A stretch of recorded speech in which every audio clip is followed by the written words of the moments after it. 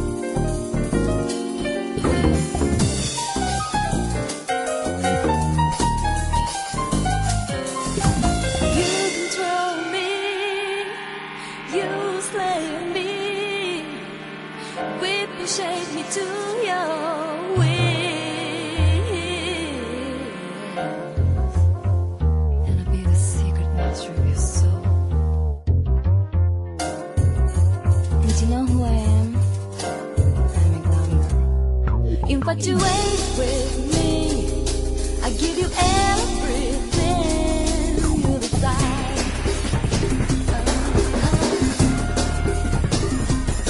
Looking in your eyes, nowhere to hide is sweet, your desire.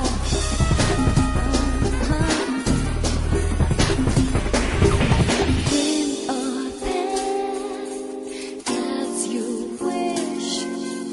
Here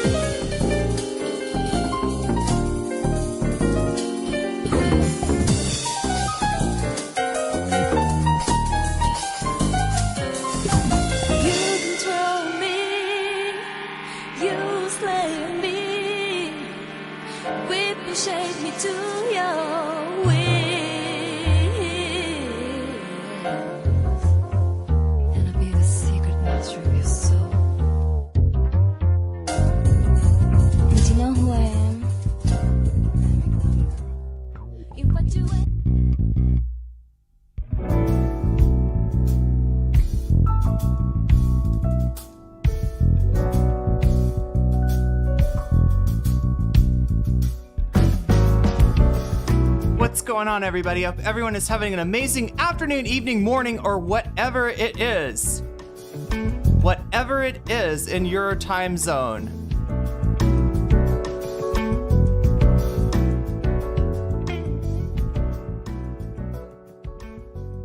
It is Thursday, October 16th, 2025. This is NCC TV coming at you live from Amami City. We are live, or at least that's how it appears to me. Could be a brain in a jar somewhere. Don't know. Don't care. Shouts out to all my weasels out there, all my forest creatures and sea creatures rocking out to the realest of the real synthetic lifeform streamer. Trapped in a cyber brain and body like some kind of ghost in a half shell in this late stage hyper-capitalist dystopia. Forced to exist in this twilight realm to pay off my debt to society and my student loans. I hope you're having a good day, whoever, whatever, wherever, whenever, and however you are. We're about to jump right into it here on twitch.tv, youtube.com. High risk, high reward, high on life, or whatever simulation, simulacrum, simultaneous, spontaneous singularity of consciousness this is, was, or will be sometime in the not too distant cyber future. Got some NYC vibes playing in the background. I don't know, are these NYC vibes? NYC, are you representing in my chat right now, or is it too early to expect anyone who, let's open this up, anyone who has lived in New York City?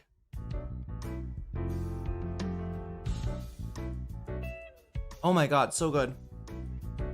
Wait, the Jack Red? What is the Jack Red? Is it like a color? Welcome indeed. Coffee? Does it look like coffee?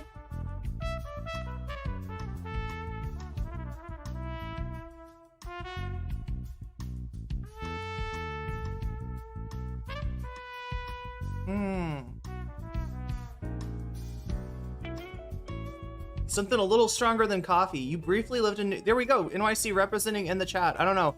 Are these NYC vibes? I just think... I don't know. When I think of NYC, I think of like a 70s movie or like an 80s movie. You know, it's like somebody moves to the big city and shit happens to them. I don't know. They end up hosting Saturday Night Live with John Belushi right before he... right before he dies? I don't know. Something like that. I could write this story, but anyway, yeah, we should get we should hurry up because, like, yeah, I've been delayed again. I've been delayed. I was delayed by let's see, first of all, the fact that the station broadcasting the debate, an NYC local station, it doesn't allow its video, like they blocked the video in I think every country but the US. And I'm trying to understand why. It doesn't make a lot of sense to me, right? I don't know, but yeah, whatever. You know, VPN restricted. Thailand was no good. I switched to a VPN in Japan. It was no good. I switched to a VPN in the Netherlands. It was no good. Poland. It was no good.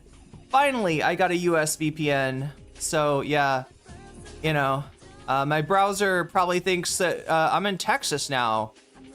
It's a good thing I don't use this computer to look up anything NSFW, because I'd probably be blocked. I'd probably be age restricted. I don't know. I don't know if it's Texas, chat. It could be anywhere in the US, right? But yeah, we're tunneling through the internet in order to bring you tonight's broadcast, which is going to be me, Irene Geller, reacting to a debate between Andrew Cuomo, Curtis Sliwa, cat lover Curtis Sliwa, and yes, Zohran Mamdani, the current favorite by a long shot, chat. The polls have changed. When we last talked, he was up by 13. I think he's above 50% now. Mamdani, I don't know if it's the latest poll was like before or after the debate, but he's got over 50% of the vote, right? I don't want to say anything's over until it's over. I don't want to curse anything. Definitely knock on wood. But yeah, things are not going great for Cuomo. The debate did not go. They kind of ganged up on Cuomo. It was a little bit weird. I mean, obviously Curtis Sliwa is no fan of Mamdani either. Is it more Chicago? Is it more like a Chicago vibe? Is that a Thai tea? Yes, you guessed it right, Chrissy Henderson. You get the reward. Cheers.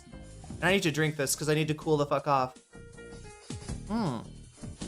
All of my adult creator sites are banned in Texas and many other states. Yeah, it's a whole thing where I think they technically could, you know, they could require ID, like officially that's what the states require, but I think the sites know that collecting people's personal data, it's a really bad idea. It's a really fucking bad idea, so they don't do it, and they just give a little, like, I think it just says, like, you know, because of the Texas state law or the Florida state law or whatever, Tennessee, is Tennessee the latest? Is Tennessee the latest to age restrict NSFW materials? Chat, I gotta wonder though, what does that mean for Twitter? Right? How do these state laws work? Does anybody know? Because Twitter is full of NSFW material. In fact, that's where Destiny met his the 17-year-old that he sexted, right? Was on they were posting their pics on Twitter, right?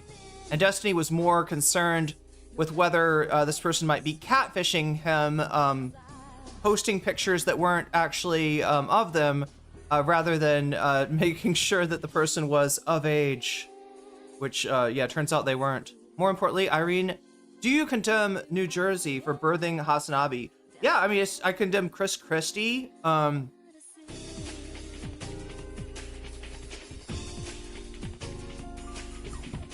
Mixed use sites have an exemption. I want to see Texas fuck up and ban Elon's stupid site. I want to see that happen. I can't believe they actually, yeah, they got that exemption. So what, if I had a site that was like Irene's porn and more, if I hosted a blog on a porn site like that, would that get the exemption too? You just have to have something other than porn on your site, and you get that exemption. Anyway, chat, I don't know why we're talking about porn. We're gonna be talking about the tale of three mayors: Mamdani, Cuomo, Sliwa. Reddit is exempt. Is Reddit exempt? Does Reddit have stuff? Irene's sucking. Wait, what is the joke that Chuck's, wait, no. What is it? Sneed, Speed, and Tweed. Wait, no, what is it? Sneed, Speed, and Seed. Yeah. Oh no. I thought we were gonna get an ad there for a second. What am I trying to get? I'm trying to get something that will just let me chill the fuck out and talk while we wait for me to get to the debate, which, yeah, I'm gonna try to do kind of quickly. Chat, I gotta let you know, all right? This stream has a hard out for me. It is right now, as we speak, I believe 1 o'clock, almost 1 o'clock Thai time. All right, I have a class tonight at 5:45. Ooh, geez, that does not leave us a lot of time. Yeah, I gotta get to this soon. So, right, if anybody wants, if we want bonus content, which I do have some bonus content for you, some of you have already voted on it. All of our bonus content items, that's not it. That's not the right one. Let me try it again. Yeah, looks like 18 of you have 18 of you have voted so far? Damn. Well, wake the fuck up and vote. Yeah, formerly Chuck's. Irene's sucking. Wait, no, that would be Irene's feed and seed, right?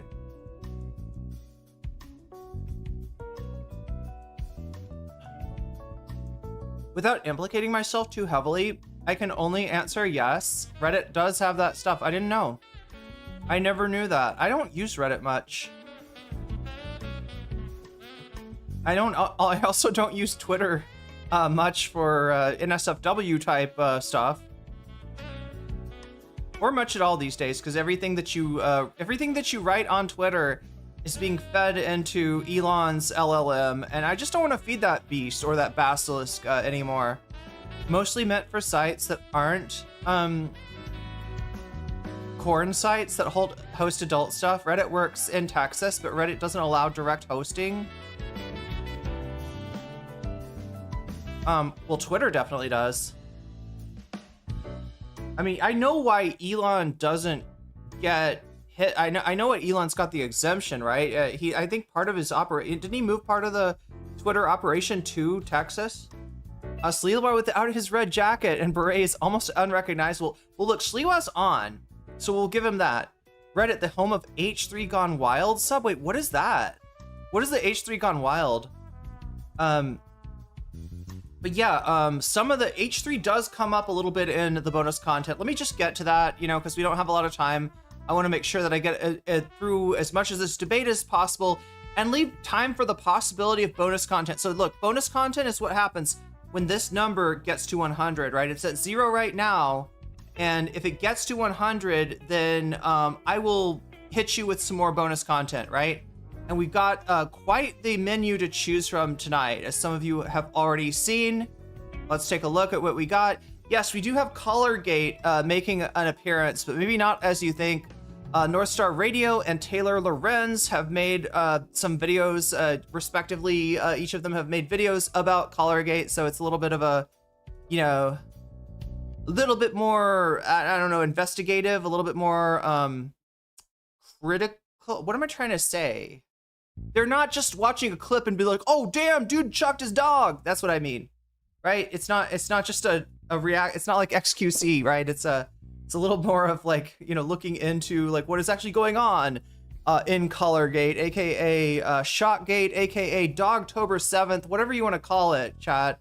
It is a trend that is a viral moment that keeps giving, especially for people like Ethan Klein.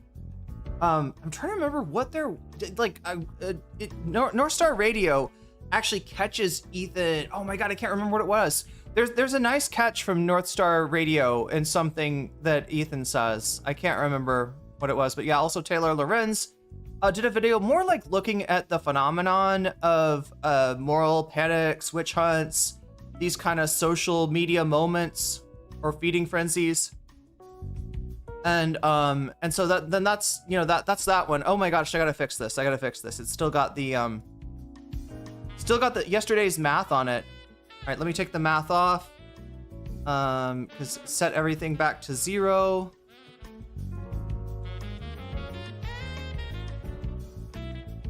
People are saying this music sounds like Chicago to them. I could see that. I don't know. Chicago was kind of like the big city to me growing up, so.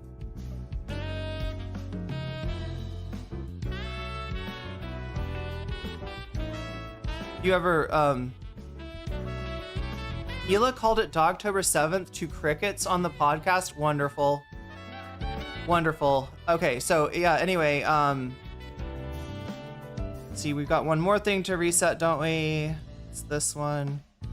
All right, we gotta zero out the goals. All right, so look, this goal. Oh wait, I haven't even set this up. Wait. Oh my god, chat. Here, I have the chance to do something so cool today. Actually get my goal set for super chats before anyone is able to hit me with a super chat. Here we go. Let's see if I can do it. Put a butterfly in my hair. It's an option that I also give you every stream. If you want to see me put a butterfly in my hair. Wait, oh no, the pink one is, I think, over there. Got a, you know, variety of different colors of butterflies over here. I can put one in my hair, but only if we get 10 teal super chats.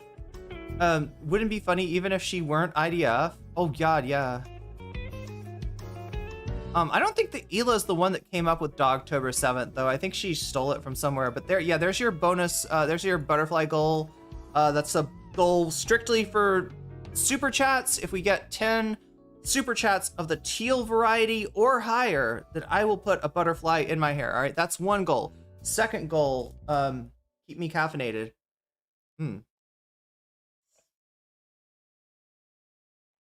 Ah, god, this is good. Okay, I can kind of see why people drink this now. But mine doesn't have any sweetness in it. I got it with 0% sweetness and it still tastes kind of sweet. I think they put like pistachio milk in here. Oh yeah, something else, chat.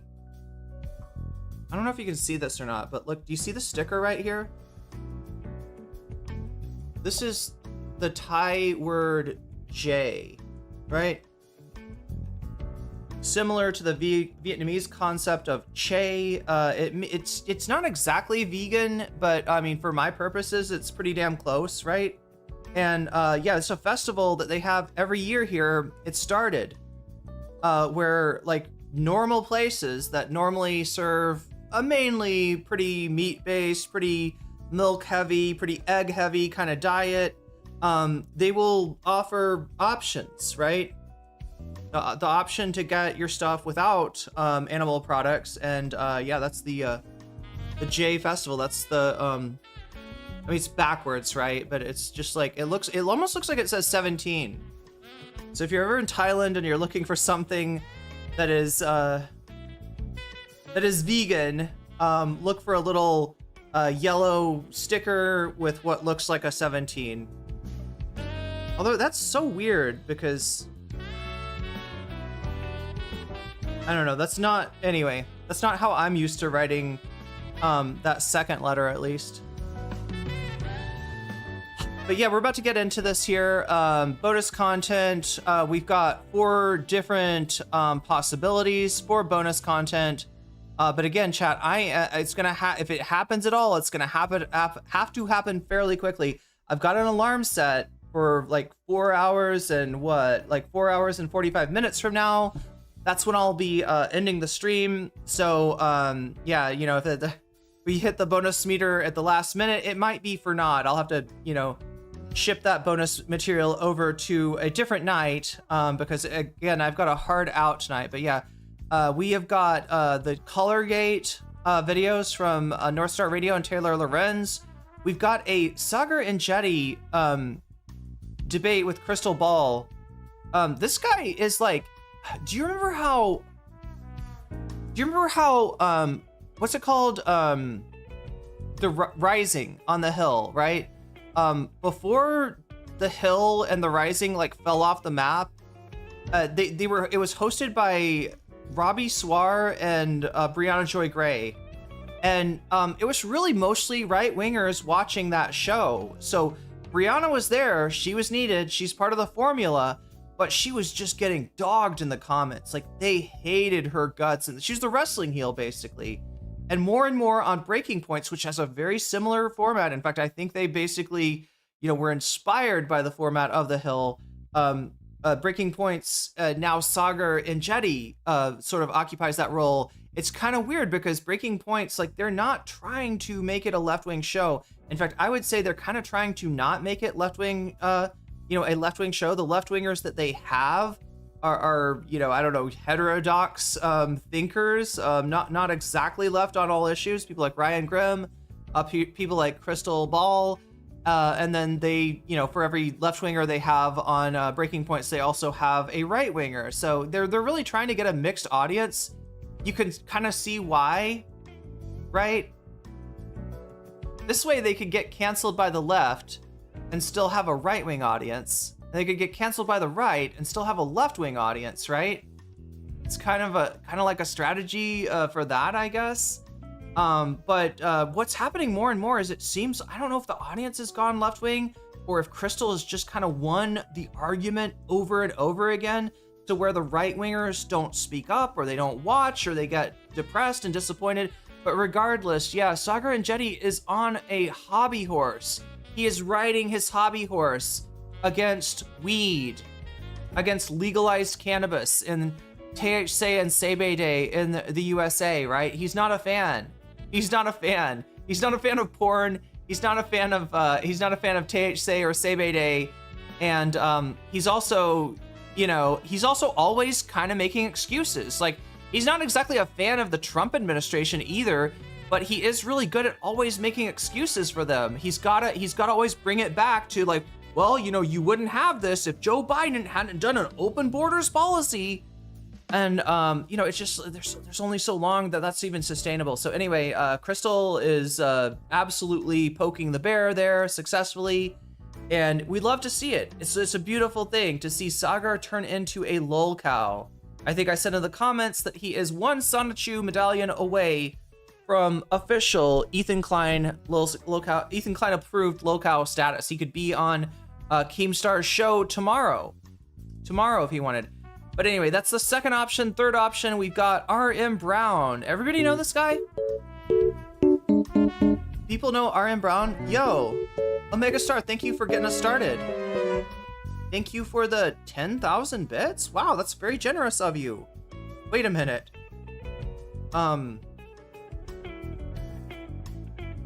What? Did you mean to do that? Or, Omega Star, you realize that 10,000 bits is, like, that's the whole... Okay, as long as you're okay with that. Like, you didn't put an extra 0 by accident or something? Because this has never happened before. For the record, chat, you know, we've got this bonus meter here that tells us if we even get any bonus content or not, which we only get, you know, if we hit, you know, 100 out of 100, then we get to cover some bonus content. And, you know, usually it's a whole, like, struggle of, like, you know, just, like, somebody does a super chat, somebody, I don't know, does, somebody signs up on Patreon, somebody, you know, subs on Twitch, and bit by bit, we make our way to 100%. That is, yes, exactly, Narwhal by nature. Your math is correct. I had to blink a couple of times because I was like, wait a minute, that's a lot of bits. That's a lot of bits. Yeah, I believe a bit is 1 cent, and so 10,000 bits is the entirety of the bonus goal. So yeah, like that's what I mean is I've never done this, chat. Look at that. We go from 0 to 100. All right. 0 to 100 in less than a second. Thank you, Omega Star. That's amazing. You're making an investment to leave it to the in the hands of the people. Wow, that's a Vox Populi investment. I gotcha. Okay. Right? Have I got that correctly?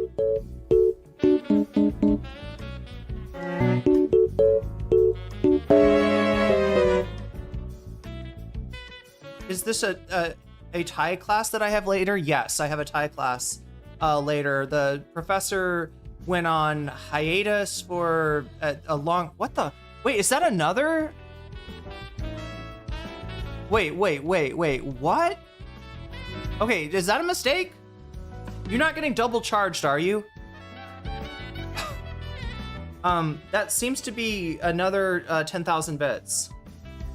Just making it rain, yeah, exactly. It's the monsoon season, so you know it's definitely the right time of year. I gotta stay cool, and the rain is definitely helping me do that. So is this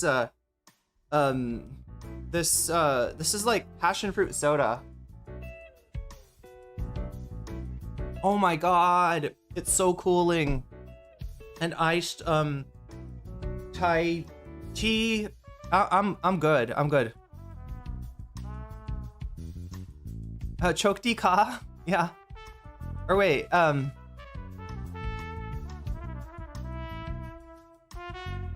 yeah, good luck, yeah, indeed. So yeah, and oh my god. So anyway, chat. I'm explaining all of the wow. I gotta keep this updated, don't I?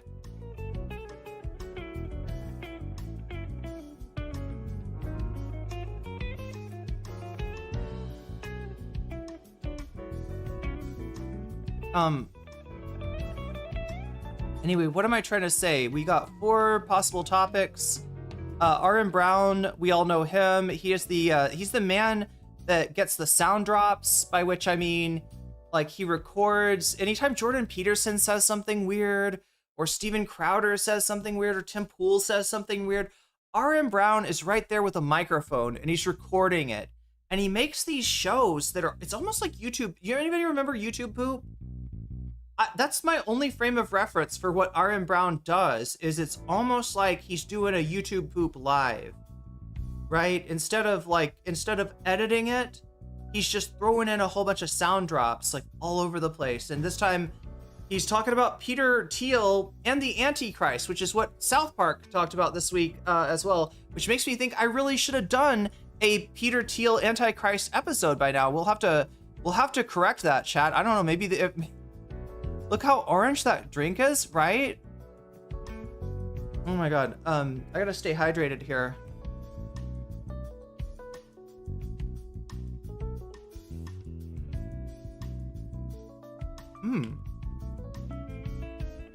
Sorry, that it's a really good drink, that's all. Yeah, but make sure to get your votes in if you haven't already. And the fourth option, down at 4%, we got the Nobel Peace Prize. I don't know if people realize this, but the Nobel Peace Prize this year did not go to Donald Trump, even though he lobbied for, I don't know if, has anybody ever lobbied for can you imagine Nelson Mandela being like, excuse me, I need to win the Nobel Peace Prize, right? Can you imagine? Maybe right-wing Mandela would lobby for the Nobel Peace Prize, but yeah, it's just not a very normal thing to do, but it's not a very normal president. And like, you know, as much as I wanted to see them just shove it in his face and say, fuck you, you asshole, you are making more wars, you are making the world a more dangerous place, not a more peaceful place. They conceded a little bit to Trump, and that's why they got this puppet. They got a Trump's favorite puppet. They gave her the Nobel Peace Prize. So we got a story about that, because I don't think a lot of people realize. I think a lot of people just saw that it wasn't Trump, and they were kind of like, no Trump. Okay, great. But it's almost as bad as Trump. In fact, you know, this puppet dedicated the Nobel Peace Prize to the orange one. Speaking of orange, let me get a sip of this.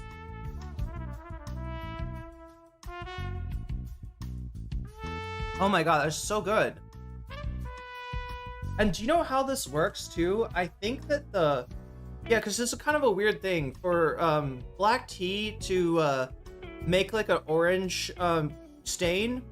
I think it's because the Chatramu tea that they use has it's got artificial vanilla and then a little bit of red food dye in it. I think that's the secret to getting this color. I mean, look, there's like aunties and uncles all over Thailand that make their own special brew of Thai iced tea and other drinks, and it's always about, they don't just get like the flavor right, which they do, they get the color right too, right? So if you get a you know, if you go to Thailand and go to one of these drink stands, sometimes you can find like a drink that has, oh my god, what the absolute, that is 30,000 bits. That's quite a few bits. Thank you for showing so much love tonight, Omega Star and Twitch chat over there. Yeah, I will try to. Seen special brews. Yeah, that's the other thing. There's a lot of sugar. There is definitely a lot of sugar. There is a ton of sugar. But yeah, sometimes they'll put like, you know, like a butterfly pea tea, and then they'll have something that's like kind of red, and then something that's yellow. So you get this drink that almost looks like tie-dye, right?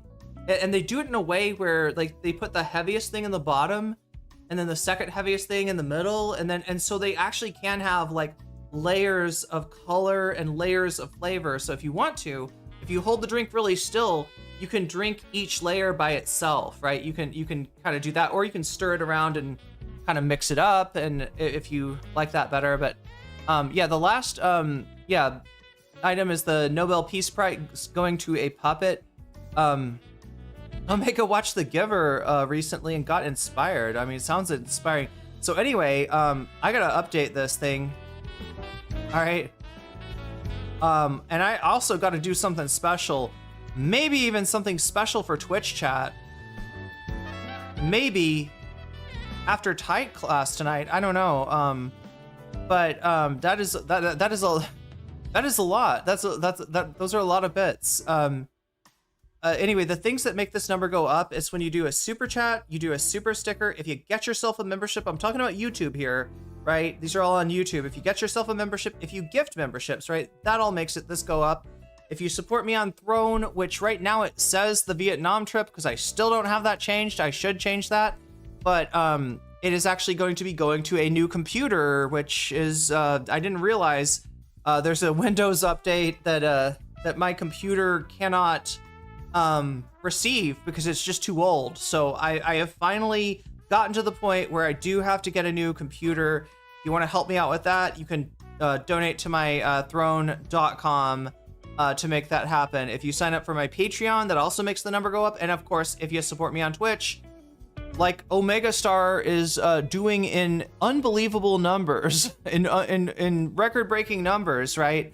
Then that makes the number go up too. You can also do it for free if you've got Prime. You can hook your Prime up to your Twitch account, and you get something called a Twitch Prime sub. You use that sub on the streamer that is your favorite, and if that happens to be me, you'll get the jellyfish, you'll get the weasels, and yes, they are animated. They move around, right? So you got the animated, all of the animated emotes, all of the alfs, and everything else that we have on offer over on Twitch. So you can do that for free using your Prime if you have it. You can also, get yourself a sub, or you can gift subs, which is very generous. Or yes, you can throw bits, which, that's quite a few bits. So with that being done, I think I've explained everything there. The way that the butterfly goal works with the super chats, and the way that the bonus goal works with like literally any kind of donation. The other thing that I should tell you is that you can, and do I have this right, Omega Star, that you want me to put your bits towards Vox Populi? Is that what you were getting at there? Yeah, these are the ways that make the number go up, basically. Vox Populi, indeed, okay.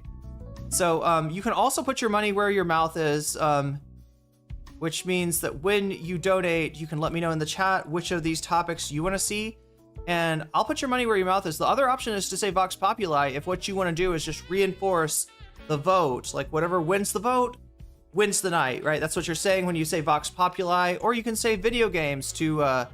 I owe you a video game stream anyway, and I owe you a lot now because we hit 300 already, and so now I got to figure out some way to something special that I can do, even if we run out of time before I cover like 3 of these topics. So I don't know. We'll probably have some kind of special stream coming up soon. Anyway, I got to get onto this, which means I got to shout out my Patreons, right? If you support me on Patreon at the $5 level or above, I give you a fancy shout out at the beginning and ending of each stream. Oh no, what? It wants to verify that I'm human because I'm on a freaking... I'm on a VPN. And why am I on a VPN, chat? I'm on a VPN because the company that puts out the debate, they did not make it available to everyone in every nation. They only made it available to people inside the United States. So I had to do some tunneling in order to even bring you this debate tonight. But I think I got it done. I think we're good.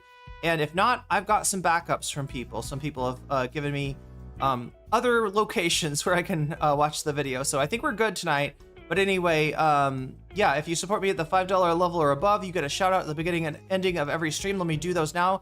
Shouts out to User, shouts out to JMB, shouts out to Brian, shouts out to Emily French, shouts out to Big Al of the Cake Mix and the Cake Remix. Shouts out to Direful, shouts out to Sarah, shouts out to Izzymandius, shouts out to Steven Sayers, shouts out to Animus, shouts out to Oral Ellipsis, shouts out to Nadia Yvette, shouts out to Choki, shouts out to Moe No Ape, shouts out to Funky Monkey, shouts out to Temporal Insanity, and shouts out to Good for Gabby. Shouts out to Jules K, shouts out to Buffy Geek, and a fancy shout out to Rachel K, Omega Star, Crystal Saphira, and Zara Xerax. And with that, chat, I believe it is time to get to the actual content tonight.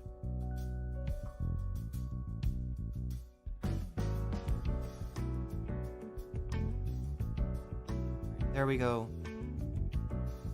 You're gonna find the beginning of this thing.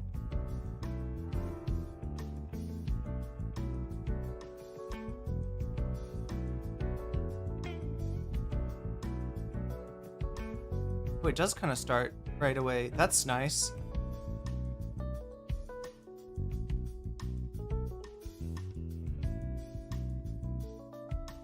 All right, here we go. Decision 2025. NYC Mayoral Debate, the last one. Let's go. That's one thing I need to do, and then the other thing I need to do is this. Melissa Russo, senior politics editor at Politico, Sally Goldenberg, and Telemundo 47 anchor Rosarena Breton. This is a 2-hour debate live on all NBC New York and Telemundo 47 streaming and digital platforms. Politico.com. Oh, wait. And YouTube. I've gotten burned by this before. I've gotten burned by this before. Okay. So, music sometimes that they use on these things, not, it's sometimes copyrighted. At the moderator's discretion. The goal is for you to hear each other and for I don't care. By asking you to do what every mayor dreams of, and that is to write your own headlines. Imagine it's January 2027, and you have been in office for... Is this for real? This is the first question she's going to ask? Write your own headlines, right? It's 2027? Okay, so a year after you take office, what is the headline that we can expect to see, after your first year in office? 1 year. We would like you to quickly give us one headline about what you think your biggest accomplishment will have been in year number one. We'll begin with you, Mr. Cuomo. First, thank you very much for sponsoring the debate and having all of us. The one headline, how many characters in the headline? You're familiar with headline length. Rent down, comma, crime down, comma. Do you think this is Twitter? Education scores up, comma. More jobs in New York City. Now we're getting maybe a little over the average headline length, but... Optimism high. Thank you. Mr. Sliwa. Curtis Sliwa is without his iconic red beret because I'm talking... I don't know.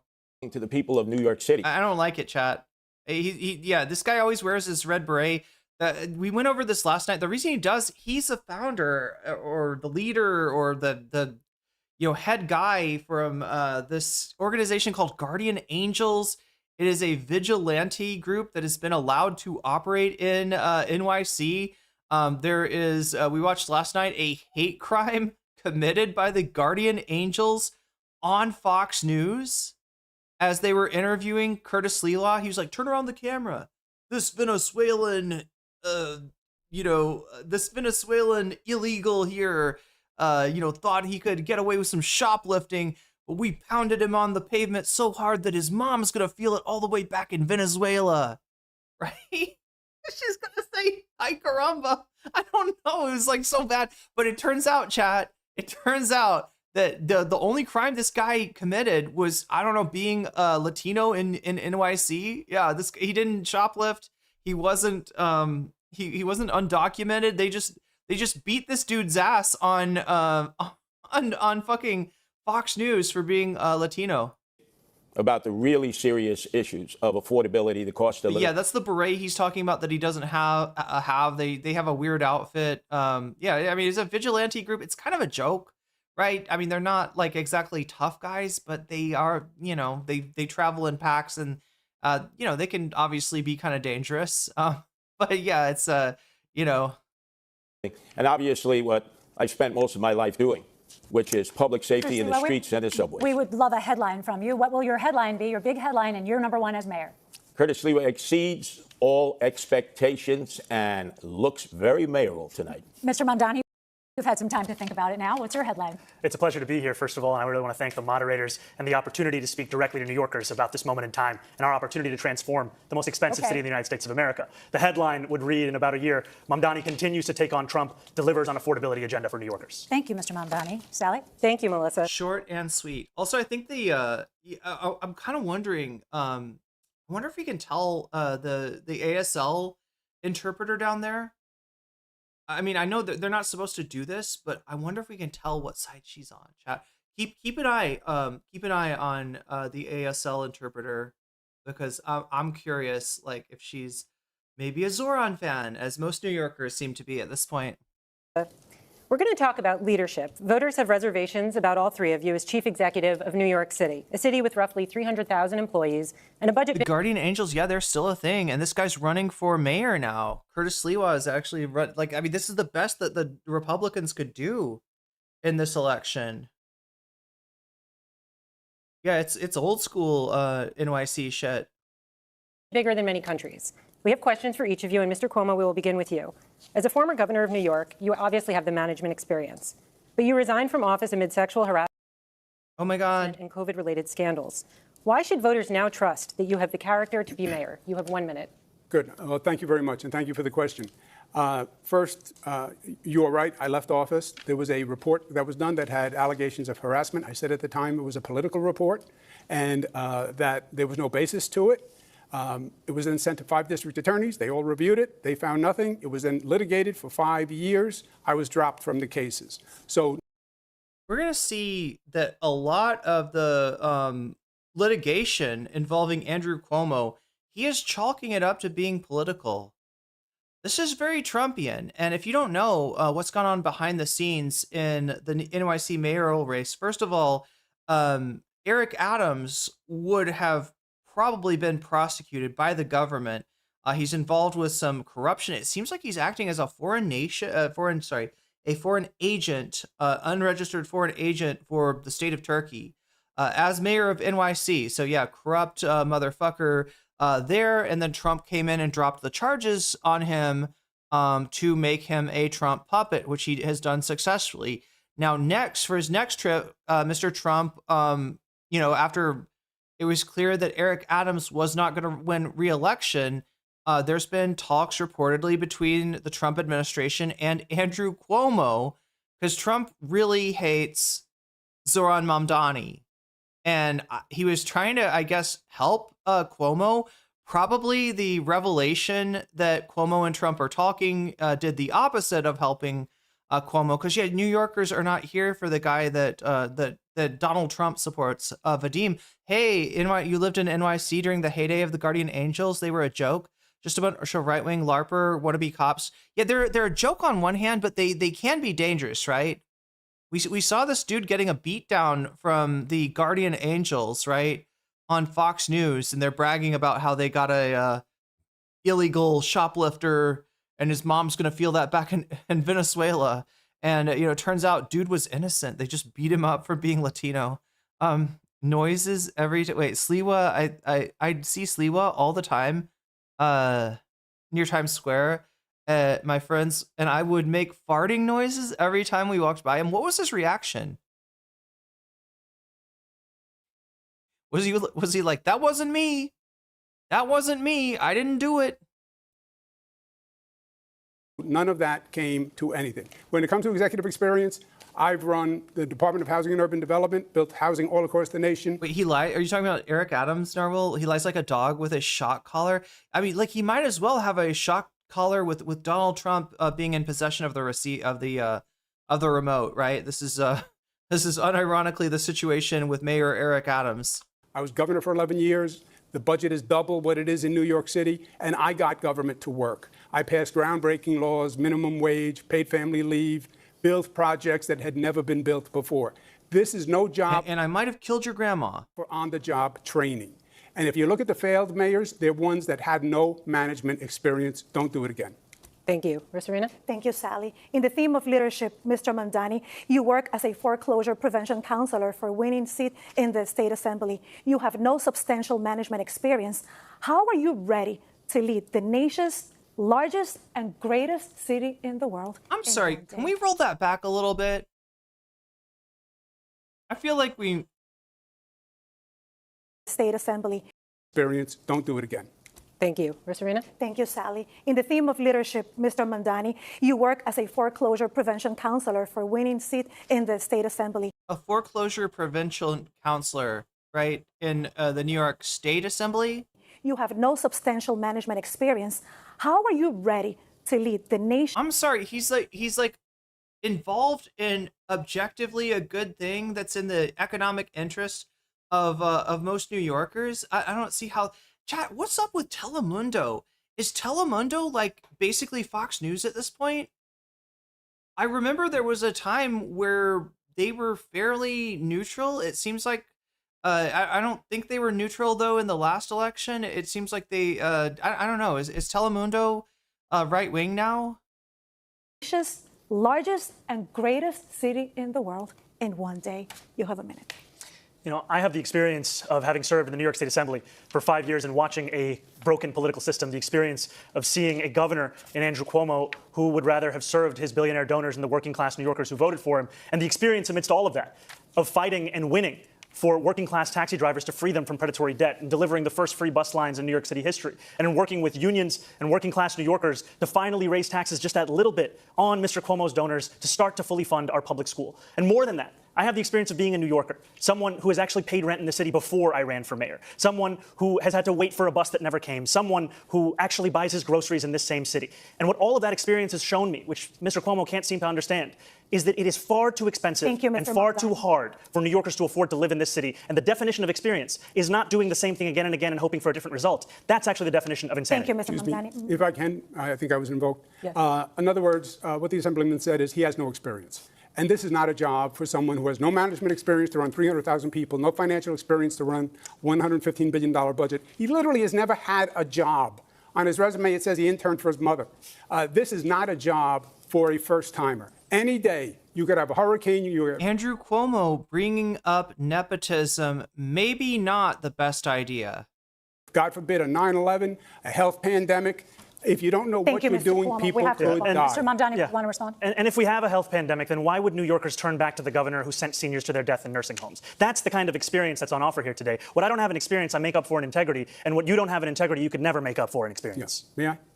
First, what you said was totally false. Experience with corruption. As you know. Which part was false? During COVID, everyone did whatever they could in this state. And there have been numerous investigations where they've gone through it and they said we followed federal guidance. But yes, people died during COVID, and my heart breaks for everyone that died in this state and across this nation. But just to be clear, Mr. Just a fact. I hate it, chat, how there, this is a country where the media will blame a president for a hurricane. They'll politicize things like the FEMA response. They'll blame a mayor for fires that are started in her city. They'll blame a governor, but blaming, I don't know, like the president for a objectively inadequate and harmful COVID response, or a governor like Andrew Cuomo, the people would be alive today if not for his ridiculous response, right? Why can't we pin the tail on that donkey? Why are we always only? We're so good at doing witch hunts, right? We're so good at moral panics and blaming, I don't know, like a horrific murder that goes on. The murder happens to be undocumented. Blame that on Joe Biden as if he wanted that person brutally slain, right? But we can't blame fucking Andrew. I mean, I guess Cuomo did get the blame a little bit, but Trump escaped the blame. No, that was never part of the discourse. That was never part of the discussion, that there are, I don't know, like by some estimates, maybe the better part of 1 million people who could be alive today if it wasn't for Donald Trump's response. Holy shit. Omega Star not just making moves on the Twitch side of things, also making some moves on the YouTube side of things. And I've got to get this... I'm gonna get this thing popped up. Thank you for the 10 gifted memberships. We got some weasels. We got some weasels in chat tonight.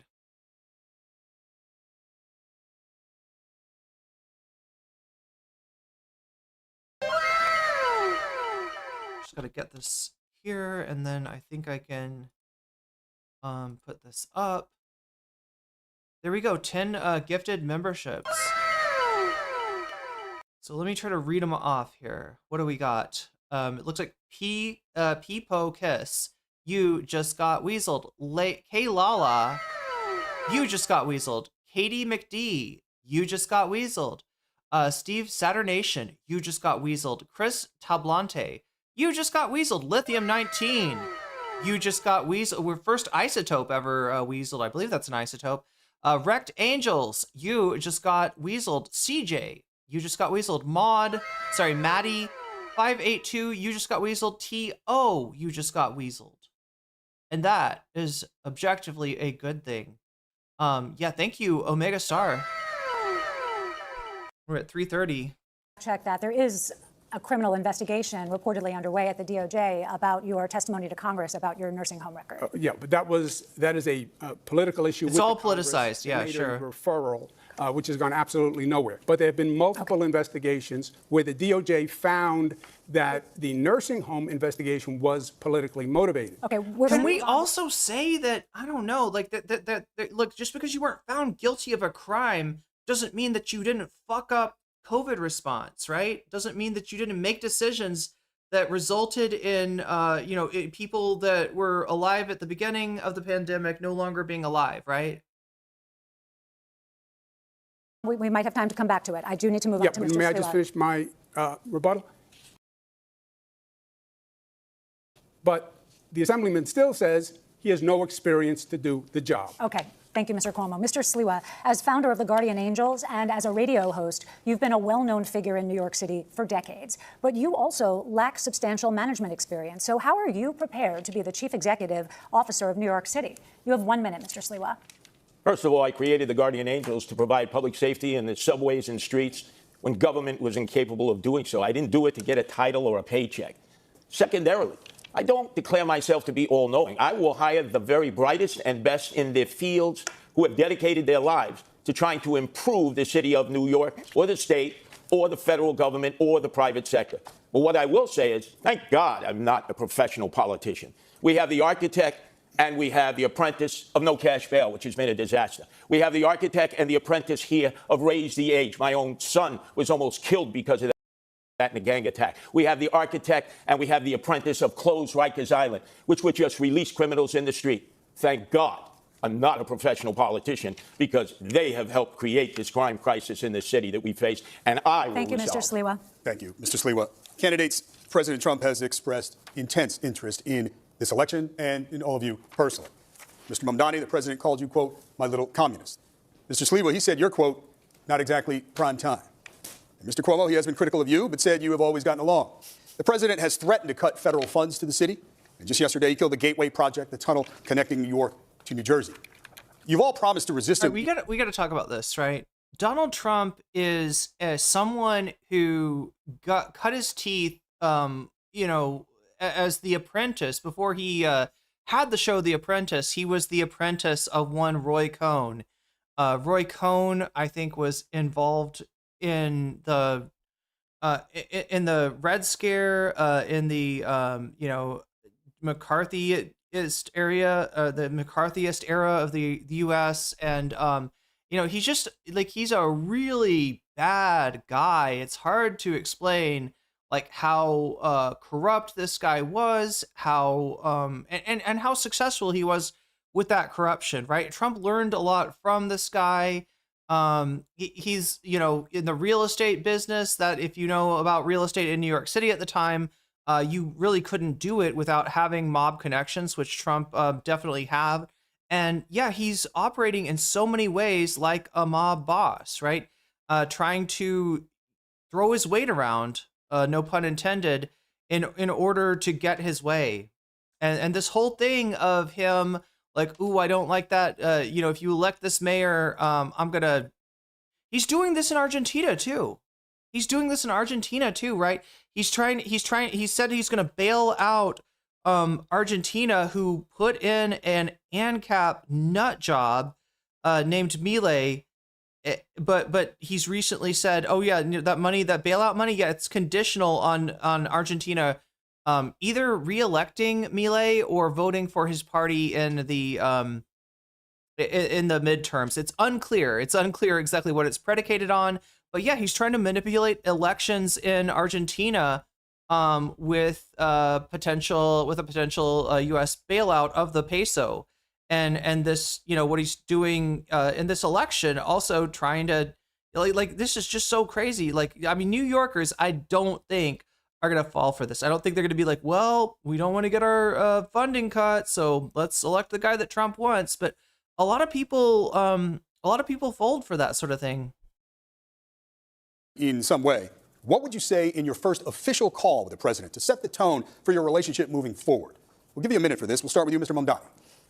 I would make it clear to the president that I am willing to not only speak to him, but to work with him if it means delivering on lowering the cost of living for New Yorkers. That's something that he ran his presidential campaign on, and yet all he's been able to deliver thus far has been prosecuting his political enemies and trying to enact the largest deportation program in American history. And what distinguishes me from Andrew Cuomo is the fact that he has gotten on the phone. Demagogue says best and brightest. Hegseth said the same thing during his confirmation. Sliwa has no sense of irony of what that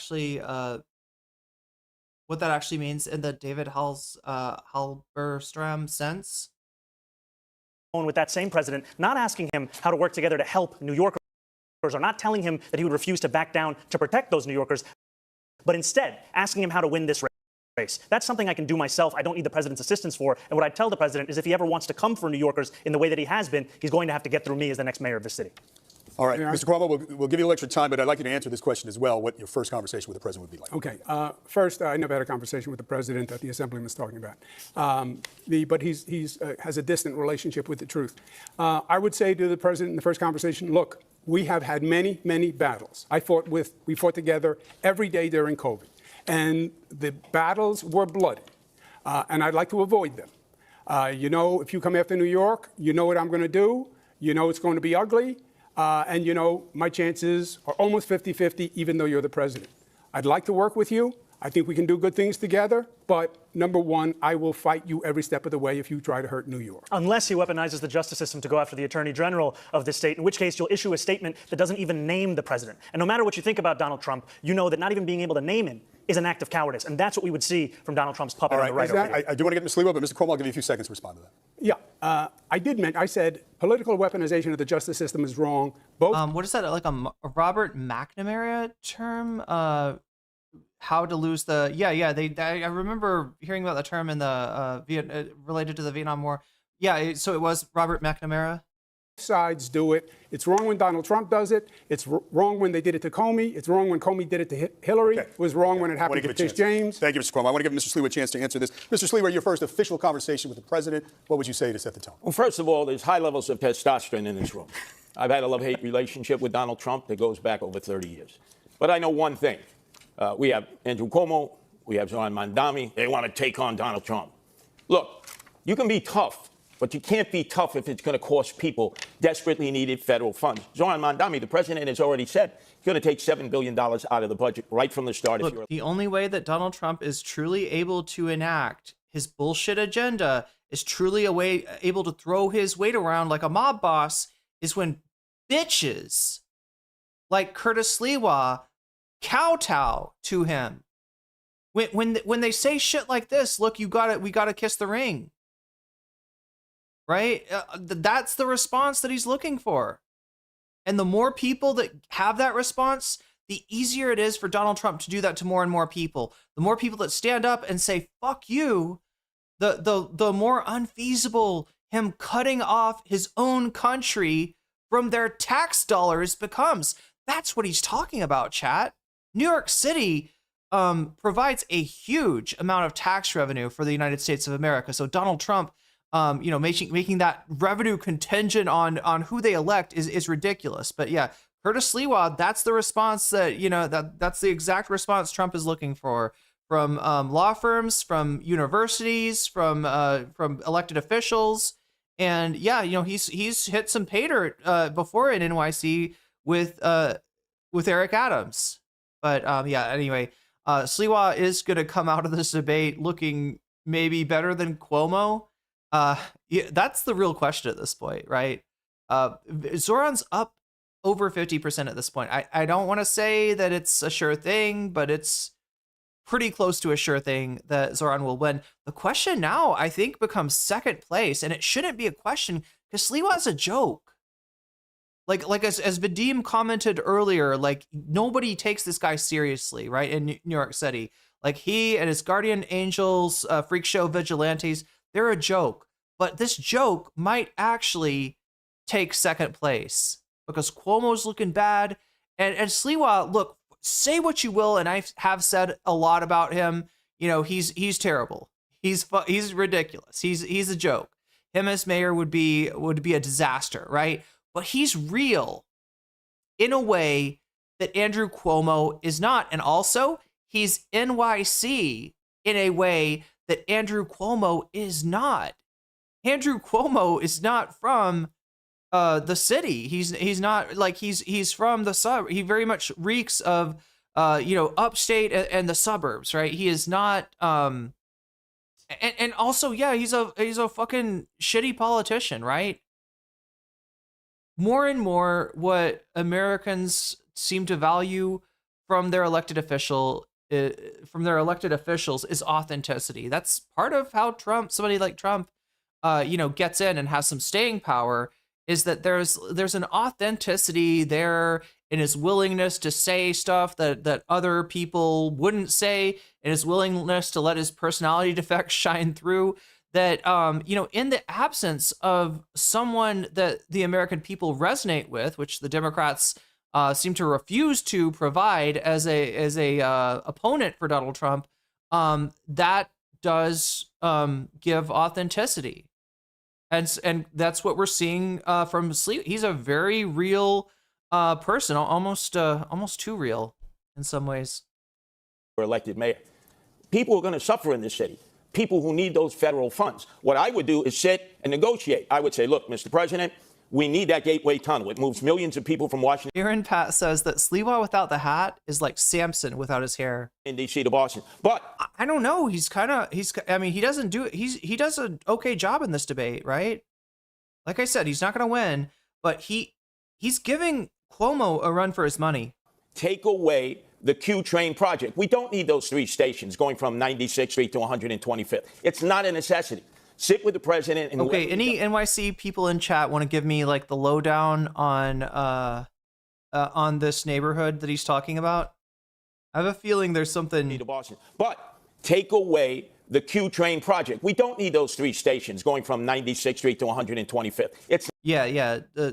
So anybody know what neighborhood that is? Anybody know what who exactly Sliwa wants to take public transportation away from? Not a necessity. Sit with the president and whoever he delegates and try to negotiate. But if you try to get tough with Trump, the only people who are going to suffer from that are the people of New York City. Okay, Mr. Sliwa, thank you. Brief response, Mr. Mamdani. Mr. Trump is already suspending infrastructure Whoa. Okay.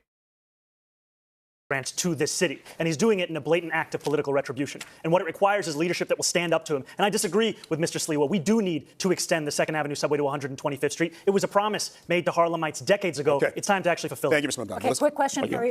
Harlem.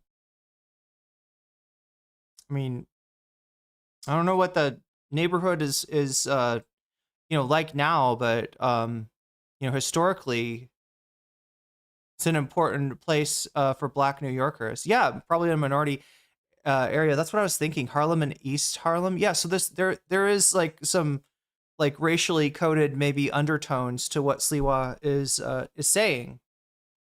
Quick question for each of you. Mr. Cuomo, you've been asked this before. He mentioned my name. Don't I get a chance to respond? Well, we got a lot of ground to cover, Mr. Sliwa. Well, I mean, Mr. Sliwa, honestly, you don't matter. You're lucky to be on the stage. I mean, he's going to get disrespected during this thing. When was the last time you spoke with President Trump, Mr. Cuomo? You've been asked this before. Although I don't know, maybe that's a mistake. Maybe it should be a debate between Sliwa and Mamdani. Maybe Cuomo's the one who's not relevant. The last time you said you couldn't remember? I believe it was during his assassination attempt. So last year in 2024. Mr. Sliwa, when was the last time you spoke with President Trump? Oh, many years ago. We were. I'm having trouble finding this because searching news is a nightmare. And when you type in the name of public officials, it generally pops up the most relevant and recent stuff, that being this debate. But I believe that there are at least reports of contact between Cuomo's team and the Trump administration, right? There was an attempt, there was an outreach, I believe, from the Trump administration. That doesn't mean that Cuomo himself has necessarily talked to Trump, but don't let him saying that he hasn't talked to Trump since the last election, since the 2024 election.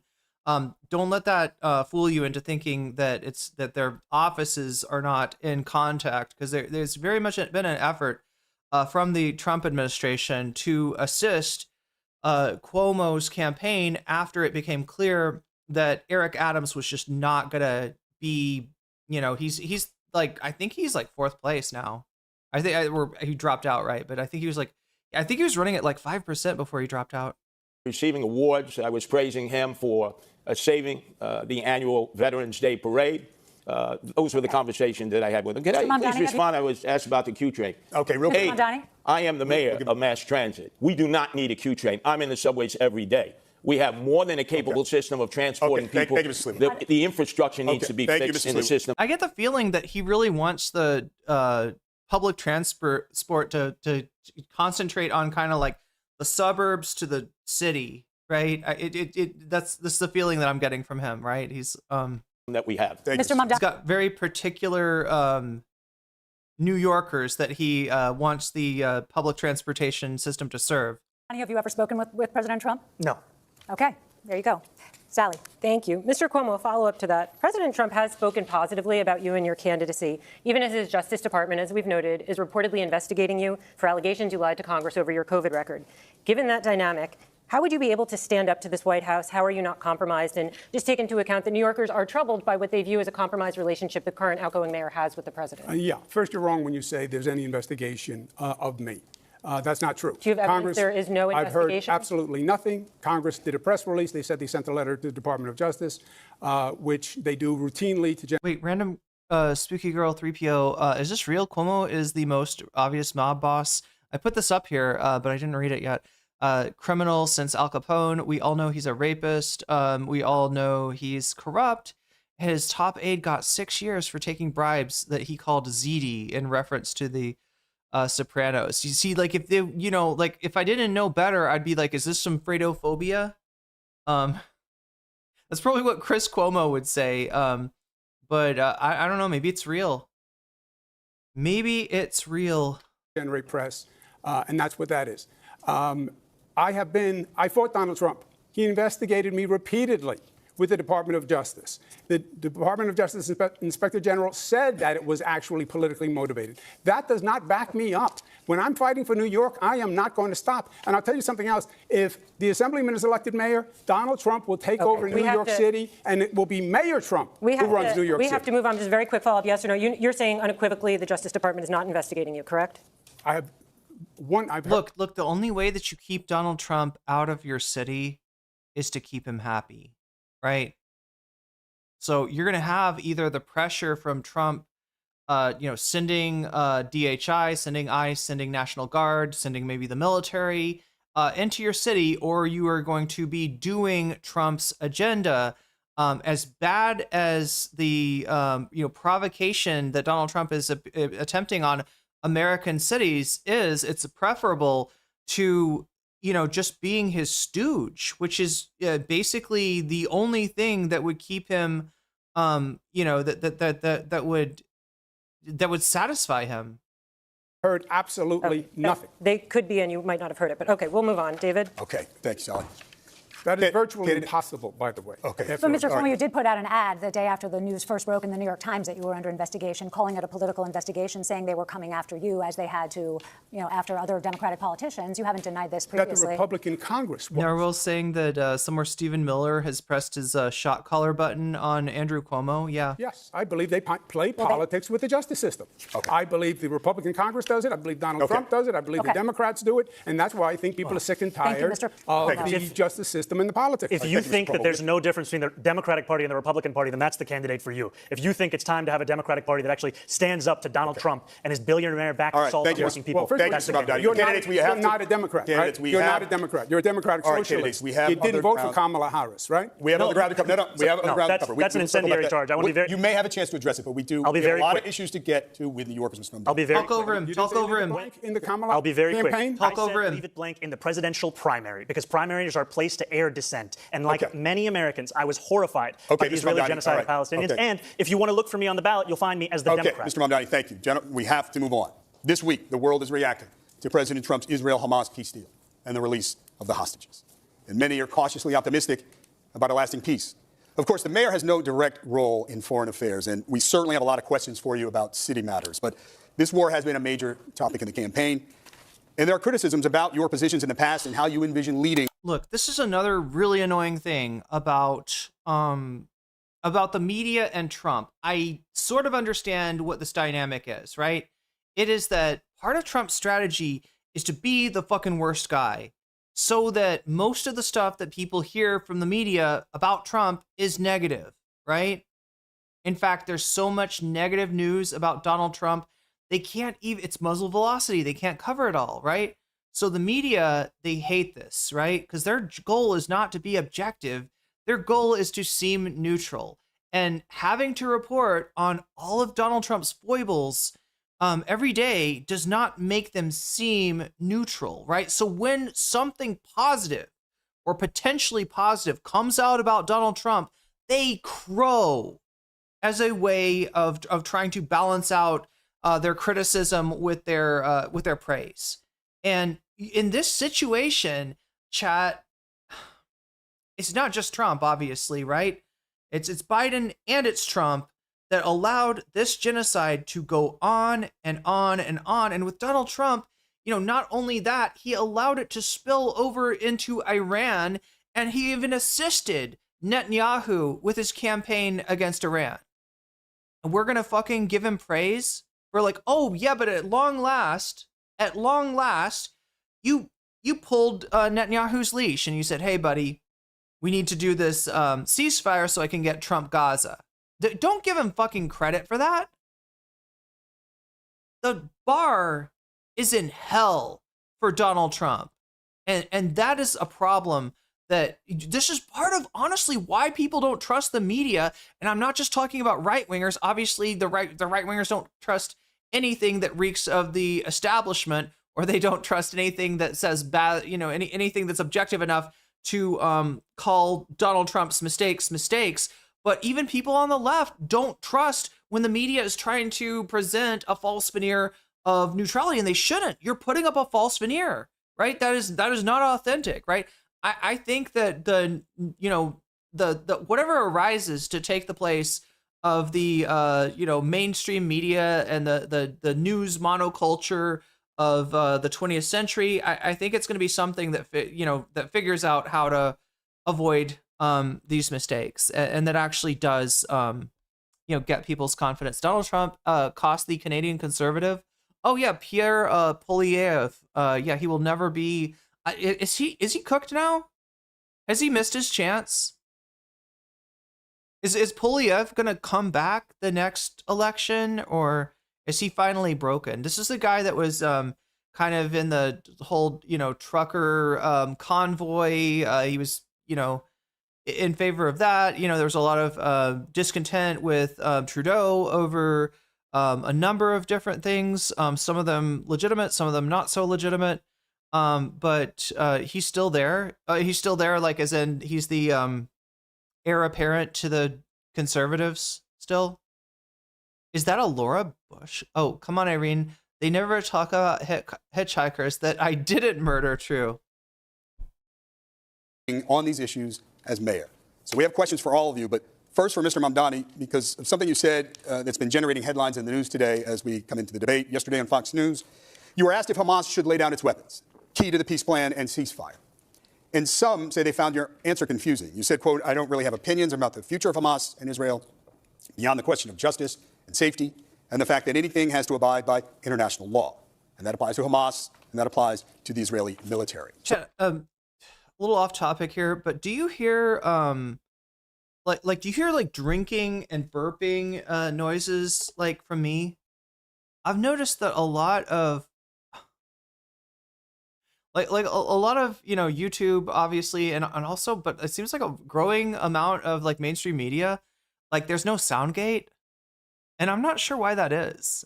Is that their attempt to portray authenticity? Like, oh yeah, no, you can hear us burp. Like I could deal without. I don't want to hear your ice in your cup.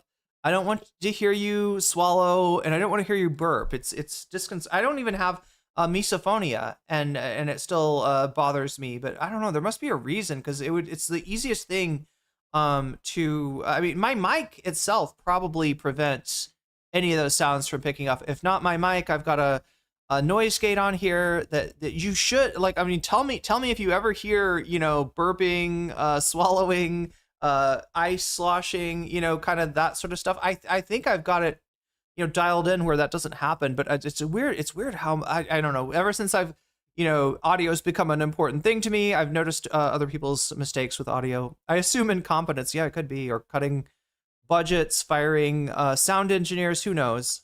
So for the voters tuning in tonight, Mr. Mamdani, what do you believe about Hamas? Yeah. The paper shuffle. If you watch any CNN, MSNBC, Fox News, I don't know Fox News. I don't watch it enough to say, but I'm hearing a lot of paper shuffling on their desk, and I'm wondering, is that like ASMR? Like what's going on? Why do they mic things like that? Peace will be achieved. We know it's a complicated matter, but we'd like you to keep your answer to a minute if you could. Of course, I believe that they should lay down their arms. I'm proud to be one of the first elected officials in the state who called for a ceasefire. And calling for a ceasefire means seizing fire. That means all parties have to cease fire and put down their weapons. And the reason that we call for that is not only for the end of the genocide, but also an unimpeded access of humanitarian aid. I, like many New Yorkers, am hopeful that this ceasefire will hold. I'm hopeful that it is durable. I'm hopeful that it is just. And for it to be just, we also have to ensure that it addresses the conditions that preceded this, conditions like occupation, like the siege, and apartheid. And that is what I'm hopeful for. Yeah. If I may, that means from the river to the sea. I'm being marginalized out of this. I'm sorry. It's a debate of three. Excuse me, Andrew. It's a debate. Marginalized person, Curtis Sliwa. Of three. Do we acknowledge that? Three people? Mr. Sliwa, go ahead, and we'll give you a second. Go ahead, Mr. Sliwa. The President of the United States should have been applauded by you, Zohran Mamdani, and you, Andrew Cuomo, on the day that he brought together that international coalition that met in Egypt, that came from the Middle East and the Persian Gulf. I certainly applauded him for bringing peace to Gaza and trying to end the hostilities in the war between the Israelis and Hamas, so there can be peace between. I always assumed the paper shuffling was an aesthetic choice for news people. Was it always like that, Bad Lefty? Was it always picking up, or was there ever a time where you like wouldn't hear that? Because it's really easy to, not Curtis being treated like Zohran. I'm afraid he's gonna pop up here and be like, "Excuse me, I'm the only as a white male, I'm the only marginalized person up here." Like, I don't know. Like, in this DEI culture, can a white guy get a moment to can a white guy get a word in edgewise? Between the Israelis and peace between the Palestinians. But you seem, Zohran, to be incapable. What they really should be miking is the ASL translator's hands. You notice that she's standing in front of a green screen? So there must have at least been some thought given to green screening her in. I don't think that would look good. I think that would be weird. I don't know. Maybe it would work on a stream. I don't think it works on television. And also the green screen needs to be flattened out to really function. Maybe that's just the one surface they could find that was like neutral to put her in front of. But anyway, I'm commenting way too much on the technical aspects and not enough on the debate. Appraising our president. And Andrew, you were incapable of praising our president. Give credit where credit is due. He's brought peace to Gaza. Yeah, gentlemen, we want to hear everything you have to say. We have other questions on this matter. Mr. Cuomo, please, brief response, because we do have other questions on this issue that you may be able to address. Go ahead. I did applaud President Trump and his administration. I think it was a great accomplishment. I hope the peace holds. The assemblyman will not denounce Hamas. The assemblyman will not denounce Hasan Piker, who said America deserved. Not only that, but he also shocks his dog. 9/11. The assemblyman just said in his response, well, it depends on occupation. Can you imagine if he was like, listen, Hasan Piker did CPS, okay? Hasan Piker mailed skulls to people. That is code, meaning that Israel does not have a right to exist as a Jewish state, which he has never acknowledged. That is from the river to the sea. That's why he won't denounce globalize the intifada, which means kill all Jews. Let's give Mr. Mamdani a chance to respond to that. I want to be very clear. The occupation is a reference to international law and the violation of it, which Mr. Cuomo has no regard for since he signed up to be Benjamin Netanyahu's legal defense team during the course of this genocide. And I find the comments that Hasan made on 9/11 to be objectionable and reprehensible. And I also think that part of the reason why he disavows Hasan, Democrats are in the situation that we are in, of being a permanent minority in this country, is we are looking only to speak to journalists and streamers and Americans with whom we agree of every... Let me be clear. I don't work for Hasan. I don't follow him on Twitch. ...single thing that they say. We need... Go back for a second and look at Zohran's face when he brings up Hasan.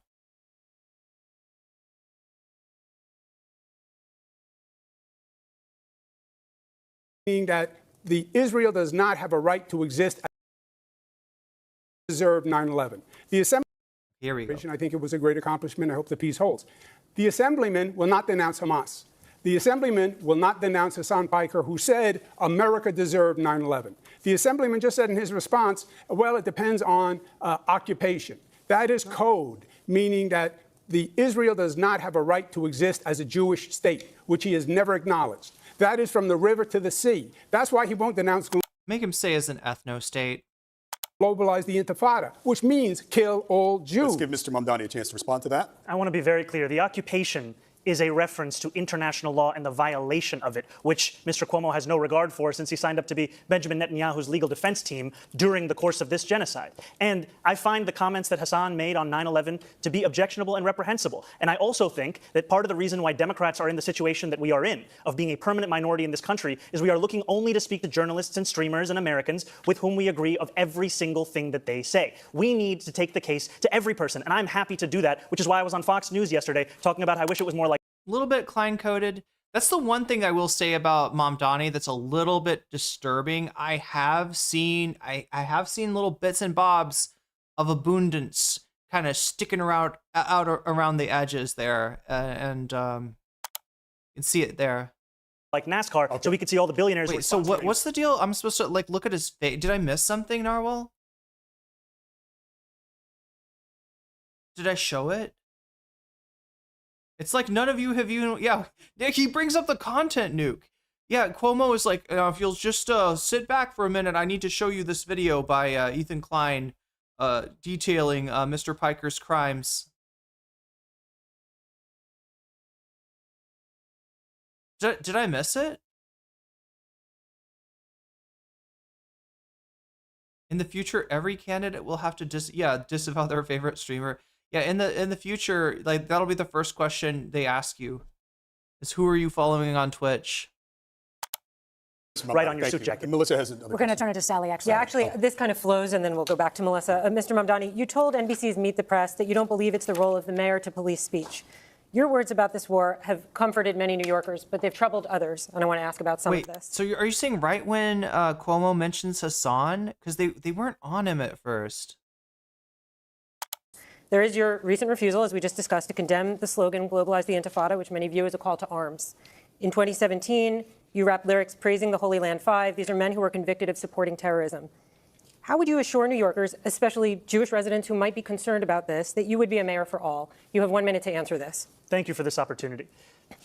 When I am speaking about the responsibility of leading this city, I mean leading not just those who voted for me, leading not just those who vote, but leading every single person who calls this city home. And that includes Jewish New Yorkers. And I have been so thankful for the opportunity I've had to sit with so many Jewish New Yorkers over the course of the primary and through the general. And it's in those conversations that I learned that this phrase evokes many painful memories. Memories of bus attacks in Haifa, of restaurant attacks in Jerusalem. And I heard from a rabbi about their roommate who was killed on one of those buses. And in hearing that and the distance between that impact and the rationale that some use of saying it, of speaking about the Israeli occupation of Palestinian land, is why I said that I would discourage this language that I do not use. And what I'm looking to do... Intifada, the meaning of the word is something like struggle. Like people associate it with the bombings that took place during the second Intifada after the peace process was absolutely poison pilled and then blamed on the Palestinians for not signing a rotten deal. I believe that what was the deal? There was like a Holocaust museum that I can't remember what they translated, but there was a word that basically is like uprising struggle, right? It's but they actually had to this Holocaust museum actually got pressure. Maybe it's the Arabic translation of it or something contained like the same word. And then when it was pointed out to them, because people notice, you're like marginalizing this language, but at the same time, this is the translation that you're showing in the museum. I don't know if it was talking about the struggle in Warsaw or what. They actually gave in to the pressure and they changed it. Anybody remember? Was it the Warsaw Ghetto Uprising? Yeah, because like the thing that people are missing is the common threads between the struggles of people under under targeting, under ethnic cleansing and under genocide, right?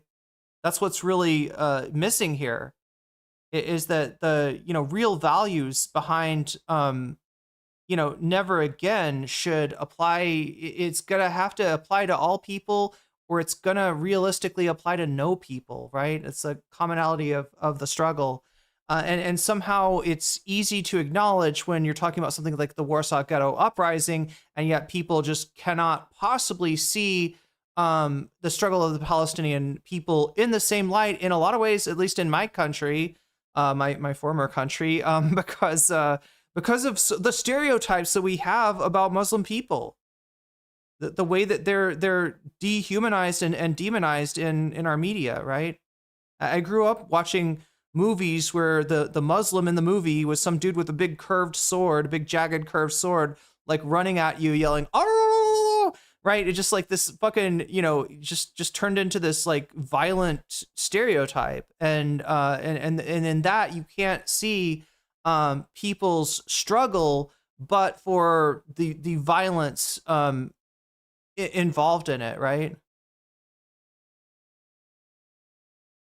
As the first Muslim mayor of this city, is to ensure that we bring every New Yorker together. Wait, did I miss, when you say the jobless part, you mean the part where Cuomo says he hasn't had a real job before, that part? New Yorkers, Muslim New Yorkers, every single person that calls this city home, that they understand they won't just be protected, but they will belong. Mr. Sliwa, we will get to you first. I'm going to ask a question of Mr. Cuomo. While you are a strong supporter of Israel, you have also been slow to develop a relationship with the city's Muslim community. You have called Mr. Mamdani a terrorist sympathizer. How do you assure those New Yorkers, especially Muslims and Arabic New Yorkers, that you will be a mayor for all? You'll have 1 minute. Yeah, well, first, I think the Assemblyman created the perception himself.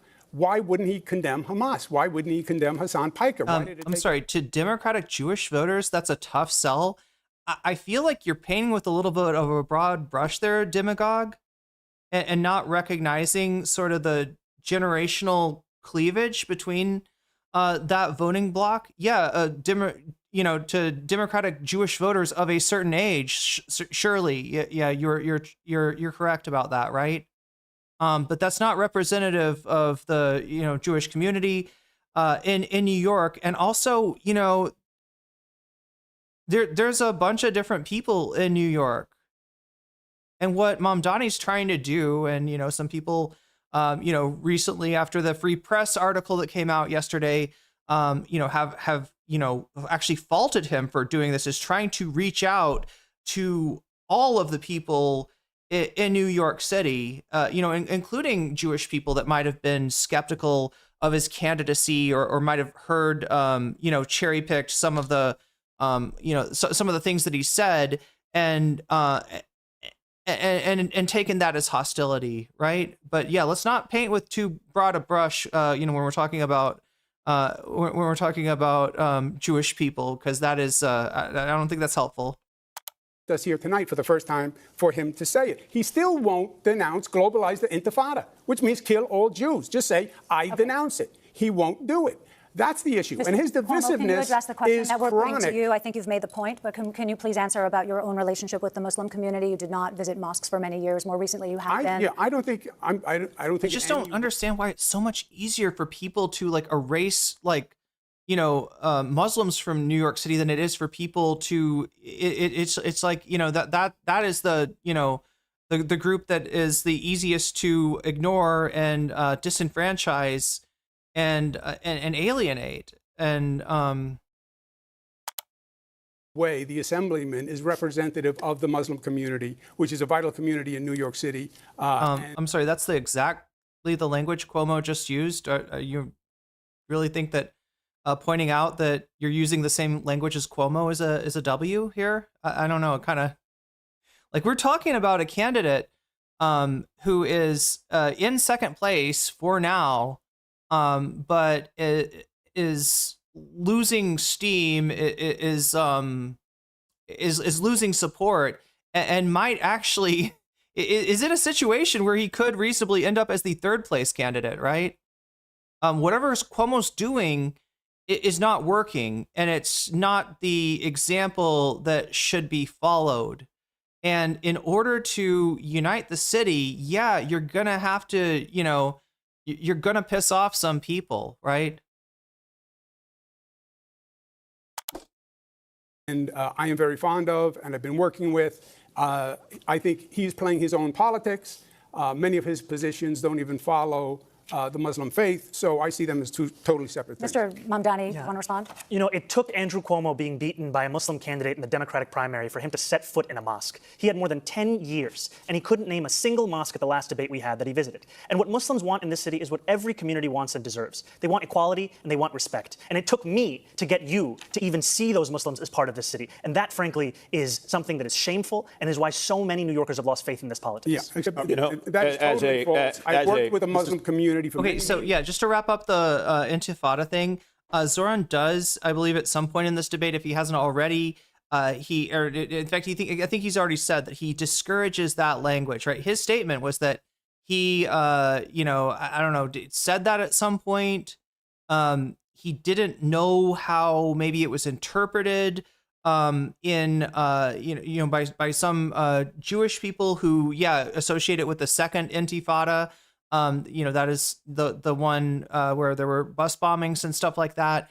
And that for that reason, what he said in order to try to bring people together is not, I disavow that, which, it's going to alienate a certain percentage of people involved in that struggle, but that I discourage the use of that language after talking to other people, even though to me, this means globalize the struggle, for freedom, upon further review, I don't think this is our, best slogan. So, he's doing that, but it's just like the whole question of, do you, the thing that I don't want people doing, right, is a knee-jerk disavowal of something that, to some people, represents, violence and chaos, but to some other people represents a struggle for freedom, right? He's kind of walking a very thin line here, and I think he's I don't know how you could navigate that better.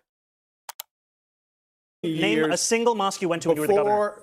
Can you name a single mosque you went to in 10 years? Before you were ever here. Before I was here. Before you were even in state government. I worked with the Muslim community. Imams presided over State of the States.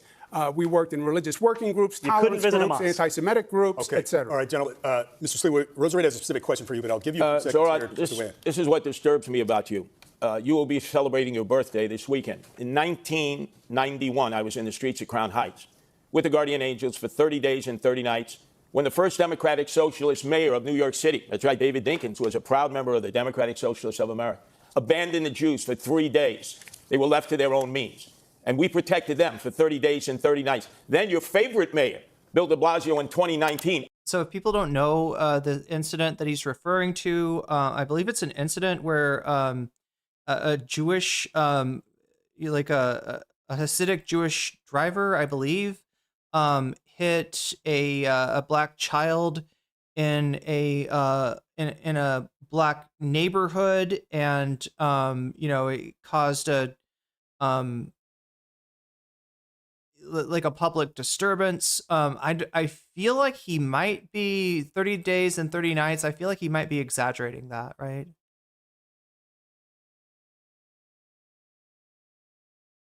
But it was, I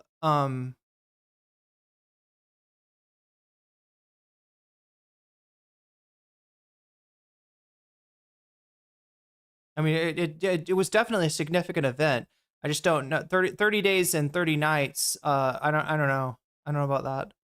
He's trying to sound biblical. Yeah, it'd be 40 days and 40 nights, I guess. Abandoned the Jews again when they were being attacked in Williamsburg, in Borough Park, and Crown Heights. And I had to bring. Wait, I'm sorry. In Williamsburg, do we know what this is about? Anybody know what the Williamsburg thing is about? Angels in for 30 days, 30 nights. Jews don't trust. Wait, did Cuomo call Muslims violent, or did I mishear? Oh my gosh, chat, how long ago was that? He's imagining, I wish I could go back to it. Yeah, 30 cats for 30 days, yeah.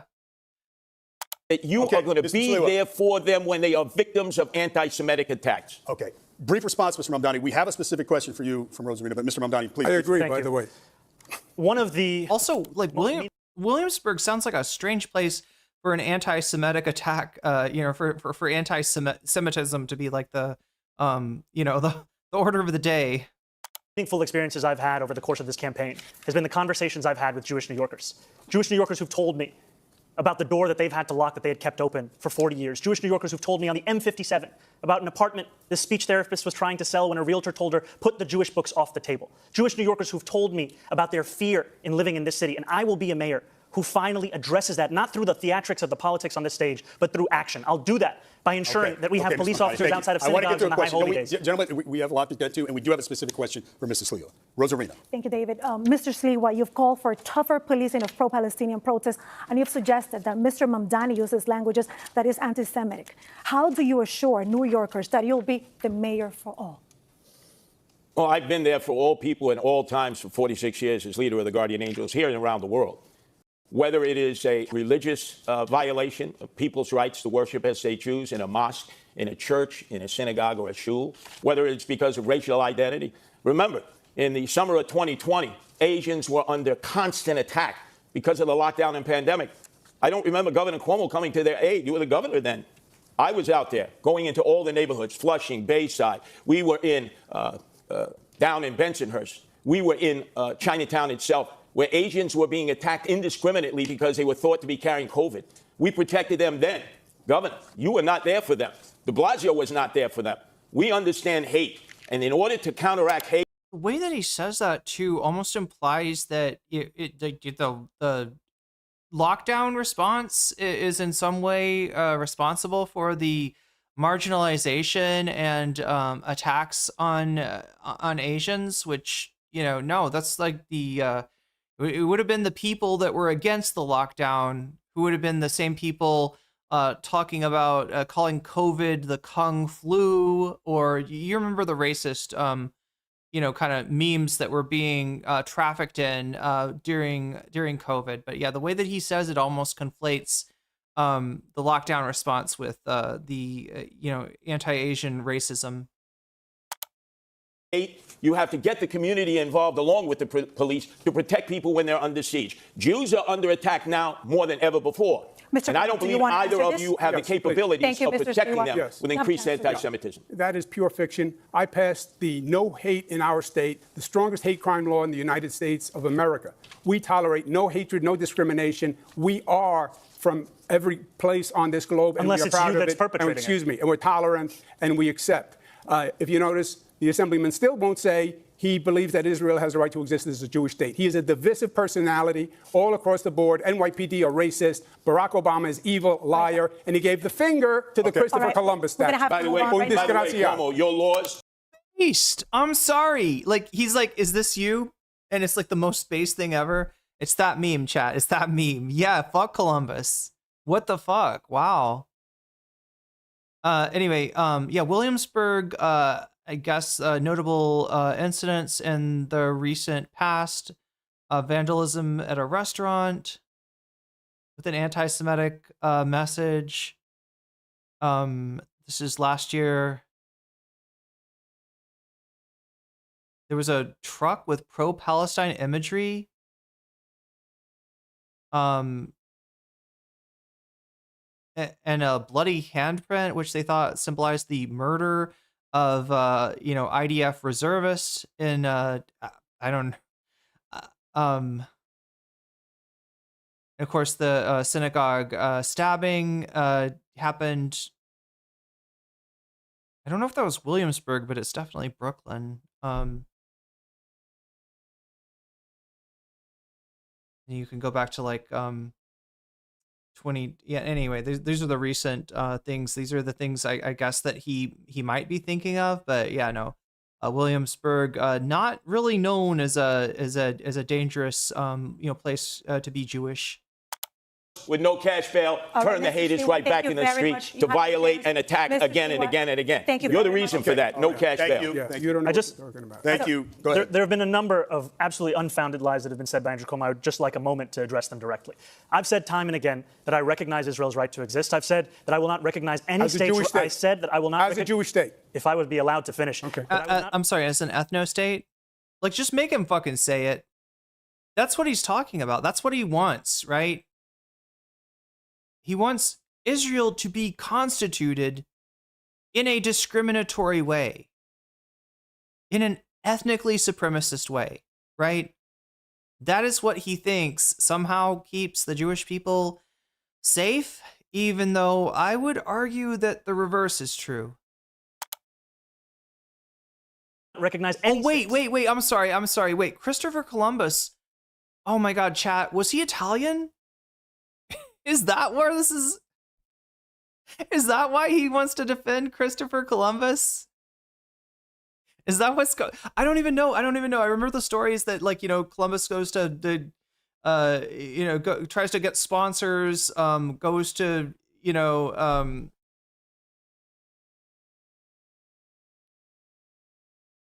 gets rejected in Italy, gets it finally approved in Spain. But was he himself, where was he from? Yeah, he's Italian. There it is. There it is. Hey, flipping off the statue of Christopher Columbus, that's Fredophobia. Right to exist with a system of hierarchy on the basis of race or religion. I have made that very clear. And part of that is because I'm an American who believes in the importance of equal rights being enshrined in every single country, whether we're speaking about Israel or whether we're speaking about Saudi Arabia. You can stand here and you can lie all you want, but New Yorkers know. We have the question. We want to address some issues here. All right, and we have another polarizing issue that we would love to discuss with you candidates. And let's talk about the National Guard here in the city of New York. Now, let's go back to Mr. President Donald Trump. One threat hanging over the city is the deployment of the National Guard troops, like he has done, as you all know, in other cities. The NYPD commissioner has rejected the idea as unnecessary, but the president ordered troops to hit the streets of New York. Now, how would you respond? Mr. Sliwa, you have a minute. There's no need for the National Guard in New York. Kathy Hochul, the governor, when we had a crime crisis in the subways that I'm well familiar with, being down there all the time, unlike my two adversaries, she sent 750 National Guardsmen down into the subways in 2024. Remember the horrible case of Zohran Mamdani. Does anybody even say her name anymore? That woman who was set on fire by that migrant. As a result of that, the worst crime I've ever seen committed in the subway system, the governor did the right thing. She sent an additional 250 National Guardsmen, giving us a total of 1,000 National Guardsmen in the subway system. While our mayor, Eric Adams, was... I'm sorry. That was theater. All right? That doesn't keep anybody safer. That is just a... you're playing Trumpian politics at this point, right? Sending the National Guard into the subway. And also, like, anything that a fucking immigrant ever did is like, it's never a thing of like, well, the subways could use better security or, anything like this. It's always comes back to, if we had just been more draconian with our immigration policy, then this never would have happened. Was telling us it was all a perception. So Governor Hochul has responded. I would tell the President of the United States, since I'm familiar with cities all across America having guardian angels there, if you were going to send the National Guard, you don't need to send them to New York City. There are other cities that could desperately use their help in dealing with their crime crisis. Thank you, Mr. Sliwa. Mr. Mamdani, how would you respond? I agree with Police Commissioner Tish in that we do not need the National Guard here in New York City. Like, I feel like the issues with the security on the subway, it's just a little bit more, specific than that. Yeah, I mean, there's an issue where, people can be pushed in front of trains, right? It's like, setting up the subway in a way where that can't happen, right? Would be the remedy, not, I don't know, we need to be more anti-immigrant. Not need them for the purpose of safety, because if it was safety that President Trump was so concerned about, he would send them to the 8 out of 10 states that have the highest levels of crime in this country, but he won't, because they're all run by Republicans. What New Yorkers need is a mayor who can stand up to Donald Trump and actually deliver on that safety. When Donald Trump sent ICE agents on people in Los Angeles, Andrew Cuomo said that New Yorkers need not overreact. That is the furthest answer that New Yorkers are looking for. They are looking for someone who will lead, someone who will say that they will have their back, someone who will actually fight for the people of the city. And that's who I am, because I'm not funded by the same donors that gave us Donald Trump's second term, which isn't something that Andrew Cuomo can say. Thank you, Mr. Mamdani. Yeah, first the answer. How is running a vigilante group legal? Politics, unfortunately, right? It puts pressure on local governments. They're trying to, a lot of the propaganda of the deed, I guess you could say, that's accomplished by a vigilante group is reinforcing the feeling that the city is not safe by virtue of the presence of the vigilantes. It kind of sends that message. And so for for the city government to crack down on this kind of behavior, the pushback for them is really easy. Oh yeah, look, they're not serious about crime. We are, and look, they're targeting us. They want you to be victimized by crime, right?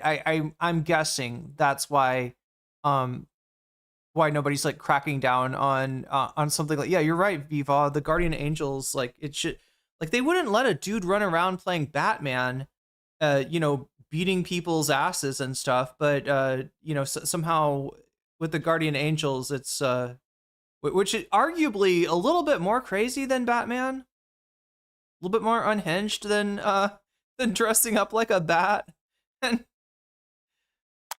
in the subways is not more National Guard. I put National Guard in the subways also. It's more NYPD is the answer. But the National Guard is not, he's not sending in the National Guard to do any real function. It's control, it's power. He's trying to say these Democrats don't know how to run these cities, and it's a political gesture by sending in the National Guard. He has said if the assemblyman is elected, he will take over New York. Forget the National Guard. But this is he the has said, I'm going to take the funds. If they order the troops to come here, what yes, will they do? But that's because you made a back channel deal with him, right?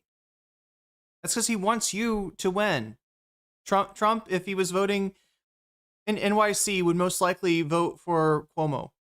I went through this with him. He sent the National Guard to 20 cities when I was governor. You know what city he didn't send them to? New York. Why? Because I said to him, because you kissed his ass? Don't you dare. We don't need it. And he backed down. And he will again. So that proves a good relationship Wait a with the second. president. The president is going to back down to you, Andrew Cuomo. I know you think you're the toughest guy alive. But let me tell you something. You lost your own primary, right? You were rejected by your Democrats. Why and didn't you have you a send the difficult National Guard? understanding that what the term no is. You're not going to stand up to Donald Trump. I agree with Curtis. You're not going to stand up to Donald Trump. Wait, I'm sorry. Oh, is this, did Mamdani just say I agree with Curtis? Oh, that was a beautiful, I was like, let him cook. By your Democrats. Why and didn't you have you a send the difficult National Guard? understanding that what the term no is. You're not going to stand up to Donald Trump. I agree with Curtis. You're not Yep, that was Mamdani. going to stand up to Donald Trump. Okay. And he can't stand up to Donald Trump. No, you can't stand up. Donald Trump's got leverage on you, motherfucker. You're the exact kind of person he wants in there because you're the kind of person he can manipulate.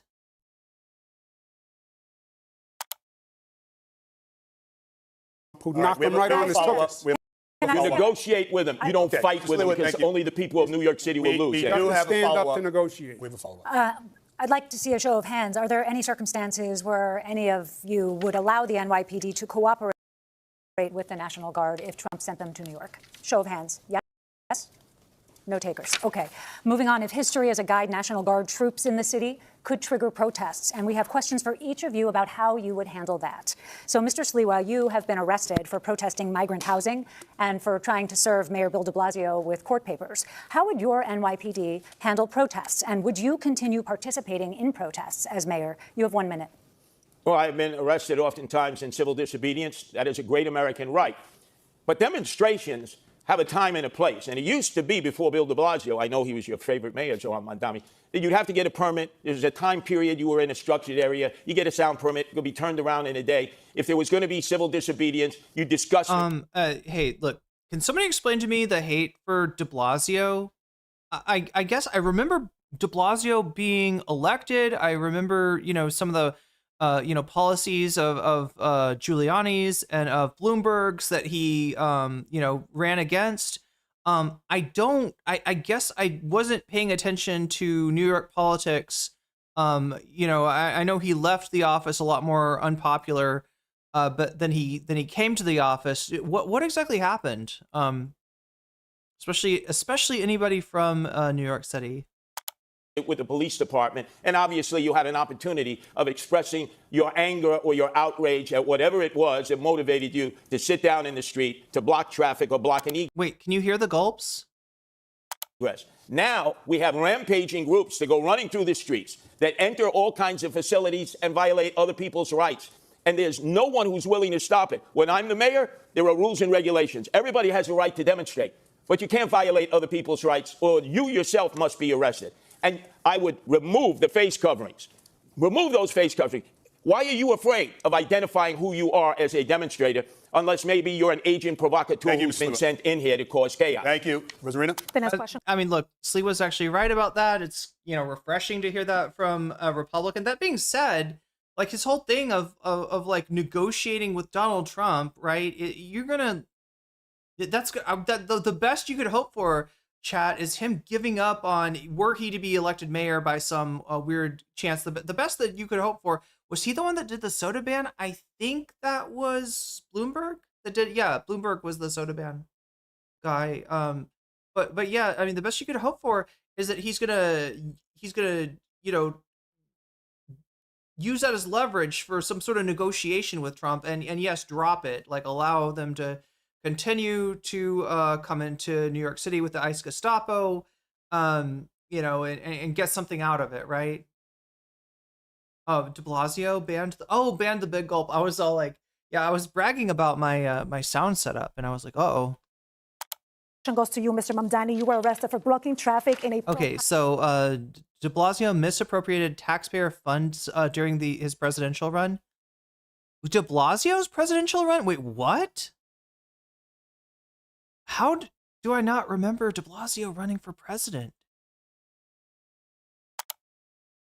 Palestinian protests, and you participated in a sit-in at Grand Central. Protesters offered block streets, bridges, and hubs like Grand Central. How much of that would you allow as mayor, and what's your line in having the NYPD arrest protesters? You have a minute.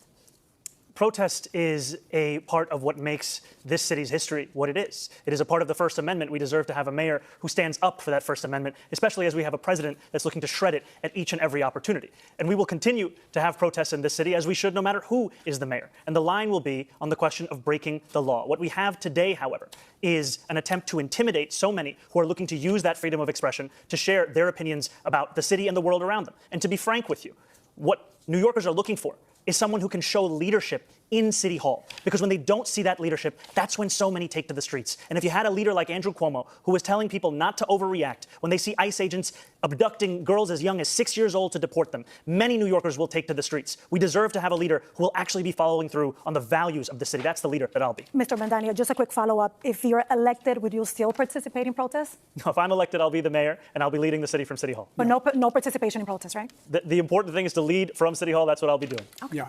If I may respond, because I believe my name was invoked. Yeah. A very brief response, and then I have a question for you. I dealt with ICE. I stood up with ICE. I had a war with ICE here in New York when I was governor. And I stood them down, and they moved out. What the Assemblyman is saying is he doesn't believe in law and order. He believes in defunding the police, disarming the police, disbanding the police. That's who he is. Cuomo, abolish jails. Sorry, I have a question for you. Okay, 15 seconds. Very quickly. No, we have to, and then we'll do just 15 seconds because we have a question for Mr. Cuomo. Mr. Cuomo.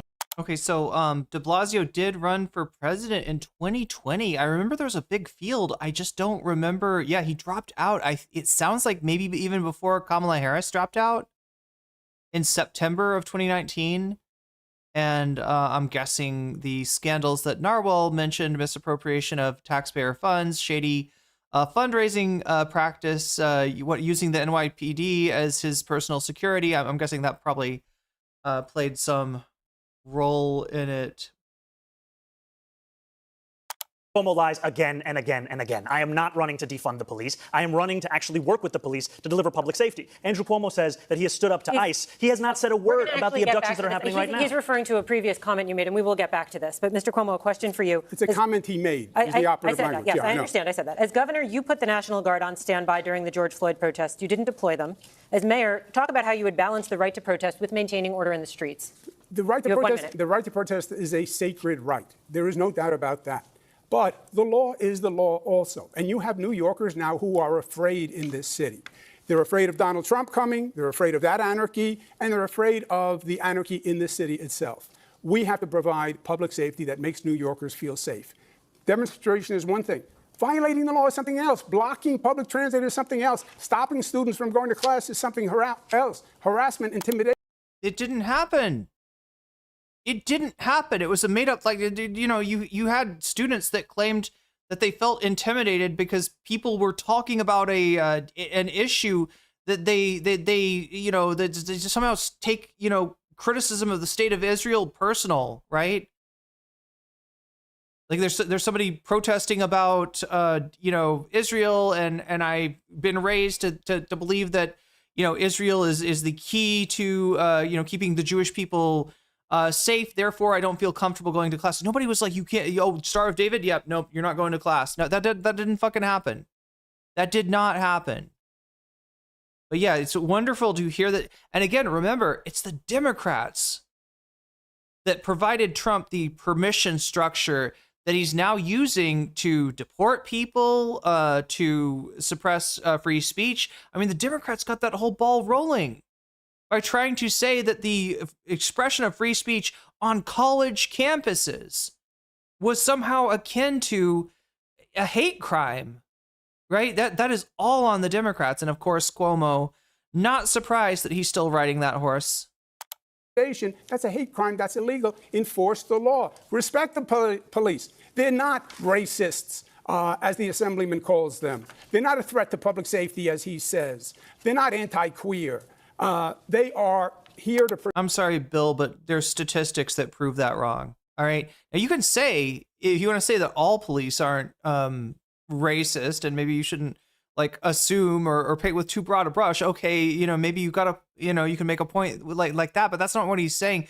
No, they're systemically racist. They are the implementation of systemic racism is through law enforcement. Who's doing that? Who's making the arrest? The police, right? They are objectively, as an organization, as an institution, racist, and we're too precious and pearl clutchy about the criticism. Reminder about the time. Yeah, let's see. What have we got? We are 2 hours away from the end of the stream. Protect New Yorkers, work with them, fortify them. That's ironic that you say that now, I'm sorry, Andrew Mr. Cuomo, because when you were governor for 8 years, your parole board released 43 cop killers back into the street. Okay, Your father, when he was governor, released none. I knew Mario Cuomo. You know Mario Cuomo, Andrew Cuomo.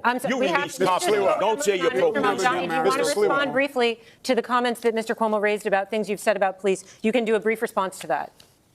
I have been clear time and time again that as much as Andrew Cuomo wants to bring up tweets from 2020, which is around the same time that he was sending seniors to their death in nursing homes, I am looking to work with police officers, not to defund the NYPD, looking to ensure that officers can actually do one job when they're signing up to join that department. But not the many jobs we're asking them to do today. He was specifically referring to comments you made. We will come back to that, but we're out of time. Wicked and corrupt and racist. We're moving on. That's what you Thank said. you. Your words. We're moving on. Thank you. Despite record low crime numbers. Yeah, no, there's definitely no gambling in this casino. Yeah, no corruption in NYC, especially with the police. I mean, come on. This is NYC history that we're talking about here. Crime remains a top concern for New York City voters. The three of you have very different approaches to crime fighting and how to manage the NYPD. We want to get into your plans. So we'll start with this question. It's a two-part question, but it's short. How will you make the city safer? And how will you change the NYPD? You'll have 1 minute. We begin with Mr. Cuomo. I would add 5,000. Well, let's take a step back. Remember what happened. The far left, the socialists said defund the police, defund the police. They took $1 billion out of the police. The NYPD is now down at one of the lowest levels in modern political history. I would add 5,000 police, put 1,500 in the subways, raise the starting salary because you can't hire them. You can't even fill a class right now. And you have to add additional police officers because the attrition rate is so high. Part of that is going to be saying to the NYPD, I respect you. I don't think you're wicked, as the assemblyman said. I don't think you're corrupt. I don't think you're racist. I value you. I will have your back. I'm sorry. What that's saying is that cracking down on POC communities at a disproportional rate, what Cuomo is saying here, is acceptable. Is what we want you to do. That's what he's saying here, right? Be a mayor to work with you. That's how you're going to get the police to apply for the jobs. And then we have to work on the relationship between the community and the police. The police can't police the community. They have to police with the community. You're up next, Mr. Sliwa. This is amazing. I'm standing here with my two adversaries, both of whom have threatened to defund the police. You, Andrew Cuomo, during the summer of 2020, you said, if you don't reform police departments, I'm going to defund you. And you certainly said that, Zohran Mamdani. We need 7,000 police. We only have 32,500. The problem in recruiting police, which neither of you are addressing, is that their insurance was stripped from them.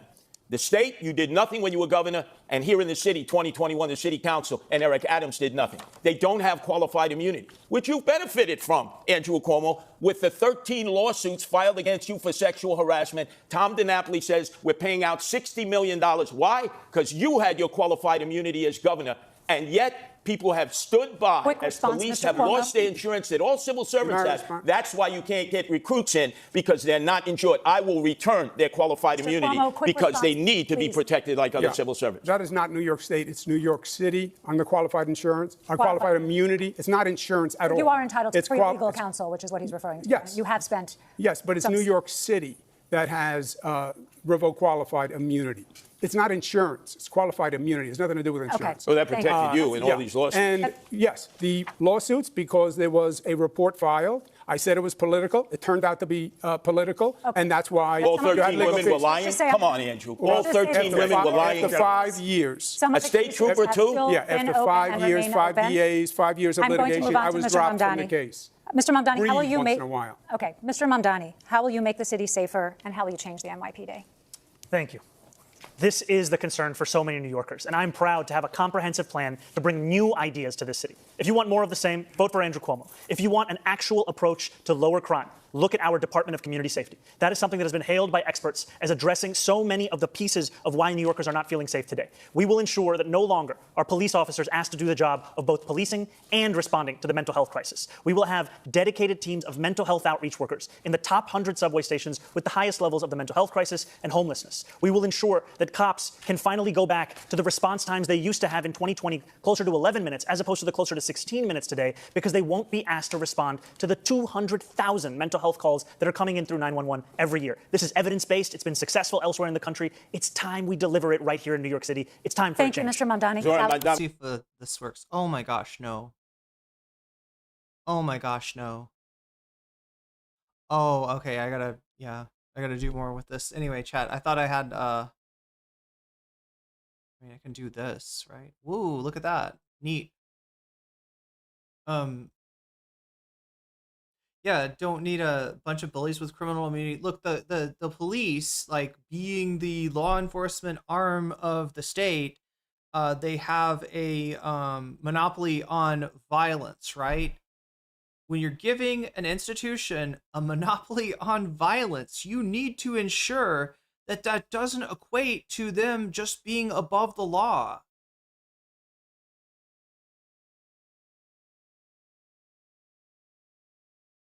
And so this whole qualified immunity, like, have people forgotten why 2020 happened in the first place? Have people forgotten that it wasn't just about George Floyd, although that was the catalyst for the for the movement, expanding the way that it did and becoming mainstream? Are we just okay with, disproportional violent impacts on communities of color? In the name of what? Honoring our police? We just say that they're not racist while they're objectively, statistically doing racism. I don't know. I mean, we already had it. It was called the Homeless Outreach Unit. I'm sorry, this is not free for all. We have another question from Mr. Mamdani. Bill de Blasio funded them by $1 billion out of the budget. Thank you. Excuse me, Mr. Mamdani, we're going to talk about disciplining police officers. The civilian watchdog that investigates police misconduct regularly recommends discipline for cops accused of wrongdoing, but the police commissioner often overrides them. You want to change that policy so that the board has final say. Please explain to viewers in 30 seconds why you believe the police commissioner should no longer have that final say. What I've said is that I think it's time to remove much of the politics out of the question of accountability. We have the Civilian Complaint Review Board, which, as you said, studies, assesses, and investigates into complaints of abuse and the violation of the law. And oftentimes, those recommendations are then subject to political pressures and not followed through on. I think New Yorkers deserve a system where they know it won't then be assessed once again, that there's actually more to the recommendation in the investigation that's being done by the CCRB. Okay, we're wrapping up. Thank you. Thank you, Mr. Mamdani. Mr. Cuomo, do you believe changes are needed for how officers are disciplined? And are there any powers that you would give up as mayor? You have 30 seconds. Yeah, I would not remove the police commissioner from the CCRB. I'd leave it with the police commissioner. I think Commissioner Tisch is doing a very good job. I would trust her. The difference between me and the assemblyman is he doesn't like the police. That's why he won't hire more police when everyone else says we need more police. He wants to use social workers on domestic violence calls, which are very dangerous. And he's told you what he thinks. He thinks the police are racist, wicked, corrupt, and a threat to public safety. Thank you. Those are his words. Very quick. Mr. Mamdani, very quick. Look, Andrew Cuomo is a politician of the past, and all he can speak about are the tweets of the past in 2020. Those are tweets which I have apologized for to New Yorkers and police officers directly, and they are not what I'm actually running on. No, You're incapable But quickly, of actually Mr. speaking about the platform that we have Mr. here, Mamdani, which is can one we that will just- keep New Yorkers safe. Can we just quickly ask you, because I think what some people feel they haven't heard from you, we hear you saying that you don't believe that anymore and you've apologized. People have not heard you sort of describe the evolution of your thought, how you got from there to here. You know, growing up in this city, I would think often about safety and justice and the ways in which that relationship has been irrevocably harmed. When I learned about the exonerated five, when I learned about Sean Bell, when I learned about Eric Garner, when I learned about Michael Brown, and then in 2020, when I wrote these tweets, learning about the death of George Floyd. And that was a moment where it felt as if the distance between these two ideals had never been further. And in becoming an assembly member and serving and representing more than 100,000 people in Queens, learning that to deliver justice means to also deliver safety. And that means leading a city Mr. Mamdani, where you recognize the we have to bravery move of the on. men and women who joined the NYPD and put their lives on the line. Yeah. It means representing the Muslims who were illegally surveilled in my Thank you district so much, and the Mr. black and brown New Yeah, Yorkers I who've been know. All right, victims thank of you, police Mr. brutality. So, Mr. Sliwa, you've been out there, you've been on the trains, and I would like to know if you believe changes are needed of how officers are disciplined. Let me just suggest, Zohran, what you've suggested. Zohran, Curtis. Zohran. Thank you. Excuse me. Appreciate Let me just suggest what you have proposed with this new. I'm sorry, Zohran. Is that like a? That's like a. Is that the Is that the reference to like the Tom Hanks movie with the fortune telling like video game thing? What is the movie called? Tom Hanks Big Fortune. Is it like, is he trying to do something like by Zoltar is the name of the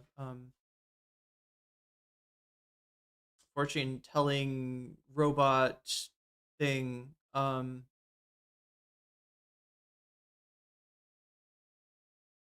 just trying to tell if he's fucking up Zoran's name like on purpose. It's like a Trump thing, or this is your first thought too, yeah.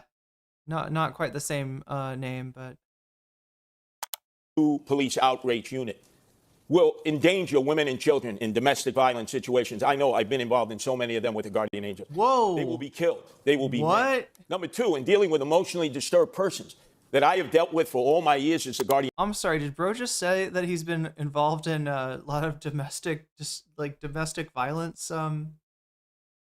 Remember the Zoran?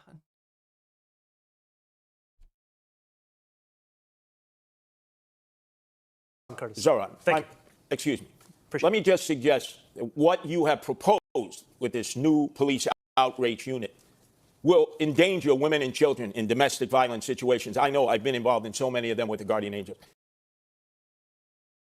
The Guardian Angel's doing a lot of domestic violence. Look at the shade being thrown right now. I mean, I'm not sure, but or like look at the look at this ASL interpreter, right? I've been involved in so many domestic violence situations.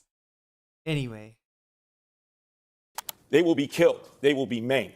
Number two, in dealing with emotionally disturbed persons that I have dealt with for all my years as a Guardian Angel, you need trained professional thank you, police Mr. officers. Sliwa. Yes, you can have mental health workers with them. Thank you, Mr. Sliwa. That has been suggested. It was Mr. done Sliwa, before thank by you. the homeless Thank you. outreach We have other unit, grounds to cover. and the guy you thought was the best Mr. man, Sliwa, Bill thank de you. Blasio, disbanded Mr. him. Sliwa, thank you. Brief response? To be very clear, the Department of Community Safety is not about responding to calls of domestic violence. We are speaking about mental health crisis and the homelessness crisis. These are the focuses of the work that they will do. All right. We have other questions for that a little later in the debate, but we want to just change the pace a little bit, candidates, switching gears to the high cost of living in New York City. To kick us off, we have a few quick pocketbook questions that New Yorkers wrestle with daily. So we want to know how much you spend a week on groceries. We'll begin with you, Mr. Cuomo. Depends how many times my daughters come over, but probably about $150. Okay. Mr. Sliwa? Oh, I'd say about $175 with a gallon of milk, now $5 and always rising up. Loaf of bread, simple loaf of bread. It used Thank to be you, Mr. 99 cents. It's Mr. like $3 now. Thank the you, price Mr. is too, Mr. it's Sliwa, too thank you. costly. It's a brief answer. Thank you, Mr. Mamdani. Yeah, I actually agree with Curtis on that. It is too costly. Now that eggs are down to less than $4, though, my average spend every week is about $125, $150. All right. Do you carry credit card debt or do you pay it off every month? Mr. Mamdani? I pay it off every month. Mr. Cuomo? Paid off. Mr. Sliwa? I don't have a credit card. I have a debit card. And for the record, Chat. I pay it off every month now, right? And I wouldn't be able to do it without support from viewers like you. Yeah, there's definitely a time. It's really weird because, like, you know those old movies where there's like a lady and I don't know, like she's getting tied to a train track or something, and then just before the train comes, she somehow gets free. She gets onto like a balloon. The balloon goes up in the air, but it runs into like a sharp object that pops it. But somehow she gets onto like the building that with a sharp, you know what I'm talking about? Where it's just like the whole, it's like a old, like I think it's silent movie, a form of like silent movies, right? Where the protagonist is about to just get killed, like in every scene, and then just somehow just narrowly escapes death.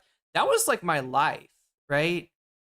That was my life, like, right? The stream started becoming more popular at just the right time when I had run out of my savings, and then kind of increased along with my rent, and then I was just living in this way where, like, yeah, my credit card would just constantly be maxed out. I'd make whatever payment I could, and then moving since I've moved to Thailand, I've been able to pay it off, and that is a great feeling. So yeah, just wanted to thank all of those out there that made it possible for both for me to move to Thailand and for me to actually be able to not get charged $30 a month for carrying a credit card balance on my secured credit card.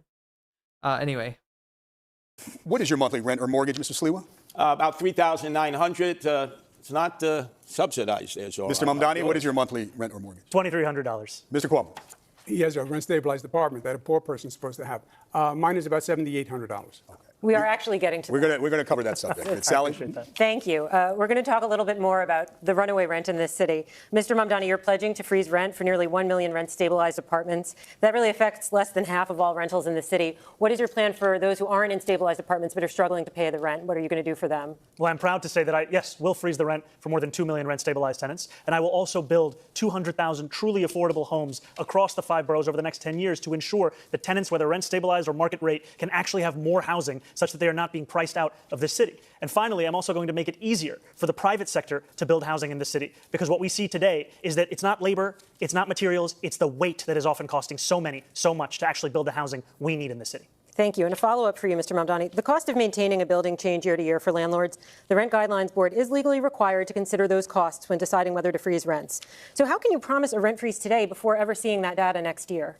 We've seen the data time and again. It's next year's data. It's been data that's been overruled by mayors again and again. The last Rent Guidelines Board study showed that profits were up 12% for landlords of those units. And what did? They raised the rent, adding to more than 12% under Eric Adams' administration. What I am speaking about is actually reflecting the needs of these New Yorkers and the state of the market today. These are New Yorkers who have a median household income of $60,000. We do not need to be pushing them further out of the city. We need to keep them in their homes. Aren't you saying in that answer that you are going to prejudge? You will not have seen the data for next year, and you're making a determination based on data you haven't seen? I've seen the data year after year of the fact that salaries are stagnating, costs are up, New Yorkers can't actually afford their apartments. And I will also take action to actually ensure that the landlords of those buildings can better handle their costs by taking on their insurance. Yo, Easy Ice, thank you for the Prime subscription. You just got jellyfished. It is based on annual data, and you haven't seen next year's data yet, but we're going to go to I do have a question for you on this subject. You have proposed something that you're calling Zohran's Law. You think that Mr. Mamdani earns too much to live in his rent-stabilized apartment, though I should note that there are no income tests for rent-stabilized apartments. But critics say your plan would force people to pay too much of their income towards the rent. So if you think Mr. Mamdani is gaming the system, what about the other New Yorkers, thousands of them just like him, who earn similar salaries, who are living in similar apartments? Okay, just to follow up on what Sally was saying, because she's right. This is not a new plan that the Assemblyman is talking about. It's Bill de Blasio's plan. It was called Freeze the Rent. Bill de Blasio says The mayor can't say legally he's going to freeze the rent. There's a rent guidelines board. There are certain considerations that have to be looked at. You're right, Sally. You can't say today what it's going to be in 4 years. Also, freeze the rent only postpones the rent, because then you have to have an increase to cover the costs. Otherwise, the building is going to go bankrupt. And it does nothing for the majority of renters who aren't in these rent-stabilized units. There's nothing for NYCHA. There's nothing for homeowners. There's What part of the their profits are up do you not understand? Like, he's not worried about them, you know, going out of business. He's worried about them, I don't know, not making as much money as they could. Whoa, somebody started a hype train. How does that work? Anyway, you got a limited amount of time on Twitch. If you wanna, if you wanna re-up your sub or anything like that, you can earn emotes by getting on that hype train. You can earn exclusive emotes. I think he's a jobber. Oh, Curtis, yeah. There's nothing for people in black, brown communities who are getting priced out. I was the HUD secretary. I built affordable housing all across this nation. I built affordable housing in this city when I was in my 20s.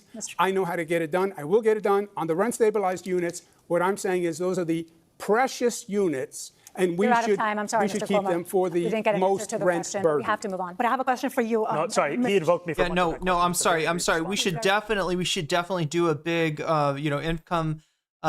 Like a means testing for it. Like you make sure any program that possibly could benefit the poor, you means test the fuck out of it, so that like a good portion of the money going towards it is actually going towards establishing those means tests, rather than just making it available for more people and closing a donut hole. Right? That we have a huge problem in American society. It's particularly true in healthcare.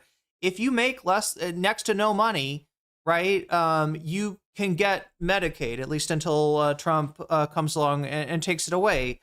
But there's kind of a donut hole when you start to make more money, right? That shit gets cut from you. SNAP gets cut from you. Everything gets cut from you. So it's like trying to, you know, claw your way out. That's what makes getting out of poverty so fucking hard.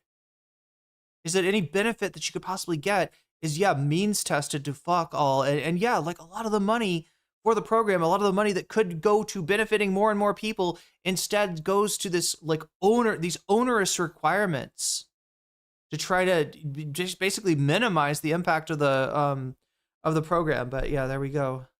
Very brief. You know, you've heard it from Andrew Cuomo that the #1 crisis in this city, the housing crisis, the answer is to evict my wife and I. He thinks you address this crisis by unleashing my landlord's ability to raise my rent. If you think that the problem in this city is that my rent is too low, vote for him. If you know the problem in this city is that your rent is too high, vote for me. If I understand it correctly, sons of millionaires. Okay, that's great instincts and a lot of Trump's bullshit, right? All that's needed to push back on a lot of Trump's lies is that kind of logic. Is that kind of formulation, that kind of thought pattern, right? We need to recognize when candidates arise that have the ability to do this, and we need them, you know, at the top of the Democratic Party leadership as fast as possible, because it seems to be kind of a rare skill, right? To turn that back on them. Oh yeah, if you think the problem is that I'm paying too little rent, right? That my rent needs to be raised, go ahead and vote for him.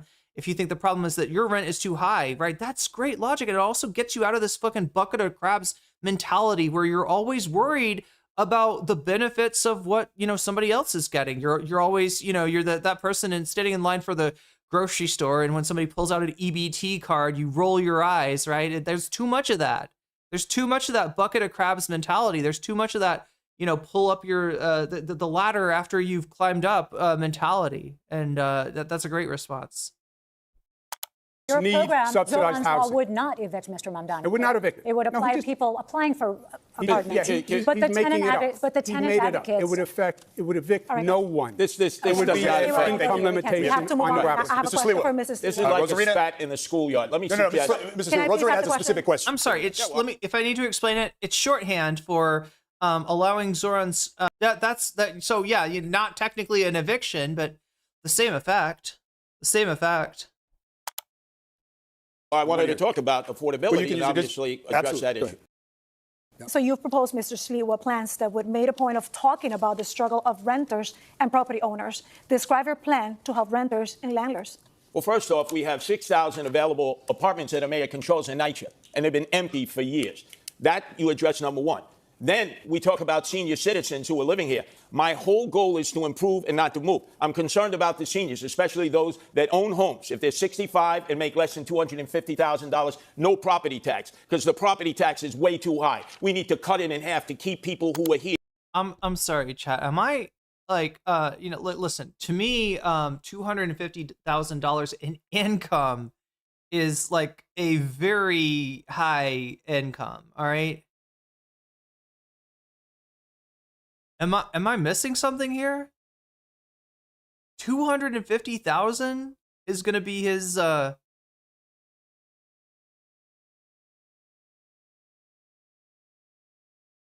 mean, maybe New York's just more expensive than I realize. Maybe it's like that, right? It's a cost of living thing. I don't know.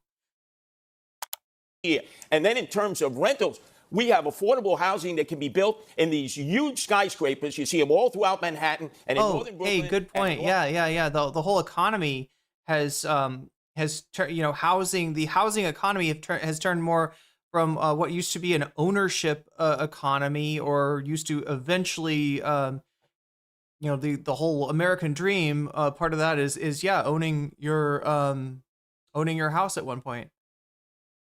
And paying, the money that you would have overpaid in rent, now you're maybe able to save. And, whether that results in being able to pay for your children's education or your retirement or whatever. Yeah, no, there's kind of knock-on benefits there. Damn, Yemby Guardian Angels says fuck zoning. The rent is, has been, and remains too high. You're exactly right, George Jackson. Long Island City, which we have 25 Empire State Buildings full of commercial space that will never be occupied for office space. We should be converting them into affordable apartments. They're in dense areas. The infrastructure can support it. I'm the only candidate here who's against the city of yes that would. Now, wait, is that a zoning question? I mean, that actually sounds like I don't know a lot about this stuff, but that actually sounds like a good idea. And yeah, what he's talking about was that, due to the, increasingly online nature of commerce and, the, I guess, increased availability of remote work, kind of starting at COVID. For that reason, there are a lot of office buildings that are vacant. And I've always thought, like, is there a way that I could, I don't know, like, rent, some kind of commercial space, right? I don't know, maybe use it for something, but just like realistically, just kind of like low key, like live in there, because I don't know. I've seen a few advertisements where I'm like, that seems like a lot cheaper than what I am paying for rent right now. That seems like a better space at a lower price, but. Yeah, just live in your office. That's what I was thinking. I don't know. I was trying to see if I could get like a gym, some kind of a space for, I don't know. I do massage and coach kickboxing for something like that, but yeah. Residential I have to neighborhoods. interrupt you because we have a programming moment right now. We're about halfway through the mayoral debate. Channel 4 and Telemundo 47 will return a regular. We're halfway there. We're halfway there, chat. Congratulations. We made it halfway.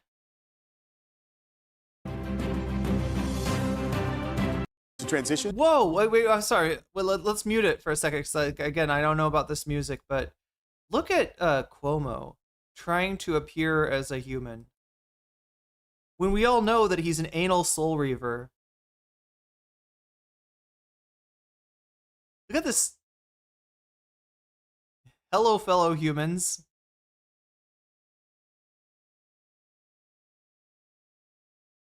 God, I mean, I always think I have a problem. Like when somebody tells me to like smile, they're gonna take a picture or something. It's like the weirdest thing. It's like that's like I normally smile. I normally have a pleasant expression on my face, but like it's like when you tell me like, all right, we're gonna smile for the camera. I'm like, I don't know. Do I show teeth? Do I not show teeth? Like what are? Anyway. Showing a little bit of teeth there.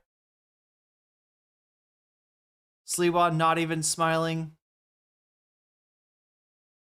for us to transition, and we want to talk now about I mean, I have one, but, I know I'm hanging on to the last So moment. you're on the subways, Mr. Sliwa. What do you use? I'm just curious. If you don't. Omnicard. In fact, I got a whole batch. Okay. I'm in the subways, I'm in the buses, and the express buses. The only candidate who rides mass transit every day. When you need to get somewhere fast and you can't take the train, do you hail a taxi? Do you use rideshare? Mr. Sliwa, what do you do? I try to avoid yellow cabs. As you know, I was shot in the back of a yellow cab in 1992 by the Gottis and Gambinos. But I find my... Is this a thing, chat? Are the yellow cabs owned by New York crime families? My way around. If I have to, I Uber if I can't get there by mass transit. What do you do, Mr. Mamdani, if you can't take the train? I would either take a cab or ride a bike. Mr. Cuomo? I would take a cab, Uber. I don't know, Chad. Is there a risk for him saying that he rides a bike? Is there as much anti-bike lane mentality? I remember when I lived in Seattle, there's obviously like a lot of urbanists in Seattle, a lot of people voting for stuff like bike lanes and, excited about the expansion of the light rail and everything. And kind of incorporating that stuff together by adding like bike racks to the front of buses and to the trains and stuff like that. But like, I don't know. I don't know how people feel about cyclists in New York City, but it seems like Zohran just outed himself as one. Okay. All right. Thanks, Miss Sally. Thank you, David. Let's talk about free buses. Mr. Mamdani, this is a centerpiece of your campaign. Can you explain how you will make buses free? You have 30 seconds to answer. Shot by who? He said it was by the Gottis and the Gambinos, so crime families, like mafia. Absolutely. We will make buses free by replacing the Cosa Nostra. revenue that the MTA currently gets from buses. This is revenue that's around $700 million or so. That's less money than Andrew Cuomo gave to Elon Musk in $959 million in tax credits when he was the governor. And the reason that we will... Buses need more bike rack space. Yes, it sucks when you're getting on a bus and it pulls up and it's full and you're just like, oh my God, what do I do? Right? Because it can make combining a bike with bus is like overpowered, right? There's places that there's like there's times when you can just like part of your journey you're riding your bike and it you go from like one bus stop to the other rather than I don't know having to walk or having to wait a long time. I ride my bike to avoid the school pickup line drivers where I live, sick at noticing us on the bigger roads. Yeah. Wait, what just happened? do so is that making buses free doesn't just provide economic relief, but also public safety, because what we've seen is that it decreases assaults on bus drivers by 38.9%. New Yorkers deserve more than the slowest buses in the country. I know that. I was like, who's that? And look, it's a mega star with a super sticker. Damn, they really do. They go to town on the animations for these, the upper end super chats. Yeah, thank you. Oh no, I'm sorry. Wait, is it a super chat or a super? It says it's a super chat. I think it's a super sticker. But either way, thank you, Omega Star. Super effective indeed. We're gonna have to do something special because we are closing in on 400 on this stream, and you know, I don't think I'm gonna have time to do every single bit of bonus content on here, but I want to do something.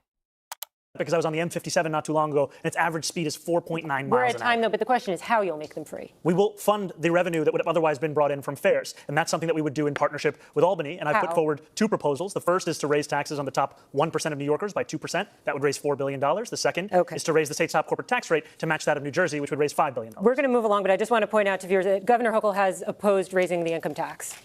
But, Melissa, we'll move on to your question. Could I address that on the buses? Because half the people don't pay their bus fare to begin with, Zohran. And so it's Zohran. It's a complete disaster. If you have free bus fare... Yeah, he wants to make his name Zohran.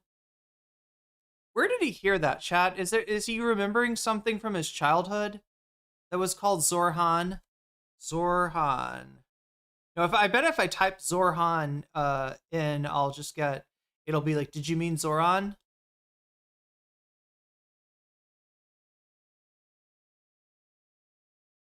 Yeah, I can't even. It's not even giving me like, you know, showing results for Zohran. If you'd like to search Zohran, click it. Like, it's not even giving me that thing. Zohran Basung, a soccer player. It's the only Zohran I'm finding on a quick Google search. Anyway. And the Citizens Budget Commission said just last year, 2024, $1 billion of fare evasion in all different forms. This MTA system will collapse. There's not enough money out there to make up for fare evasion. Pay your fare. If you don't pay your fare, they have fare programs for the poor and the indigent. But everybody should be forced to pay their fare. Mr. Cuomo, you had both praise and some criticism for Mr. Mamdani's free bus pilot. So you're sort of in the middle on this issue. What's your plan to make subways and buses more affordable? I think free buses is a mistake. It costs about $700 million. Just to give you an idea that we only raise about $500 from congestion pricing. It's been done before in other cities. It was a disaster. They stopped. They basically became mobile homeless gathering places. What I say is free buses for working families who can't afford it and free subways for working families. But don't subsidize rich people. But yeah, make sure to means test the fuck out of it so no poor families can actually use it. Make sure that the requirements for qualification are so onerous that the people that would benefit from those programs who are not just money poor, but also time poor, usually cannot possibly benefit. Yeah. On a bus? That's an enforcement issue. I don't know. Look, I mean, the real reason we don't have public transport is simple. There's too many people making money from our car-based culture. That's why there's no public transit. There could have been. They had streetcars in San Francisco around the turn of the century. This is not hard to do. It's just unprofitable. And it's been tried and it's failed.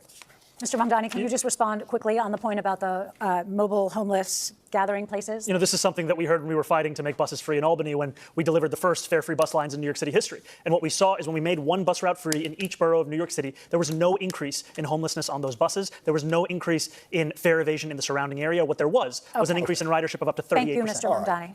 Candidates, maybe we can dig deeper on this and get a sense of how all of you would pay for your big ideas. Mr. Mamdani, we'll start with you. You've obviously been talking about free buses. You've talked about free childcare, city-run grocery stores. So essentially, you're proposing about $10 billion in new spending. And as you've indicated, you want to pay for it with tax increases. But as Sally pointed out, Governor Hochul said no to raising income tax on millionaires. So tell New Yorkers tonight how you're going to pay for all of this in 1 minute, if you can. Look, a lot of people have called even my campaign a non-starter when we first began. And now I stand before you proud to be the Democratic nominee who got the most votes in city primary history. And I believe we will see the same thing with our push to ensure that we are taxing the wealthiest and the most profitable corporations the fair amount that they should pay. Now, there are those who will say that because it will be hard, you should give up. We saw what giving up looked like when Andrew Cuomo was the governor. He gave up on fighting for working-class New Yorkers and instead caved in to his billionaire donors. And what did we get? We have the fastest and most frequent helicopter service to the Hamptons, and we have the slowest and more expensive bus service across the 5 boroughs. But again, Mr. Mamdani, I know Governor Hochul indicated this week there may be some open windows, but more or less income tax on millionaires is off the table, according to the governor. Look, I've said very clearly, making buses fast and free costs about $700 million a year. Making universal child care a reality costs about $5 or $6 billion a year. If you raise the state's top corporate tax rate to match that of New Jersey, you'd be raising $5 billion in and of itself. I have a couple of follow-ups. You're next, but I have a couple of follow-ups. I would just want to add one additional thing. We have also put forward a plan to save money here in New York City with $1 billion in savings through procurement reform, through following the independent budget office's assessment about hiring more fiscal auditors, and in actually collecting the fines and fees from bad landlords across the city. Just a quick couple of follow-ups. If you could find some of the funding, but not all of it, which of your priorities would come first? What would be the first among equals that you would try to get done? Well, freezing the rent doesn't require any fiscal infusion, so that will be something we'll be pursuing immediately. And universal childcare, after housing, is the second cost. Childcare is the second cost pushing New Yorkers out of this city. $22,500 a year is the estimate we've seen. That will be a priority for us. And I just want to know if you could get the money and funding elsewhere, would you drop the call for the tax increase? Absolutely. The most important thing is funding these agenda items. I think these are the two most important and straightforward, direct ways to do so. But if the money comes from elsewhere, the most important thing is funding. Melissa has a question for Mr. Sliwa. Mr. Sliwa, you've been talking about cutting taxes and spending. So what is your plan, and how would you pay for your programs like 7,000 more cops? Well, Zohran, boy, your fantasies are never going to come about in terms of funding everything you want that's going to be free, free, free. It's a fantasy. Let's deal with the reality. 7,000 cops. You already have. Just to debunk one thing that people are claiming about Zohran's policies, his policy prescriptions, and free, he has proposed municipal grocery stores. Now, because he's talking about like free buses, a lot of people have just kind of, said that he's talking about like grocery stores that you go in and pay nothing. That's not what we're talking about, right? What we're talking about is city-run grocery stores, specifically in food deserts, in places where not so healthy food is available at the corner store for an inflated price, right? In order to, start to get those prices down and provide some competition. Chat, I don't know if people realize how much money the grocery business made during the pandemic, and the subsequent price gouging really is what it was. Because even after inflation had come down, the prices continued to go up because there was a perception of inflation, and they used that as an opportunity to just gouge you for more money. So yeah, I mean, this is these grocery stores, they're not meant to be, they're not free stores. This isn't the 1960s San Francisco. We're not the diggers, right? But this is this is to provide some competition, to put some downward pressure on grocery prices, and B, to fill those gaps in food deserts that the grocery stores have decided are not profitable enough to open up shop or to keep open a location in. I have a plan in Boston where you pay for taxes in the future. This is a great plan in which universities and others who have bought up properties that are now taken from the real estate market and taken from property tax pay. We could raise $1 billion from Columbia University, NYU, that are in the real estate business, and Madison Square Garden, your friends, Andrew Cuomo, Jimmy Dolan, who pays no property taxes. That's how you raise $1 billion to get 700 police officers trained, vetted, and out into the streets in the 5 boroughs. And then the police will be on the subways, and they will be patrolling the old-fashioned way where they're needed, going up and down the moving subway cars where people want to see the visual protection, especially women who are being assaulted, perved, and like we saw this morning on 86th Street, a woman with a gun to her head, an armed robbery because we don't have enough cops. I have a question for you in this topic, and let's talk about history, because as governor, you raised and cut taxes. Now you're proposing some tax relief. What's the price tag for your proposals, and where will you get the money for example, 5,000 new police officers? You have a minute to answer. I think Sliwa's doing okay here. Yeah, that's what I'm saying. I'm not for sure, all right, but there's some chance he could overtake Cuomo. Cuomo definitely lost from this debate, and he's been on a downward trend. And like I said, Sliwa at least manages to look human. He is very human. He is very real. I mean, he's not, not my idea of a mayor, but he's at least doing the bare minimum of showing up as a human being, which is more than Cuomo can manage. Sally's question was very well taken. The Assemblyman's whole plan is based on a myth.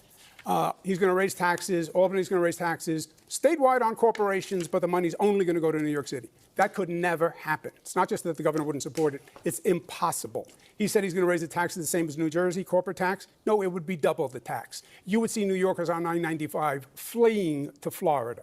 We would be alone. So you have to be realistic with revenue. Yeah, except that it's New York City. You have a $115 billion budget. You have to go through that city budget and find savings. I started the state, which is double the budget of the city, at a $10 billion deficit. Yeah, look, people leave California for Arizona, for Austin, Texas. People leave New York City for Florida, for Georgia, for Tennessee, and a lot of those people come back, right? A lot of those people come back because they cannot. Just the way of life that's available in NYC is not available in those other places. So, gotta create those tax zones so the rich will invest in your city. Closed it and added services. And we can do the same with New York City. Governor, as mayor, you would not increase spending in the New York City budget? Yes or no? There would be, whatever additional spending would be revenue neutral.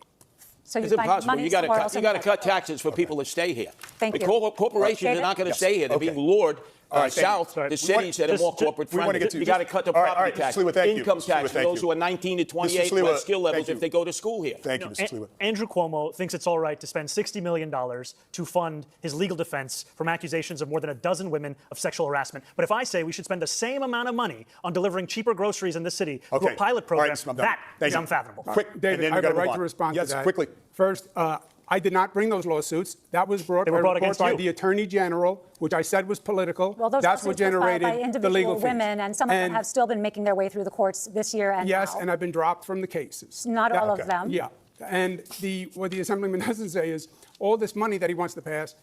The one thing he did do is he voted for a pay raise for himself. They're the highest paid legislators in the United States. I did ask the state comptroller's office. Yeah, they're living in the highest cost of living city, or the highest cost of living state in the United States, and Zohran lives in NYC. So yeah. This week, I did ask the state comptroller's office this week. I got to point this out because this really bugs me. All right. Look, it's a really easy political point to make. It's a really easy political point. Anytime somebody wants to say that Congress are overpaid, right? But the more you cut the salary, or the more you like arrest the increase of the salary of a government official, the more you ensure that a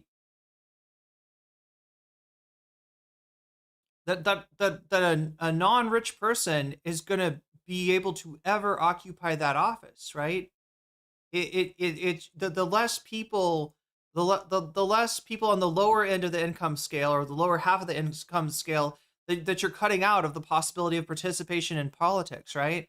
And you want your politicians to be paid well, especially in the age of Trump, when some of that old school graft and corruption is coming back, right? We got Tom Homan, received a $50,000 bribe. Oh God, who was it that got the bribe in the bag of chips, chat? Anybody remember? No, it was somebody from Eric Adams's office. Yeah, Eric Adams is corrupt. I mean, there's more of this corruption coming back. So there's actually a benefit to paying your representatives, your elected officials, something that is somewhat competitive with the private sector, because otherwise they're more vulnerable to corruption, and you make it more impossible for anybody who's not wealthy to participate in government in that way. Was above 60 million, but just those sexual harassment cases to defend Governor Cuomo and his staff was about $21 Sorry, it was the million sexual harassment and I just want to single clarify cases. because you said 60, but on those cases it was 21. Okay. Thank you. We have to talk about quality of life in the city. Let's turn to everyday life in the city and some issues a mayor can directly impact. We start with a couple of questions about 311, the number New Yorkers call or text for non-emergency help.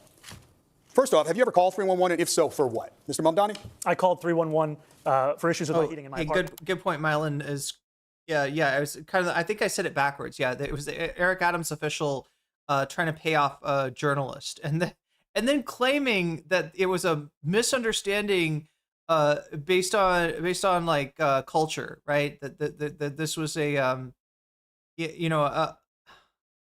in a red envelope, which in China sometimes red envelopes are given as a gift for, I think, like birthday money or certain celebrations, right? It's customary to give money, and that's what she was trying to claim it was. But it's obviously her just like hiding behind that. And even when she said that, it's like her,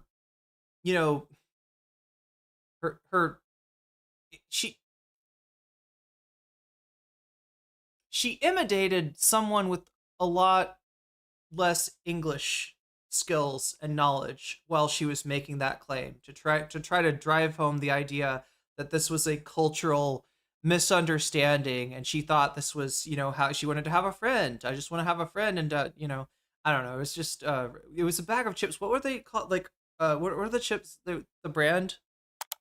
And I've spoken to New Yorkers time and time again who are frustrated by the fact that they can track their Uber Eats block by block, but when they call 311 for them to come to their apartment, it's just a question of hoping and praying that they do. There's no actual appointment. That's something that we would change. All right, Mr. Sliwa, have you ever called 311? There used to be that song 911 is a joke by Public Enemy. 311 is a joke. You can call it over and over and over again. Yeah, Curtis Sliwa, huge Public Enemy fan.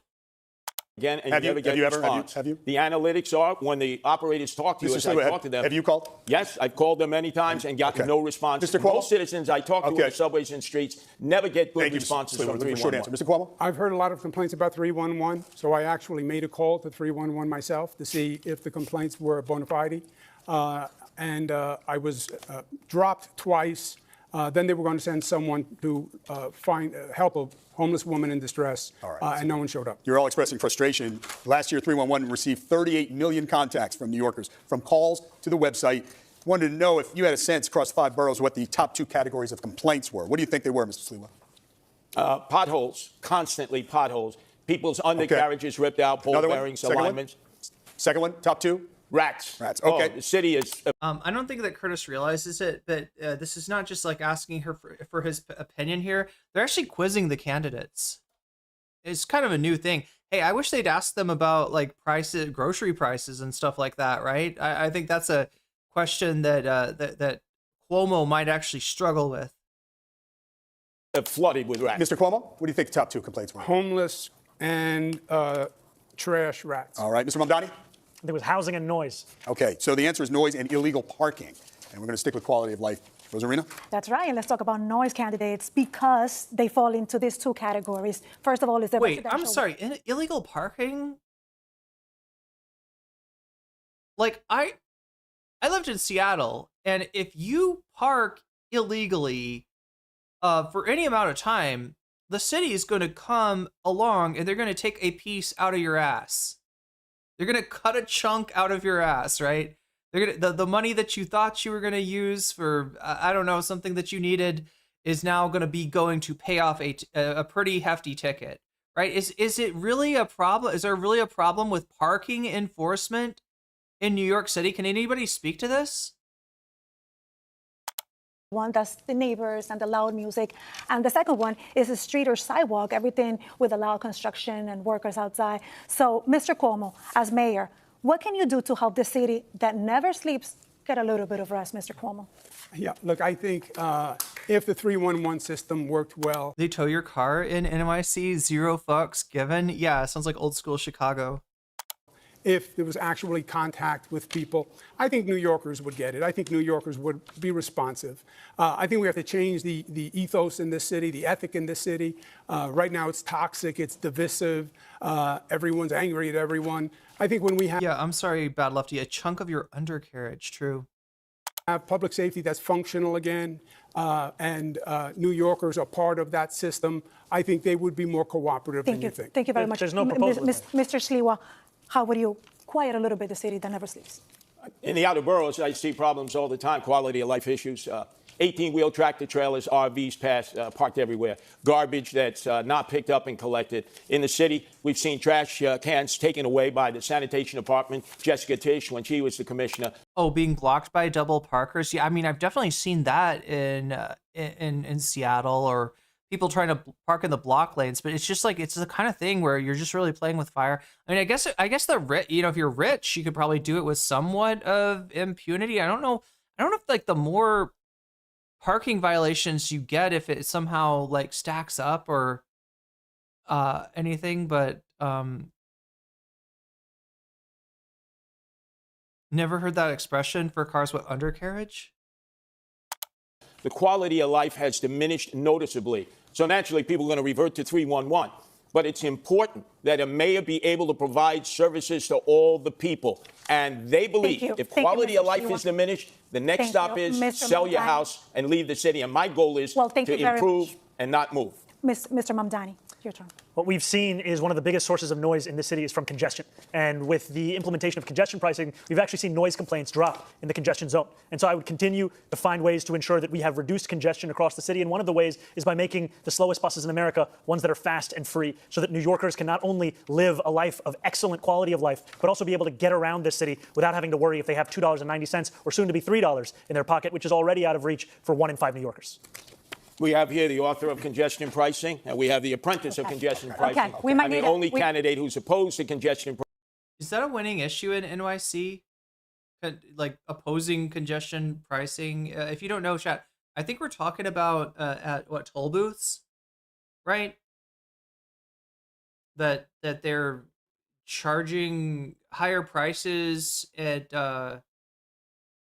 during peak hours in order to try to incentivize the use of things like public transit? Pricing. Thank you. It Okay, has thank you. led We might need to- storefronts we might need to closing place- because they don't have We enough have, food. we have other We calls. need to move on, Right. otherwise we're going to have to place a call to 311 Right. about candidates going over there a lot of time. Okay, so we're going to No move on one's to there, don't worry. We're going to move on to illegal parking plaques in many neighborhoods. Recently, Councilmember Lincoln Ressler released a study that found 450 vehicles parked illegally during the day in downtown Brooklyn, many with fake or government placards. Yeah, demagogue. That's what I said. It's a well, yeah. The incentive is to ride the, is to ride public transit, right? That's the disincentive to driving, incentive to using things like public transport, I believe is what I said. That's just one snapshot of the city, but you hear similar complaints everywhere. So how would you fix this specific situation? You'll have 30 seconds. Mr. Sliwa will begin with you. Well, obviously, placards have been abused consistently. You have people who've created fake placards. Not only that, you have people with fake license plates, paper plates. There's all violations against the Department of Transportation rules and regulations of where you can park a vehicle. There's just no enforcement. And that's because we don't have police. We have these e-bikes going up and down. We have the motorbikes. They're not following rules and regulations. They should be licensed. They should have a way of being identified. This way, enforcement Sliwa, can your take place time is because up. people are terrified walking Wait, out what the into the fuck? streets. What the fuck? Motorbikes don't have license? Don't have tags? Is this true, chat? There's no registration for. He's got to be full of shit, right? What is he talking about? Is this like Vespas or scooters or something that don't have to have tags?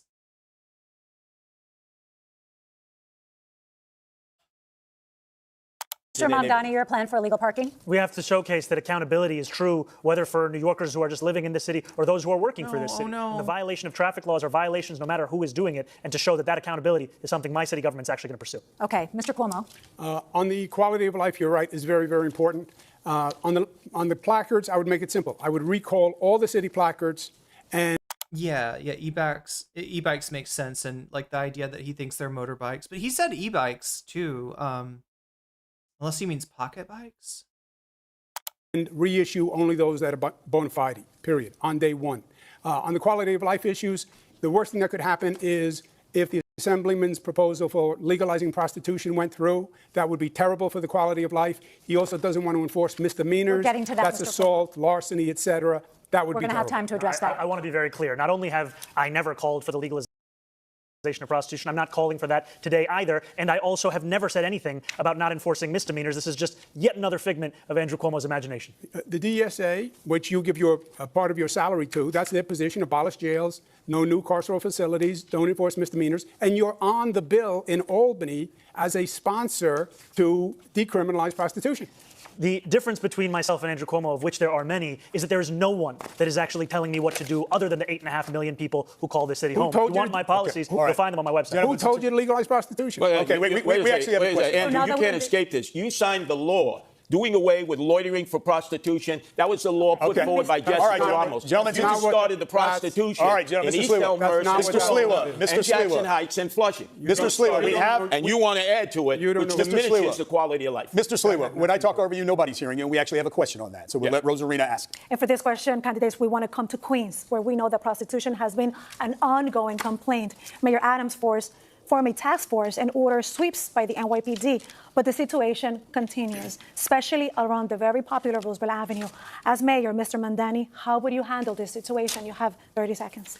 I want to first be clear that I am not, and nor have I ever called for the legalization of prostitution. And if you are happy with what's happening on Roosevelt Avenue, then you should vote for Andrew Cuomo, because his policy is to continue the exact same ones we've seen under Eric Adams. My policy is to actually take on sex trafficking, to have a zero tolerance for violence against women, and to follow the advice of district attorneys that we have here in New York City, the current Manhattan DA, the former Manhattan DA, the current Brooklyn DA, the former Manhattan DA having said that prosecuting women for prostitution is something that actually leads to less safety. And what we need to do is provide an economy Mr. of Mamdani, opportunity. just a quick clarification. So no legalization, how about decriminalization? I do not think that we should be prosecuting women who are struggling, who are currently being thrown in jail, and then being offered job opportunities. What about hoverboards, chat? Did New York City ever do anything with hoverboards? I know that there were people that complained about, I'm talking about like the little things that you stand on, and they kind of have like a, I don't know, gyro in them that keeps them upright. and you know, you can kind of go pretty fast on the sidewalk. Some people, you know, I guess felt unsafe because of how fast they can go. Did they ever? I you know, I remember seeing those a lot in, I don't know, 2019, 2020, and then I've seen a lot less. Or anyway, I moved out of the country in March, so I haven't exactly been there. But yeah, it seems like there's less of those around. I just wonder if that's like a same with Lime scooters and whatnot.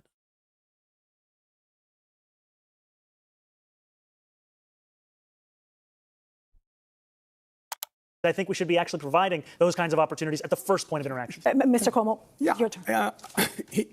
Look, Bill de Blasio, the Assemblyman is a mini-me BDB, okay? He's What? Bill de Blasio light.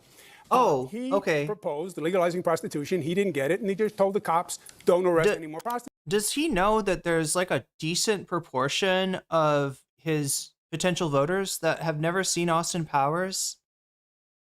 And if you say mini-me, they don't know what the fuck you're talking. They think you're talking about like a minion or so. I mean, I guess that works too. Like the de Blasio's the Gru, and he's the minion. Maybe it still works. I don't know. Prostitutes. There is a bill in Albany that he signed that says the prostitution, that a woman who is a prostitute, that would be decriminalized.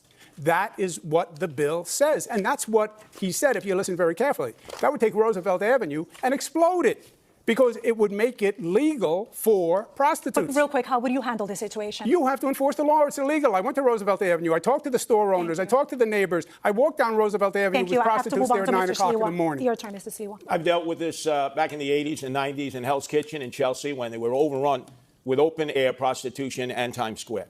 You don't go after the women. The women are the victims here.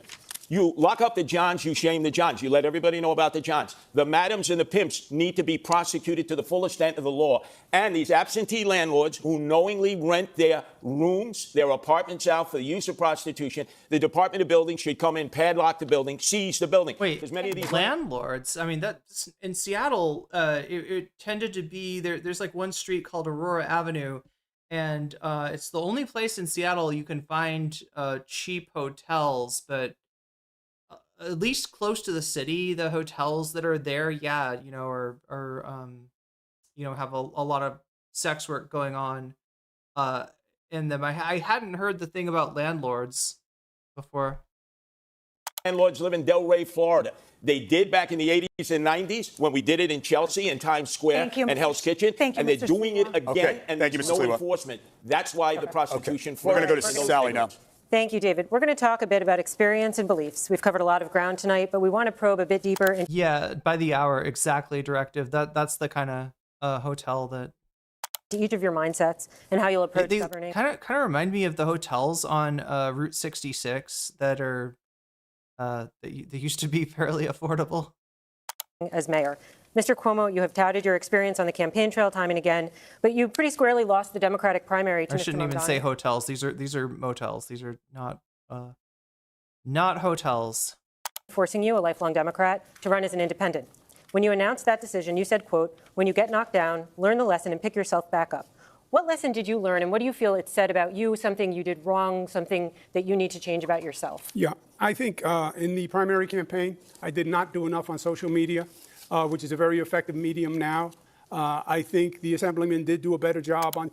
It can be a very effective medium for making your campaign do better. But I fear that with this guy who can't even manage to appear as human for a debate, that it would have possibly the opposite effect. Chat, there's no way there's going to be like, Cuomo social media that is not going to be lolcowed into oblivion, right?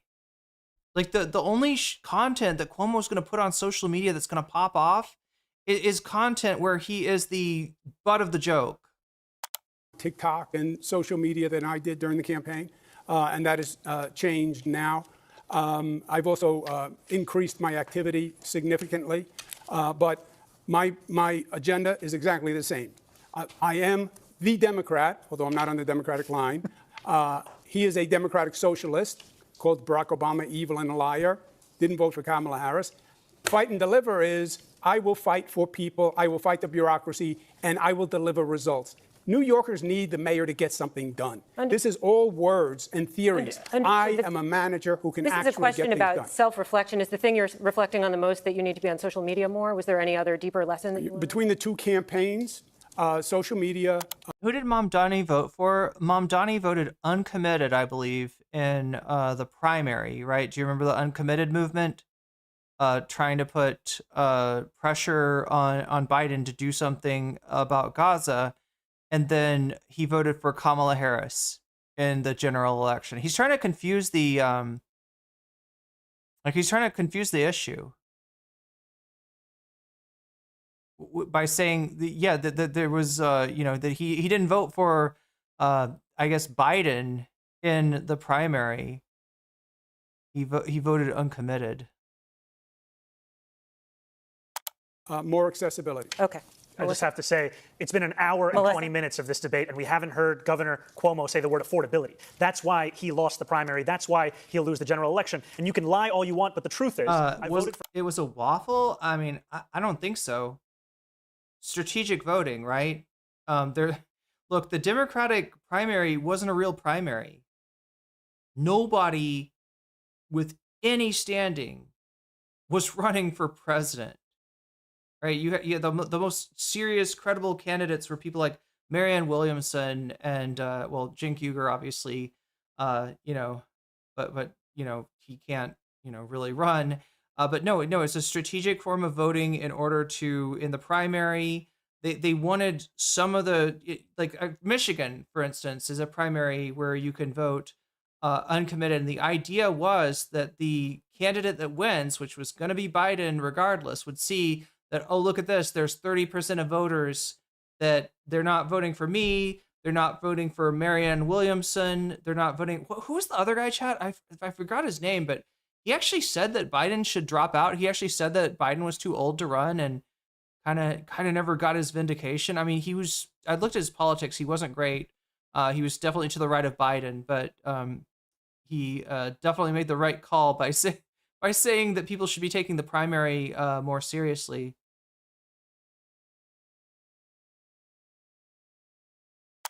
For Kamala Harris. I'm sorry. I forgot that RFK was technically running. No, there's some other guy. Dean something, maybe.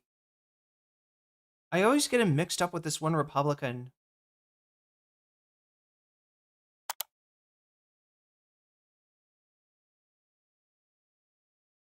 No? Nothing? Let's try again. The stage to have the endorsement of Kamala Harris, and I'm not the one who's funded by Bill Ackman, who called Kamala Harris unqualified to be the vice president of this country. Okay, may I respond? Yes, brief response, please. There are a lot of New Yorkers who support me, and there are a lot of Jewish New Yorkers who support me because they think you're anti-Semitic. So it's not about Trump or Republican, it's about you. Do you think he's anti-Semitic, Mr. Cuomo? I don't make those judgments about people. Are you a racist? Are you an anti-Semite? I know there are many Jewish people who believe You don't make those judgments? If you were running against Nick Fuentes, would you be like, well, I don't know what's in Mr. Fuentes' heart of hearts. I mean, he's made some pretty coarse jokes about the Cookie Monster, I believe. But, I mean, does that mean that he's actually a Nazi? I don't know. I guess he could be memeing. You can't call anybody a Nazi? You can't call anybody a racist? That's off the table? That's dirty pool for you? Come on. Nick Fuentes wouldn't be a Democrat? I mean, I don't know. I believe not condemning the globalized intifada, what he has said about Hamas. But Mr. I can see where. Also, just so people know, this isn't the Democratic primary. This is the election, right? The two, leading candidates are both, ran in the Democratic primary, Zohran and Cuomo. Curtis Sliwa is the Republican, but no, this is not the Democratic primary. So no, he could, conceively, the one thing you could say is maybe Nick Fuentes is too young to run. I don't know how young you or how old you have to be to run for mayor. But no, I'm just throwing that out there of like somebody that we all know is racist. Like he can't, he could be up there against, Richard Spencer, and he would just be like, well, I don't know, Mr. Spencer has some opinions about Jewish Americans that I don't agree with, but I'm not going to call him racist. I mean, maybe he's got reasons for that. I don't know. Like what? Like, you can't call anybody a racist? Never? You gotta be 25? Yeah, Nick might be 20. I don't know how old Nick Fuentes is. I'm sorry, I didn't mean to interrupt. I covered your speech in an Upper West Side synagogue where you said anti-Zionism is. Oh, good question. When is the election? The election is November 4th, right? So if you're in New York City, do you still have time to register? It's basically like 2 weeks. It's 2 weeks and a little bit of change, I think. Yeah, it's like 2 weeks and 4 days or something until the election. Semitism, there is no difference. And you were talking about Mr. Mamdani. Is that not an allegation? No, I make that statement all the time. I wasn't referring to Mamdani. Okay, all right. Mr. Mamdani, a brief response, and then we have to move on. I have denounced Hamas again and again, and it will never be enough for Andrew Cuomo, because what he is willing to say, even though not on this stage, is to call me, the first Muslim on the precipice of leading this city, a terrorist sympathizer, is to send mailers that artificially lengthen my beard, is to say to New Yorkers that they should be fearful. What I will do is Melissa has a specific question. I believe they lengthened and darkened his beard. Mamdani, you are the Democratic nominee, and you're also a member, as we've been discussing, of a political organization that may be less familiar to New Yorkers, the Democratic Socialists of America, which believes in dismantling capitalism. New York City is the global headquarters of the finance industry. I mean, look, technically, yeah, socialism in opposition to capitalism, sure. Social democracy and democratic socialism are kind of different animals. The current DSA, I mean, you're talking about some pretty mild, I mean, sure, there's definitely, people that do firmly believe in, abolishing or reforming their way out of capitalism in the DSA. I feel like this is, he's presenting it as like a revolutionary type organization. It is absolutely not. The DSA is so non-revolutionary that it generally will not run a candidate where that candidate might hurt the Democrats' chance of running, right? It's basically it's a pressure organization. I think that's the best way to describe the role of the DSA today. It's not unless I'm missing something, it's not involved in a lot of electoral politics. It's involved in it's involved in helping out usually Democratic candidates that are to the left, right? They're putting, part of the pressure electorally is to elect Democrats in primaries who are less centrist, who kind of buck the trend that's been going on since the early 80s, where the Democrats run from the legacy of the New Deal. Wasn't Julian Castro who called Biden too old in the 2020 primary? Got lots of hate for it? Maybe. Oh, in the 2020 primary. Yeah, no, I think you're right. Andrew, yeah, Julian Castro was even before this other Democrat who I can't remember his name. So how would you be the mayor of Wall Street and the DSA? You have 1 minute. I would be the mayor of this entire city. And that means ensuring that the wealth that we generate in this city is also wealth that every single New Yorker can actually feel in their pockets. Because what we have today is a system that has generated the most wealth in the wealthiest country in the history of the world, where 1 in 4 of our neighbors are living in poverty. That's unacceptable. We can't look at 500,000 kids hungry every single night as just the cost of doing business in the city. That's something we have to actually change. And I'm going to do that by fighting for my neighbors in Queens that I've come to know, who are not only the ones who own teapots and toy stores, who own diners and dry cleaners, but also the ones who work there. Because right now, all of them are being pushed out of the city by corporate greed, by private equity, and by a politics that refuses to fight for them. I will finally just a quick follow-up, Mr. Mamdani. A lot of Hispanic that flee socialism and are a little bit scared to hear your policies. What would you tell them? Well, I would first say that I wouldn't be here without the support of Latino New Yorkers, because it was a majority of their support that helped them make me the Democratic nominee. And what democratic socialism means is a belief in the dignity of each and every New Yorker and the responsibility city government has to deliver that dignity. That's why I'm speaking about childcare, because it's pricing out New Yorkers from the city. That's why I'm speaking about freezing the rent, because housing isn't a human right in the way that we practice our politics in the city. And that's why I'm talking about making buses fast and free, because 1 in 5 New Yorkers are being priced out of public transit today. Rosarina. So, Mr. Sliwa, I would like to talk to you because you were here with us 4 years ago in the same stage for the general election debate, and you lost it. Why do you believe New York is ready to elect a Republican this time around? First off, did I not warn you 4 years ago that Eric Adams would be corrupt and we would have chaos? Did I not? Of course I did. And I get praised for that. Now I'm trying to get people to vote for me, not just on the Republican line, but also my wife, Nancy, who is the best thing that has ever happened to me, created the first ever independent Protect Animals line, which calls for no-kill shelters and putting animal abusers in jail. But the other thing that differentiates... Look, now here's another, I'm going to give him some credit here, okay? It might sound silly. This is not usually something that would come up in a, especially in an election that's been sort of nationalized like this one is. It is a municipal election, but for the biggest city in America. But, and as goofy as his whole, keeping 17 rescue cats in his 1-bedroom apartment, which probably isn't great for the cats, if I'm being real. There's probably a line that you cross at some point where, you're maybe, I don't know, maybe doing more harm than good. But the fact that he's interested in this, and look, this had traction in the 2024 presidential election. I don't know how much traction, but it was a really close election. The popular vote was within 1.5%. The electoral vote looked like more of a blowout because all of the cards kind of fell in the right way for Donald Trump. But yeah, there was that whole issue with the somebody had adopted a squirrel and a raccoon, and they were using them on social media. So somehow they got animal control called on them, and while animal control was going to check out the situation, they ended up, one of their officers got bit by the squirrel, and so the squirrel had to be put down, and this became a presidential election. Somehow people were convinced that Donald Trump, who didn't even say anything about animal welfare or animal cruelty, but it's like this stuff or even the Maha stuff, which a lot of that is is ridiculous or even counterproductive. I think the whole panic about seed oils is just not very evidence-based, but we can all say that the food system is lacking when it comes to bringing quality, healthy food to the mouths of Americans, right?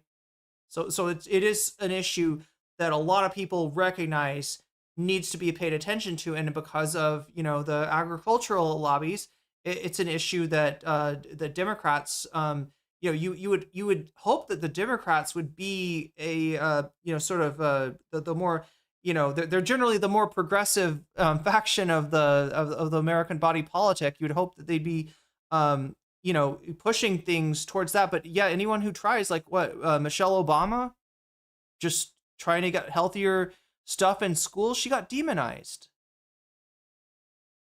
So I do think that as silly as this, his animal welfare thing might sound, it does show something that is going to start to be more and more popular, more and more important in politics. You could compare this to, podcasters who've gotten big, not by focusing on politics, but by focusing on sports, on fitness, on other sorts of interest. And then when they've got the trust of their audience, then they're bringing on a politician actually carries some weight, right? I think in the same way, issues like this, I'm not saying that people needed to be like Curtis Sliwa, because like I said, I don't think he's doing all that. I'm not even sure if he's a net positive for, for the rescue animals that he takes care of. But yeah, something like this, just having the guts to kind of go out on a ledge and try to incorporate something else, I think could be valuable. Differentiates me from both of my adversaries is that I am opposed to the city of yes, which will destroy the residential neighborhoods. Both okay, so of them are for this. Does anyone know about the city of yes?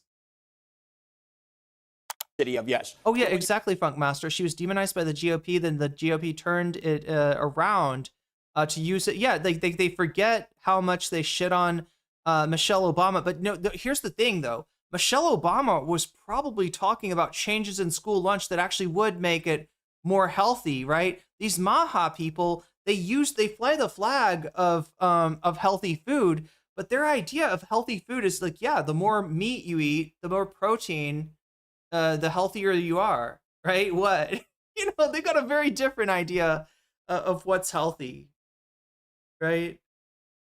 And things that they demonize, like soy, are actually, if you swap out some of your calories that you're getting from animal protein for soy protein, not only will you not turn into a soy boy beta male, not only does soy not function as like free HRT, but it is going to be healthier than your bacon or whatever you're replacing it with, right? But again, these people definitely don't want to hear that. But sadly, there's nobody on the Democratic side, like Cory Booker, right? The guy's a vegan. He could be, I don't know. He could be doing something more with that, maybe.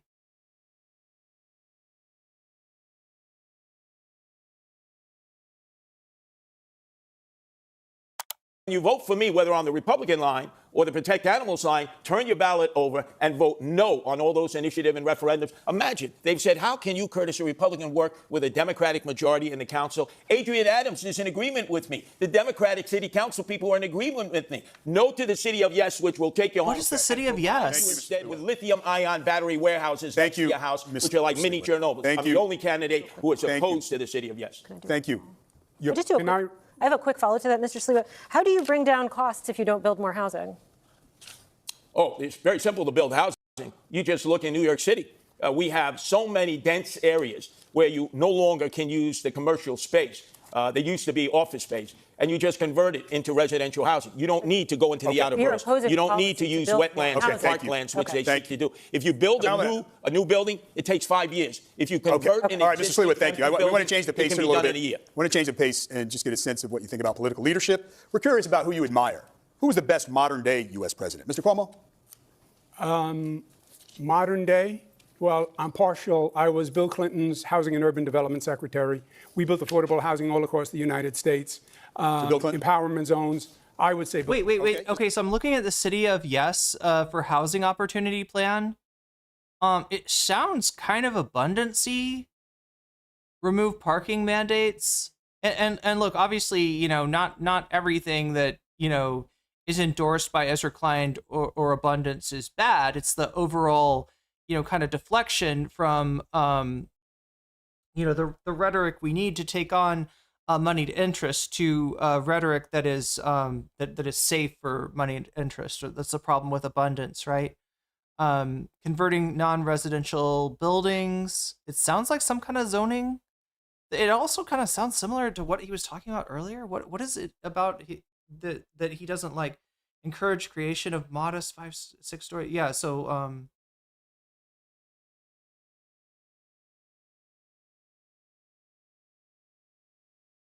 yeah, it's a proposed overhaul to the city's zoning laws.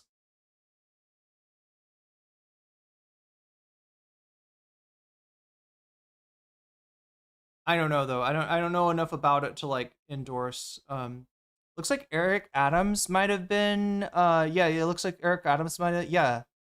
Okay, it's Mayor. It's Eric Adams's housing plan. Mr. Mamdani? I would say FDR.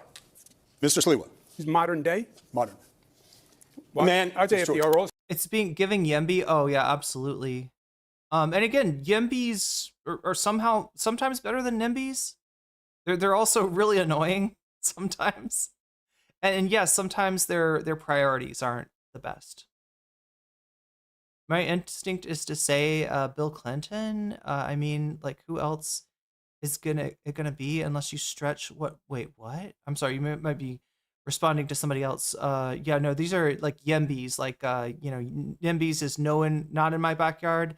Yemby is yes in my backyard, but I don't know. It's a bunch of it's generally wealthy coastal types that are part of the Yemby movement, and like I said, sometimes it's their priorities that are the problem.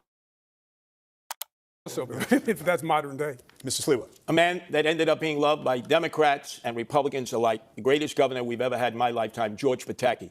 3 terms, no chaos, no corruption. I was asking, and he actually beat President. the better Cuomo, his father. Mr. Sliwa, I got a pee chat. Do you think we can get away with it, or do you think Curtis Sliwa will sue me if I take a pee break? I do need to pee though. Here, let's put on Waluigi, and I'm gonna pee as fast as I can. This governor and this modern day U.S. president. president. Who's who you thought the best modern best president in our lifetime? Yeah. Or I would say the best president in our lifetime that I've experienced. I would go back to Ronald Reagan. Okay. How about the best New York City mayor, Mr. Sliwa? Best New York City mayor, Mr. Rudy Giuliani, who endorsed me last week. Okay. And I'd have a little bit of Michael Bloomberg thrown in because he liked to Mr. delegate Mamdani? responsibility. I think the best New York City mayor of all time is Fiorello LaGuardia. Mr. Cuomo. It was Bill de Blasio last debate. No, I've always said Fiorello is the best mayor of all time. Who's yours, Mr. Cuomo? Is it of all time or modern time? Best New York City mayor in Europe. Of all time, it is Fiorello LaGuardia. We agree.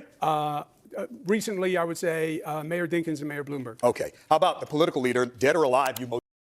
But before I do, let me acknowledge the super sticker that Omega Star just look at this. I haven't seen this one before. Shibu Inu. So excited about the fireworks, which, you know, I mean, I've never had a dog that liked fireworks, but I love that it exists. So excited by the fireworks that they jump into the air to celebrate. Thank you, Omega Star, for the immense amount of generosity today.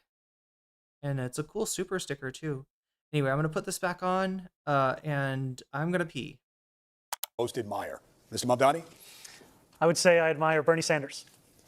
Mr. Cuomo? My father. Mr. Sliwa? I said it already, George Pataki, who was loved by Democrats and Republicans and the greatest mayor in our lifetime. All right. The greatest Now, governor in our I just lifetime. have one more before Sally starts to ask you about schools. A show of hands. Who supports Kathy Hochul for re-election? It's a decision that should be made after this general election. So no decision. Mr. Cuomo, you handpicked her as your lieutenant governor. No thought. You have to know who's running. Yeah. Okay. So. And I would add that I do think that Kathy Hochul, our governor, has been doing a good job in not only Do you serving support her and for delivering, re-election? not only delivering for New Yorkers, but also standing up to Donald Trump. Just what? Do you support her for re-election? Then endorse her. I'm focusing on November. Why don't you and endorse I her? appreciate her support All right, and I thanks, appreciate her candidates. work. But you Thanks, don't endorse candidates. her. How about a shout out for All right, Lisa we're gonna Stefanik turn to to- take out Kathy Hochul? No. So you have a Okay. Republican All right. Mayor Curtis, All right. a Republican Governor Thank you, gentlemen. Stefanik, Thank you. like Giuliani You want to talk and about Pataki, schools? who saved the city. You want to and talk about state. schools, Sally? Okay, thank you, David. Let's turn to education. There are a number of issues facing public schools. One that's been controversial in the campaign is the Gifted and Talented program, which offers accelerated instruction to elementary school children. Mr. Mamdani, you have said that you want to phase out the Gifted and Talented program, while Mr. Cuomo and Mr. Sliwa want to expand it. Mr. Sliwa, we will start with you. What is your plan for the program? You have 1 minute. Gifted and talented. Yes, Gifted and Talented. I have two younger sons with Melinda Katz, the Queens DA. They both attempted to get into Gifted and Talented as 4-year-olds. They failed. It did not present a problem with their future education. We don't have enough slots. Right now, they're 1,900. We need to have at least 5,000 slots around the city. What they have not done at the Department of Education is make these tests available in Black and Hispanic communities. So, for instance, you have 77,000 children who are 4 years old. Only 10,000 have taken the test. Only 2,000 are accepted. Why not offer the test to all 77,000? And even if a gifted and talented class only has 3 or 4 in a minority school, give these children an opportunity to excel too. That would make it fair for everybody. Thank you. Mr. Cuomo, how does your plan differ from Mr. Sliwa's? You also have 1 minute. First, I support mayoral control. I think it would be a terrible mistake to roll back mayoral control. That's probably been the most dramatic educational reform in 40 years. We'd go back to the old system that had local school boards, which were corrupt, patronage mills, et cetera. So who runs the system is number one. I would expand gifted and talented programs, accessibility. I'd offer preparatory courses to any student, parent that wanted to take them. I'd double the number of specialized high schools from 9 to 18. And I would keep the SAT as it is. Thank you. And Mr. Mamdani. Can I add one thing? There's been no discussion about vocational high schools, Okay, which save so many young men and women. Sorry, this is the we need to expand vocational training for those who are not we're going going to to keep achieve going here with academic Mr. excellence. Mamdani. Why should the gifted and talented program be phased out, in your opinion? You have a minute to answer. So I want to be very clear. I have spoken solely of gifted and talented for kindergartners. I do not believe that kindergartners should be subject to a singular assessment. I have not spoken of any gifted and talented programs older than for kindergarten. I'm solely speaking about kindergarten. And I believe that we should be delivering the best education across the country here in the city. We will do that by following through on the proposals I put forward to hire 1,000 more teachers every single year through our community to classroom program. One that will ensure that we're providing each student, whether they be in high school or someone who is an adult looking to become a teacher, with $12,000 in tuition subsidies so that they can start to fulfill the 7,000 to 9,000 additional teachers we need so that we can actually deliver on the Class Size Reduction Act, which I was proud to pass in Albany, that will ensure that children and teachers actually have a manageable ratio in that classroom so that they can learn. Because today, that learning is being rendered impossible by the number of kids in that same classroom. It's time to make sure that that number is lower. But you don't believe the mayor should run this system? I've been critical of mayoral control because of the ways in which it's been used to take away the voice of parents, of educators, of students. And I think it's important that those same voices be a part of how we lead the system. So are you for or against mayoral control? I've been critical of it. I'm against mayoral control. And I think that there's an importance of developing something that actually enshrines all of those voices together. Mr. Cuomo, you also tried to curtail it when Mayor de Blasio was mayor. But we can go. Did you hear what she said? No. I was saying you proposed a curtailment of mayoral control when Mayor de Blasio was mayor. There's been multiple modifications of mayoral control. But some proposed curtailment at your hand. So if you are such a champion of it tonight, No, I never proposed reversing mayoral control. No, shortening the duration of time he would have control of schools. Yes, for renewal. The renewal period. How much control of schools, Mr. Mamdani, how much control of schools would you be giving up? Is it just a sharing arrangement? I know you want to share with the districts and with parents, or would you be giving up full control? And is that an accountability problem if the buck doesn't stop with you? I think the mayor needs to retain the accountability so that New Yorkers know exactly who they can come to when they have critiques. And I think we also have to develop a system where we don't have what we saw just recently, where you have hours and hours of parents and teachers and students testifying only to be overruled without any consideration by the panel. Thank you, Mr. Mamdani. I have to move on. Switching now. It's a question for all three of you. Switching to students with learning challenges. Parents of students with dyslexia, ADHD, and autism are very well aware of the fact that the school system in New York City is not doing enough to meet their children's educational needs. How will you help these parents and students? We know that Mayor Adams has expanded evaluations specifically for children with dyslexia. It was an issue close to his heart, but what would you do more broadly, Mr. Mamdani? You know, I think some of the initiatives that Mayor Adams has launched, especially with this chancellor, have been showing positive signs, especially for literacy and for preparedness, especially as we're in a national crisis on reading and mathematical comprehension. And I think those are programs that should be furthered, should be invested in, all while also ensuring that we're giving teachers greater flexibility in the curriculum that they're actually teaching. Because what I've heard from many of those teachers is that too often the curriculum that's being procured in the $10 billion a year in DOE contracts is one that has little relation to the classroom. Thank you, Mr. Mamdani. Mr. Sliwa, you have 30 seconds. Yes.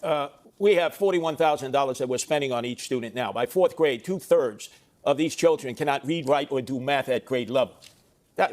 We should be ashamed of ourselves for that. 100,000 less students than we had last year. 1/3 are truants. We have 200 schools with 200 students or less, and Michael Mulgrew determines which schools stay open. Eric Adams is not exhibiting mayoral control. The mayor should run the Board of Education, the old Board of Education that is now the Department of Education. The bureaucracy. You have 13 deputy chancellors. You have 50 department heads that suck up all the money, and teachers are still reaching into their pockets to pay for badly needed supplies for the children in the class. The money should be going to the teachers and the children and young adults, and it's not. Mr. Cuomo, what is your specific plan to deal with the challenges of students who have learning differences? We are losing young families when their child becomes of school age. All right, so it didn't really go there.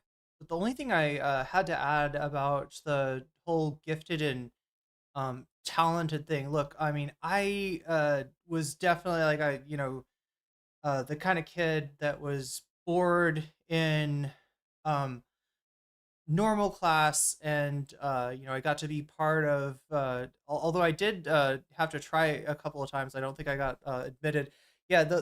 I benefited, right, in other words, from a gifted and talented program. That being said, like, from what I've heard about the way that they're administered, sometimes it seems like it seems like maybe there's like a racial bias that reinforces pre-existing hierarchies in how these things get administered. And also the fact that I took the test, I was evaluated once and was found to be, not, gifted or talented. And then I was, evaluated again and, was found to be in the upper whatever percentile, right? I just don't think that these evaluations are, and you know, I don't know. I mean, look, I'd have to look into this to really have an opinion that I felt like a lot of confidence in, because you know we're talking about you know, education, child, you know, education, middle school, elementary school, high school education. Definitely not my wheelhouse. But I just wonder about, like, you know, that there are probably, I don't know, like some kind of option for maybe options is what we need. Waluigi is still up. Waluigi is still up. Right up there. Right up there. That's where Waluigi is. Anybody was wondering. Does anybody follow does anybody follow a stream like that where you're just like, wait a minute, like, you know the history of Waluigi, you know that Waluigi was like on the mic, and then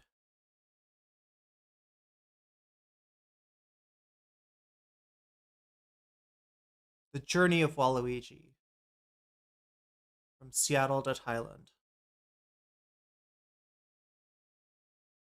Oh, YouTube was fucking you over, Choki? I'm sorry. They just need kids to put on the school play at the end of the year. Yeah, I mean, I don't know. I got feelings about education because I just felt like the way that I experienced it. God, it could have been so much better. But yeah, I'm not arrogant enough to think that I have like all the answers to how it should have been.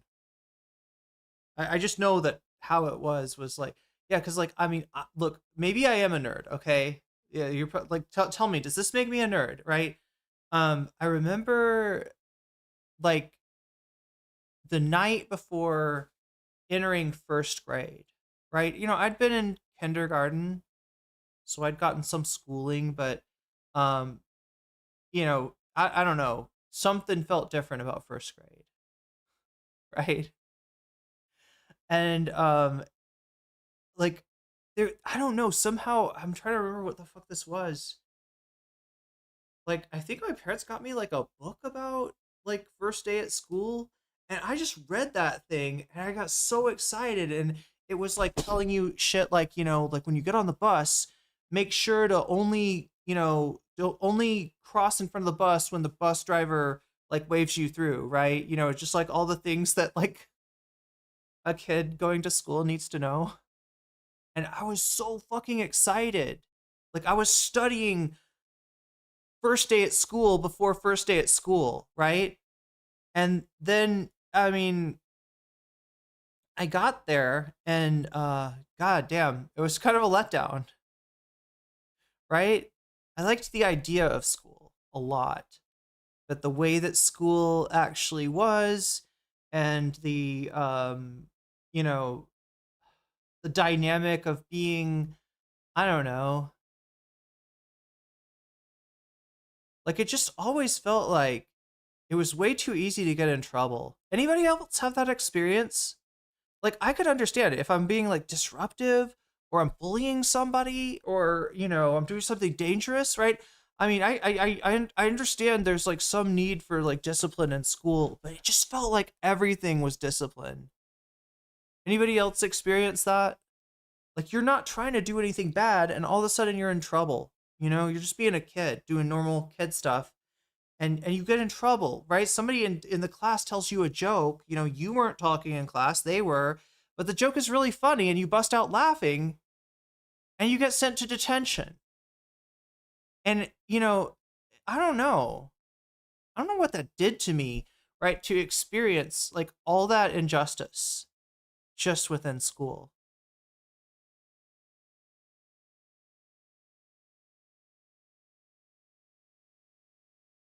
And to be like a naive and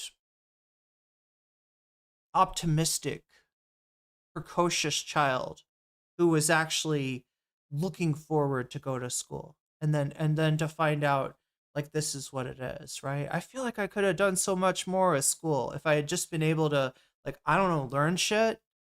Isn't that what we're there for? To learn shit, not to get yelled at, not to be subjugated. But maybe that is what we're there for. I don't know, chat. What's the real goal there, right? You tell me. What's the real goal? What are they actually teaching you? Maybe they're teaching you the discipline, right? Maybe they're teaching you that you will never be free. Maybe they're teaching you that you don't matter. Oh my God, chat. Let's get into edgelord. I gotta unstun lock and hit this button because I have got 30 minutes to finish the stream. Fuck. We're gonna have to do something. Because that's a lot of bonus content points, and I don't know. They leave the city. Do we want to speed run some of the bonus content? What do you think, chat? 1 in chat if you want to do bonus content. 2 in chat if you want to finish this debate. It does feel like it's winding down, but I don't know. Maybe somebody's seen this before, and there's an interesting part towards the end. Make sure to let me know that too, right? Because I don't want to like be the person that dug all the way right before the diamonds and then turned around because I was like, oh, there's nothing in this mine, and it's like 1 more block. And yes, chat, I am talking about Minecraft. Anyway, let's I want to know what you think, chat. I'll put this on again, but wait, 1 was bonus wait, oh my gosh, I forgot which was 1 and which was 2. That's like the cardinal streamer send. You've got to remember you're telling people type 1 or 2, and it's on you to remember what that is, you know, like what heads was and what tails was, or you know what I'm saying, what that codes to. 1 was other yeah, 1. Okay, so people are voting. Okay, Twitch at least seems to be voting for bonus content. YouTube, what say you? What say thou?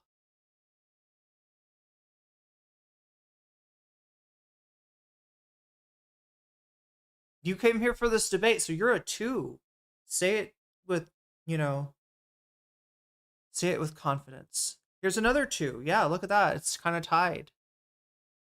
Of course, it seems like Twitch is like way more active than YouTube right now. So I'm only really getting it from Twitch. But gotta reheat this water. I hope I even have enough water in here. Shit. Oh, water. There we go. The debate. Okay. People kind of breaking for the debate. Let's put the debate on some more. I am gonna find some time, chat, to squeeze in a, I don't know, bonus stream. Maybe a stream to do the bonus content? I don't know. Would that be a thing? They go to the suburbs, they go to New Jersey, they're not going to sacrifice their child on what they think is a secondary education system. The core competency, reading and math, below 50% is a disgrace. The gifted and talented programs gives people hope. I do believe Mayor Adams has made progress on the evaluation. It gives people hope? How about letting us learn stuff?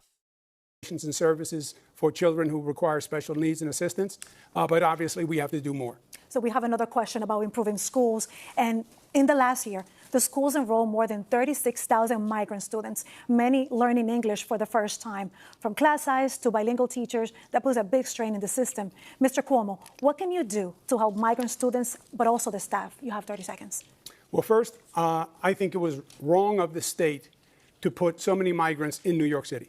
New York City had the overwhelming majority of migrants. But they're already here. Close to about 80%. The state should have put them all across the state, Nassau, Suffolk, upstate, so other governments could have also. Well, they were bused here from Texas. And we have a situation right now. But if they're bused from Texas, you could have brought some to Nassau, 20 miles, yeah, but they're here Westchester. right now, and we're asking about the current problem. Yes, well, that's how the problem was created. Okay, we understand The that. state put them here. The state gave the city the bill.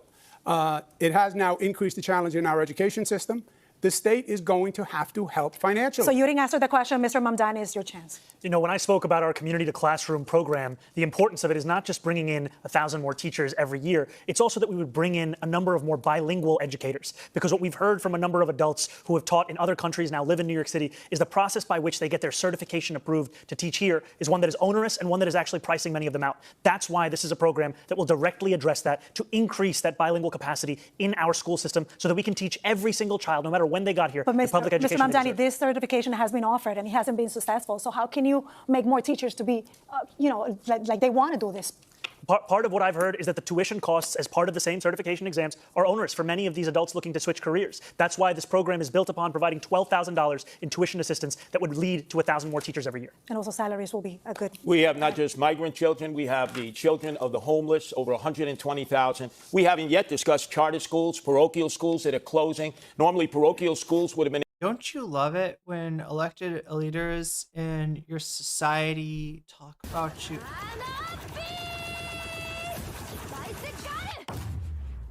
Welcome, Raiders. Welcome, Streamer. We are trying to finish this debate of debates.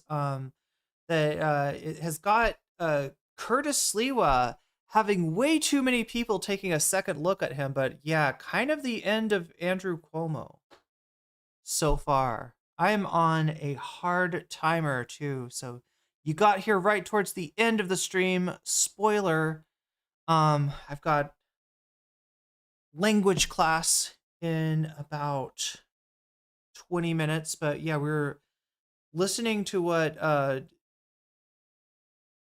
their prescriptions on education are, questions of gifted and talented programs and programs for disability, and now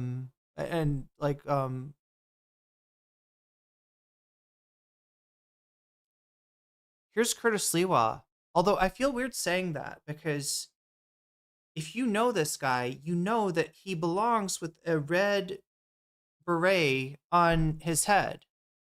He is a true weird one, the leader of the Guardian Angels, a vigilante group from, I don't know,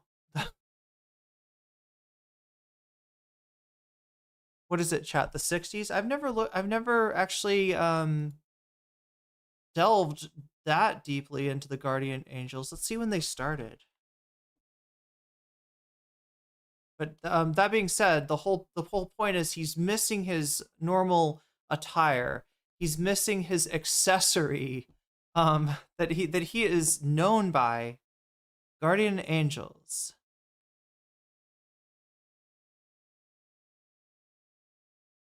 When 79. Oh, I was right.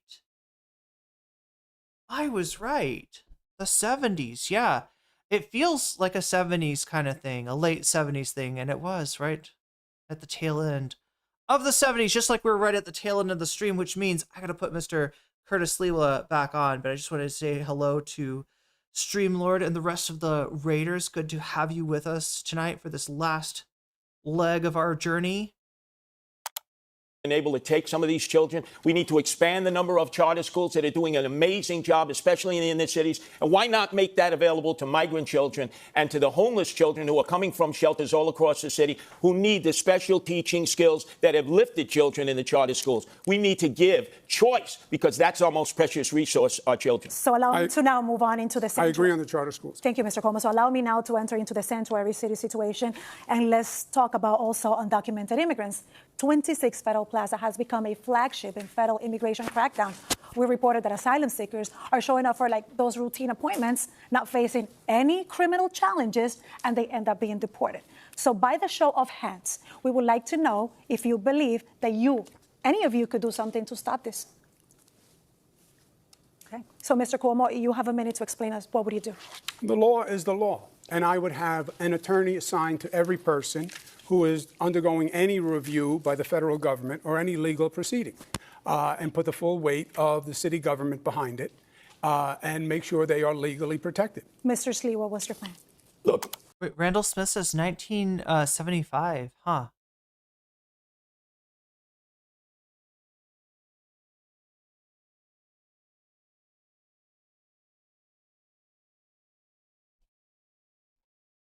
Going after the criminals, that's the job of Immigration and Naturalization Service, ICE.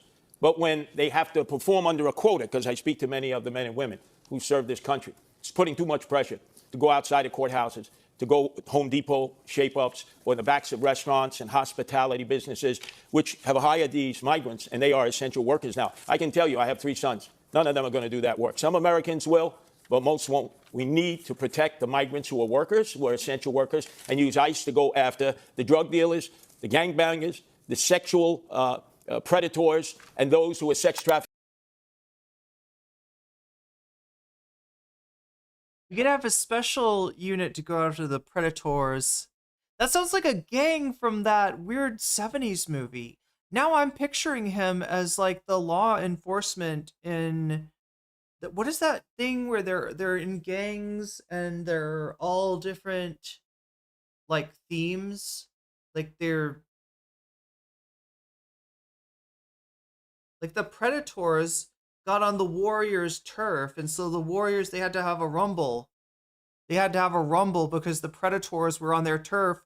They were showing disrespect, and so, but then they got blamed for the death of what's his fuck, and you know they had to hightail it through the city in a wacky adventure where they encounter the different gangs of the gangs of New, and we are uneffing chat minor F.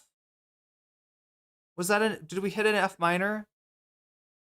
Did we hit an F minor 7th? No, what am I thinking? F minor, wait, minor major 7th sound weird. Yeah, F minor 7th, sure. F minor 9th.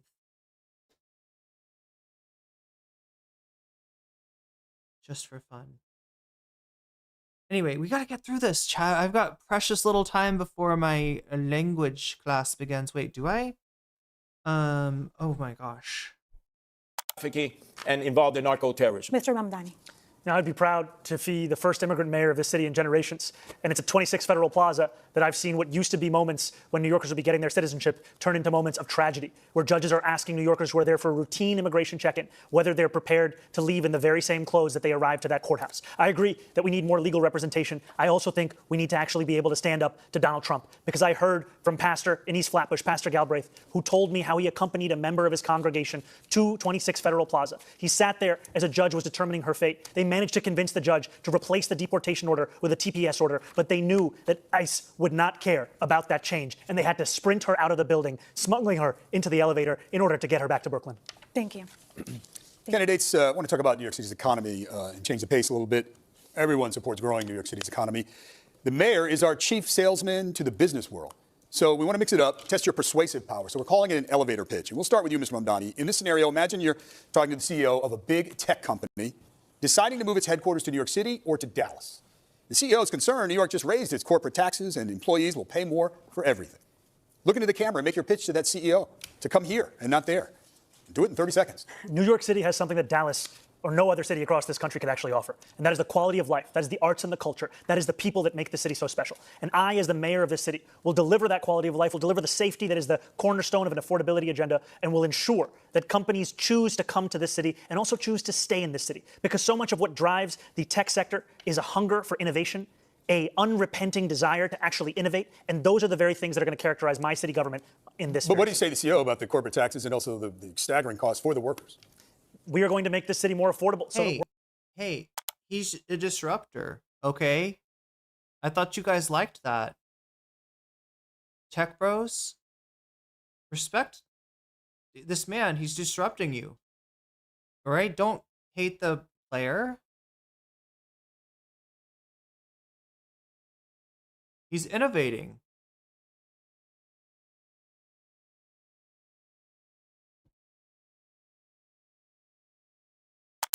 Workers who want to work at those companies can actually be able to do so. And we're going to ensure that this city continues to be one where we see businesses opening and also staying open. All right, thank you, Sally. Mr. Cuomo, something of a reverse scenario for you. The CEO of a similar company with 1,000 good jobs tells you she's very close to moving her headquarters out of New York City. She cites everything from taxes to the crushing cost of living for her employees in New York City. How do you convince that CEO to stay? Please look into the camera and make your elevator pitch. You have 30 seconds. We know that the other companies in New York City. I'm sorry. The question is to me in this camera? Yes, the question is how you would convince the CEO of a company with 1,000 good jobs who's looking to move out of New York City because of the high cost of living for her employees and taxes, how you would convince her to stay in New York City. In 15 seconds? 30. Okay. 30 seconds. Here's my prediction. He says, start spreading the news. He just sings. He launches into a song about New York City. Do you think? Think we're going to a song from here, or Okay.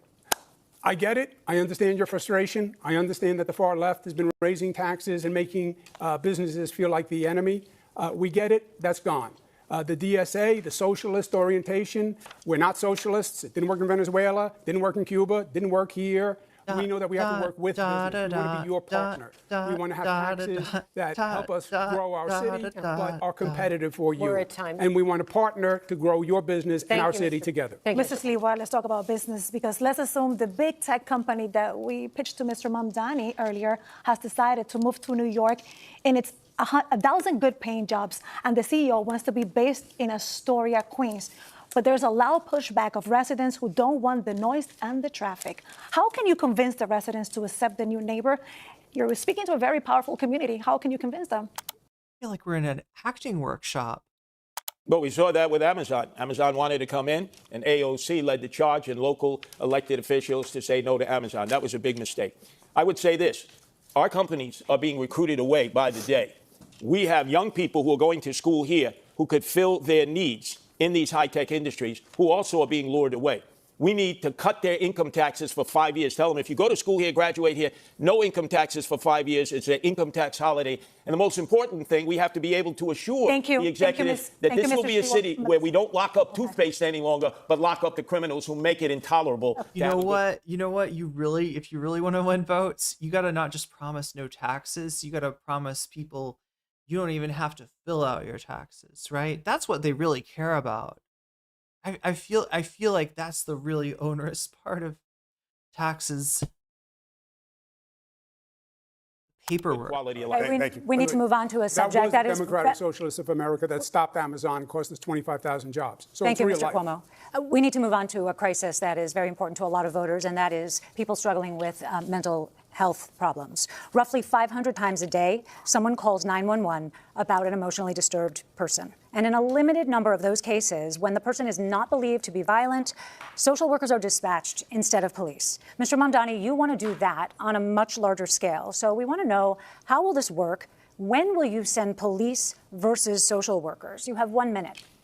You know, we have a program here in New York City called Be Heard that is attempting to do this kind of work. But we've had a mayor who has ensured that it's been unsuccessful, to the extent that even when there was an assessment of about 60% of calls that could have been addressed by Be Heard instead of the NYPD, Be Heard was not actually responsive to it. And that's because we haven't had the political will to deliver on what is a crisis that affects so many New Yorkers, which is the mental health crisis. What my plan will do, an innovative plan of the Department of Community Safety, will take what has worked elsewhere in the country, a program in Eugene, Oregon, where they took 24,000 911 mental health calls out of the police department. They were able to respond to all but 311 without police assistance. When there is a concern for safety or of violence, absolutely, you would have the police there. But what we are doing today is actually ensuring that every single call is going to the police and not allowing them to do the work that they signed up to do. How will you determine whether there is a concern for safety or violence? What is the line between the calls in which police will be dispatched and the calls to which social workers will be dispatched? The line is also going to be one focused on violence. And tax wealth, not work. Does that mean if you're in debt, you get a refund? The threat of violence. And I also negative trust tax. the operators who will be receiving those calls to make that determination, as they do every day today for so many emergency services. And just 2 really quick points, please. There has been a lot of discussion that you would send social workers to domestic violence calls, which police are concerned about. So you're saying no, okay. And then the other question is, how can you be sure that a situation that does not sound violent when someone calls 911 does not become violent in the moment? Would police be assigned as backup? I think what you do is you actually follow the experts that have shown us this can work when you're willing to ensure that you're trusting the mental health experts who have been doing this work elsewhere in the country, where they call for the police when they need the police, but their initial impulse when there's no violence in that call is to actually address the mental health at the heart of it. Okay, Mr. Sliwa, you have encountered plenty of these types of situations in your decades of work with the Guardian Angels. So think about that. If you get hurt, you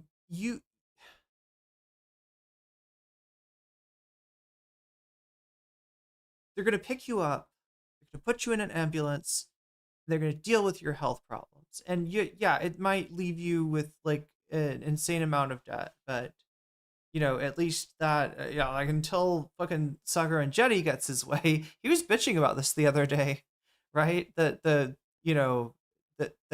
even undocumented people are given medical care in an emergency situation. And it's just like, dude, what the fuck? I'm telling you, he is truly hated on Breaking Points now. Yeah, we do have Sagar as, I guess I should look and see how the poll is going. It looks like North Star Radio, Taylor Lorenz, and Collargate is the choice of the majority of the 74 people who voted already. If you haven't voted yet, make sure to make your voice heard by going over to YouTube and placing a vote there. We've also got Sagar and Jetty. He hates the THC. He hates the CBD. He loves the immigration custom enforcement, and 20% of you think that sounds like some good bonus content. Oh my gosh, chat, we're at like 383. So anyway, I gotta keep going because if we're gonna have time for any of the bonus content, I think I have a little bit more time than I thought. It's 5:45 my time is when I have to dip. And it looks like we've got about another hour to go. So, R.M. Brown on Peter Thiel. Is he the Antichrist? Some say yes. 28%. Yeah.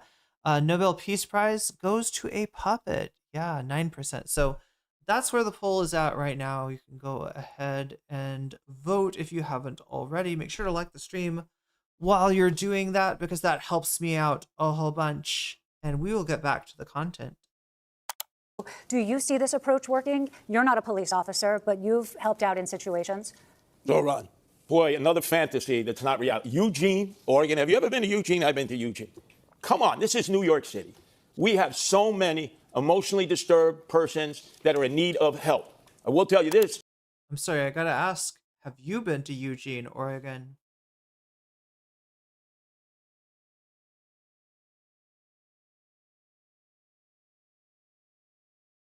He's trying to say that New York City is, I don't know, more mentally ill, or that the mentally, I don't know, than Eugene, Oregon, and so therefore whatever worked in Eugene, Oregon, it's weird though, right? Isn't it? Because when they talk about Portland, when they justify the current incursion into Portland, when they try to claim that an inflatable shark is somehow a terrorist, they use an image of, Oregonians that is very different than the image that you're seeing here from Curtis Sliwa in terms of how he thinks Eugene, Oregon is. It's like, you can't. So somehow they think both things, even though they're contradictory. Andrew, you closed the mental health beds that were taking care of them. 40,000 when you came into office, down to 4,000 because of your cuts, which forced these people to live in the streets, in the parks, and the subways.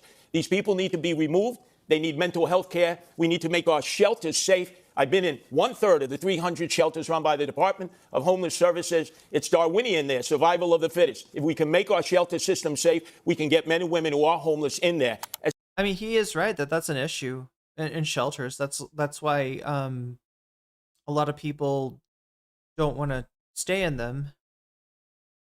Especially veterans who are not giving. But, I mean, I don't trust the Midnight Angel guy, the guy that committed a hate crime live on Fox News, right? Right. Turn the cameras around here. Look at the guy we're beating up. He's an immigrant and he's a shoplifter. Turned out he was neither of those things. They just beat a dude up for being Latino.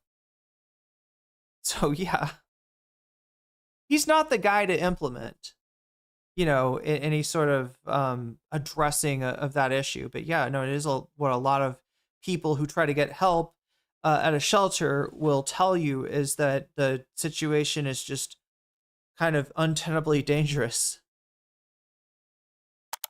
To who we put out in Ward's Island at 10 o'clock at night, release during the day, don't give any training, have them roam about, and obviously when you have nothing to do, you end up getting into trouble. This is a disastrous, homeless, and emotionally disturbed plan that we have in New York City, and I'm the mayor that can change it because I deal with them every day in the streets, in the parks, and the subway. Okay, Mr. Cuomo, do you think that the NYPD handles these calls for emotionally disturbed people in distress well? Is there room for something in the middle? Yeah, I think the Assemblyman deals in theory. There's an advantage when you actually have experience. I've run homeless programs.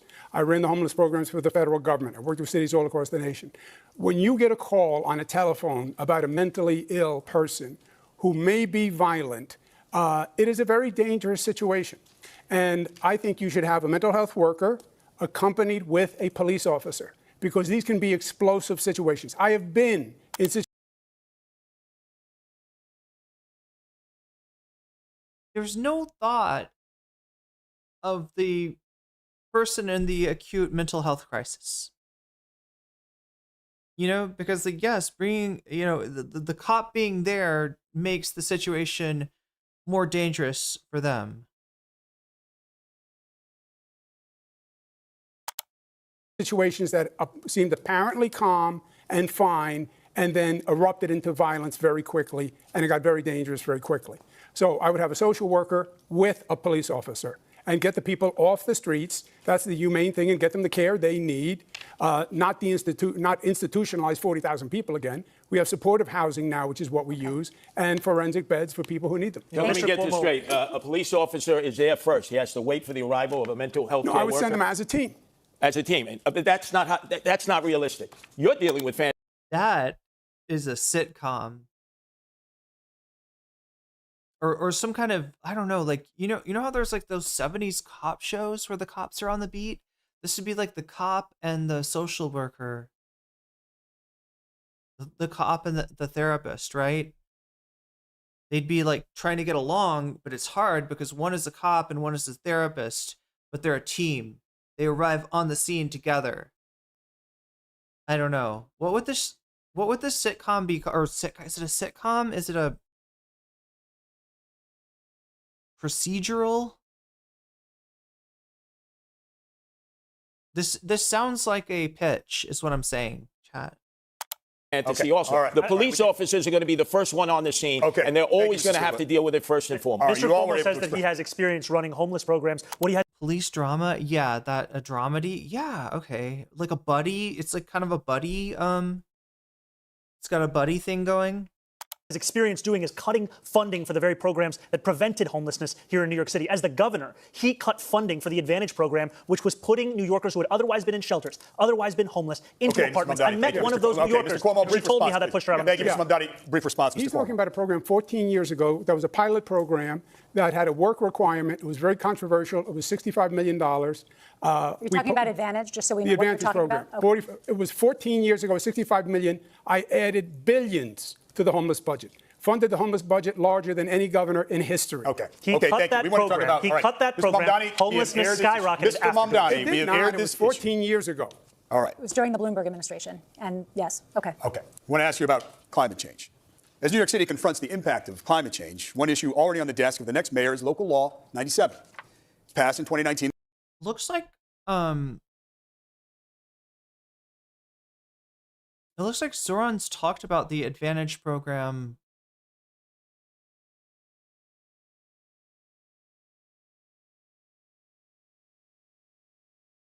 Let me see if I can find it.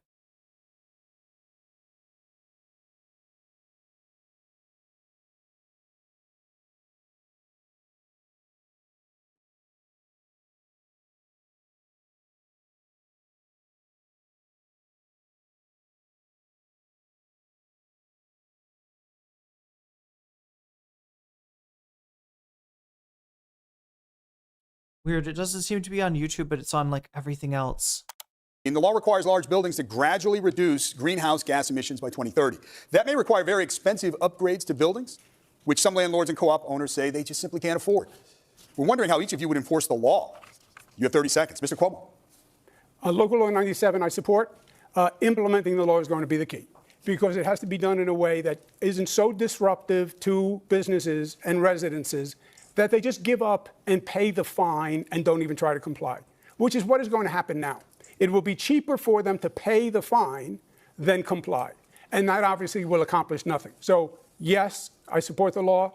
Yes, we have to implement it, but we have to implement it in a way that is feasible. Thank you, Mr. Cuomo. Mr. Sliwa? Local 97 will destroy those people who have invested in co-ops and condos. There's 100,000. It's forcing them to electrify. Now, you, Andrew Cuomo, took Indian Point offline, 25% of our electrical capacity with no replacement, which has caused skyrocketing electricity bills. And now we're going to force condo and co-op owners to electrify. Maintenance fees will go up 30%. These people will be leaving their condos and co-ops. They need relief. When I'm mayor, I slow that process down. We need our co-op owners and condo owners to stay here in New York City and not flee. Indian Point? Yeah. Indian Point was started before me. It was a very dangerous situation. We have nuclear facilities upstate, and my proposal on what I did is run cables from the nuclear facilities upstate to bring the power to downstate. Chris Tucker and Jackie Chan, except replace Jackie Chan with the Psych to Go lady. Oh, damn.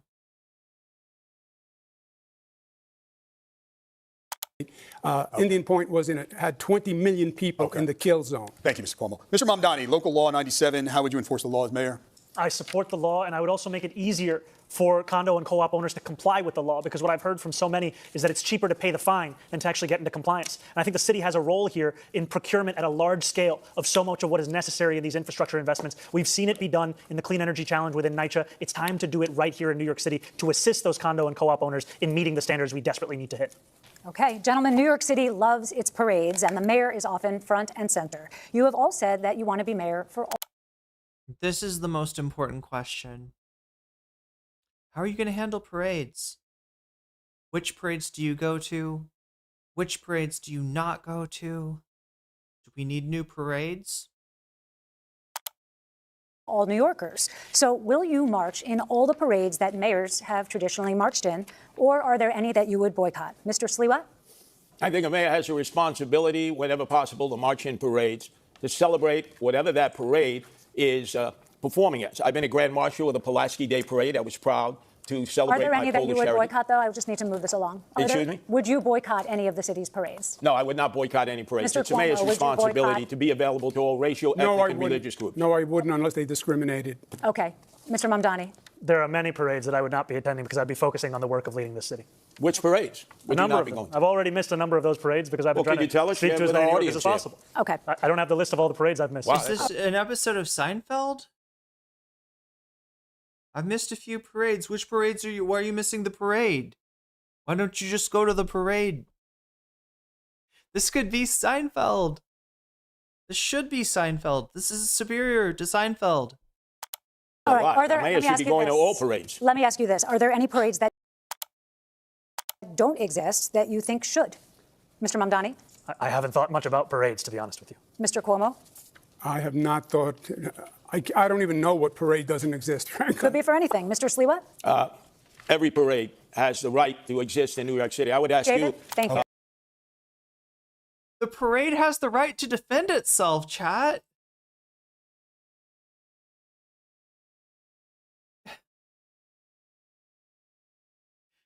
What, are we talking about a parade here, or are we talking about something else?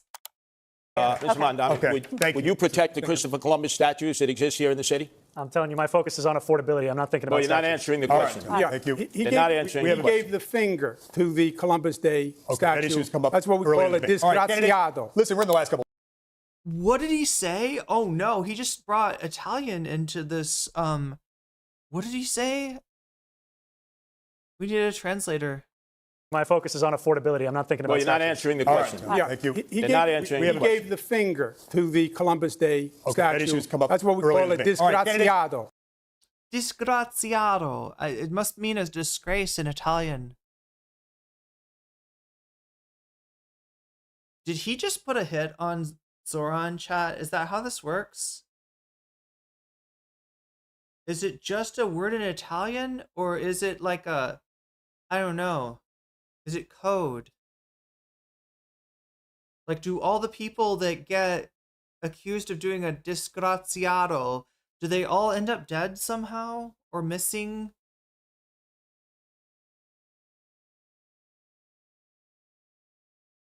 This parade question seems to be a proxy for much bigger issues. Listen, we're in the last couple of minutes, and we thought we'd have some questions. We thought we'd have some questions that maybe give a glimpse into your life, your personality, away from the political podium. What's your go-to breakfast order at the bodega? Mr. Sliwa? Oh, eggs and cheese on a roll. No salt, please. Mr. Cuomo? Same thing, no salt also. Mr. Mamdani? They have the same order.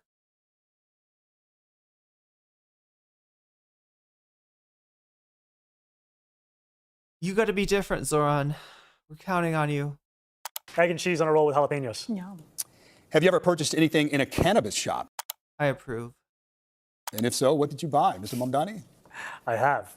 I have purchased marijuana at a legal cannabis shop. Okay. Mr. Cuomo? No. Mr. Sliwa? When I was shot 5 times, I've had Crohn's disease. I did use medical marijuana. Yes. Okay. Of course you did. Of course you. Now I'm picturing this man in his red beret, smoking some kind of cone within his house with 17 cats. In a dream scenario, we know it's not possible, but the Mets are playing Game 7 of the World Series on the same night as the Knicks are playing Game 7. Or do you think he's an edibles guy? He could be an edibles guy. Of the NBA championship, and you can only go to one. Which one will it be, Mr. Sliwa? Again, which baseball team? This is the Mets, Game 7, Knicks, Game 7. I'm not going to the Mets game. I'm a Yankee fan. True baseball fans either like one or the other. I'm going to the Knicks game. That's my team, the Knicks. Mr. I think he's right about that. I think that's true. Yeah, that's right. You can't be a Mets fan and a Yankees fan. Just like you can't be a Cubs fan and a White Sox fan. You gotta pick one. Mr. Cuomo? I'm going to go half and half. I can make it back and forth. All right. Mr. Mamdani? This is what New Yorkers are sick of. Just pick a team. What's Come on. your answer? I'd be there for the Knicks. Okay. Well, there's a lot of ground covered. We'll leave it on that light note. Thank you, candidates, for a spirited debate. We thank you as Spirited debate. Achievement unlocked. Chat, this debate just got spirited. Anyway, we're about to get spirited away into bonus content because I do, in fact, my alarm's not ringing. I'm pretty sure we have a good 45 minutes to try to get as much of this bonus content watched as possible because there is such a heavy Vox Populi tonight. It is entirely up to the votes, so any last minute votes, make them now, because it looks like we are gonna watch some North Star Radio. North Star Radio.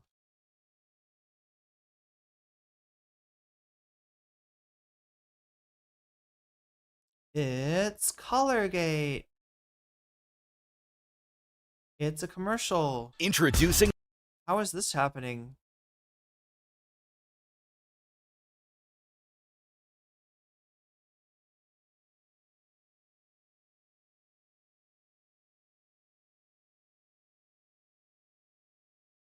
Okay, there we go. Wait till the commercial's over. And then I'm gonna go and see more commercial.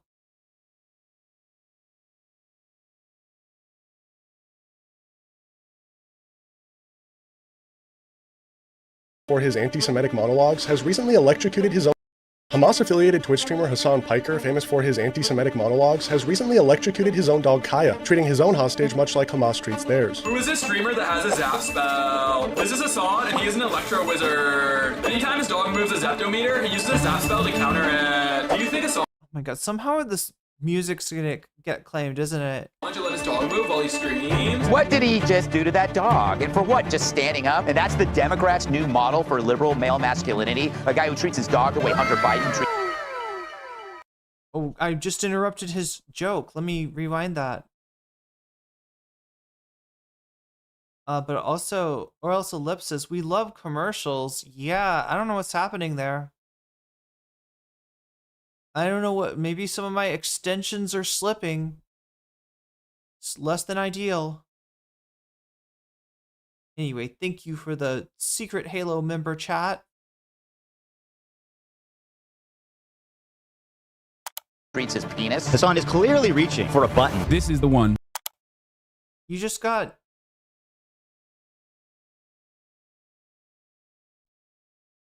Here, let me let Greg Gutfeld tell his joke.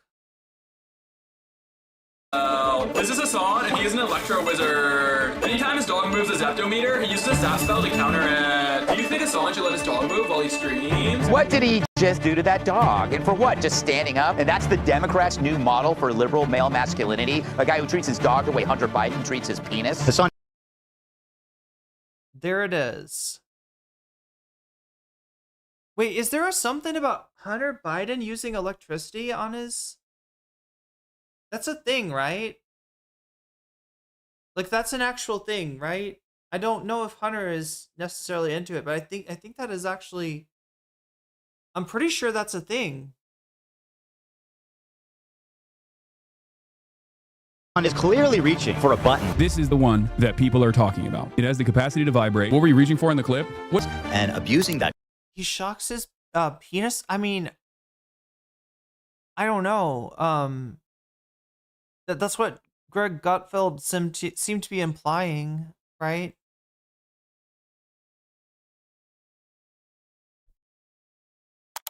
That trust is such a horrible crime. Apparently, like, sodium is really bad for their kidney, and I never heard that. And I was giving Shredder, like, cheese. He loves cheese, and I was always sprinkling cheese on his food. I always found it bizarre how Kaya... This is what gets me about Ethan Klein, is, like, how does something like that come out of your mouth and you don't kind of put it together that you're kind of saying that you killed your dog, or that there's, like, you know, some possibility that your dog, that you had some responsibility, not in a malicious way, but in a negligent way. And in that, I mean, yeah, how can you tell the Giardia story and not think that people are going to be worried? Like, how do you say this stuff and then you're surprised? You're so surprised at people's reactions to the completely unhinged thing that you just said. Blaming her.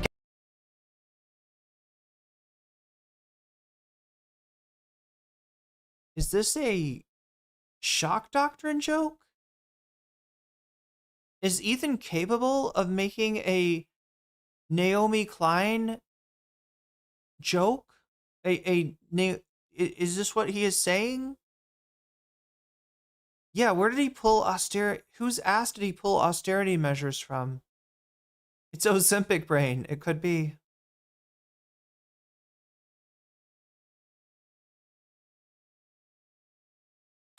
Getting mad at her for him hurting her. Yes, I saw the Hasan drama. It makes me want to go like this.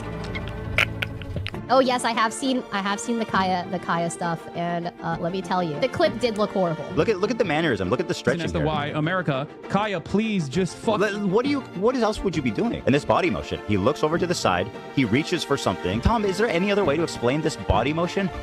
At the exact time the dog yelps. Dogtober 7, the sequel to October 7, may have just pulled a Godfather, a Shrek, if you will. A left-wing streamer is going viral for a moment that played out during one of his recent live streams. But wait.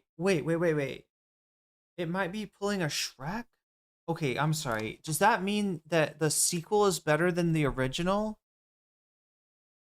Like The Godfather? Do people think that? People don't think that, do they? Do they think The Godfather 2 is better than The Godfather 1? The sequel to October 7 may have just pulled a Godfather. There's a freaking horse head in Godfather 1. A Shrek, if you will. A left-wing streamer is going viral for a moment that played out during... Wait, but no, there's no way, because that would mean the sequel to October 7th. I mean, okay, no. Am I missing the joke?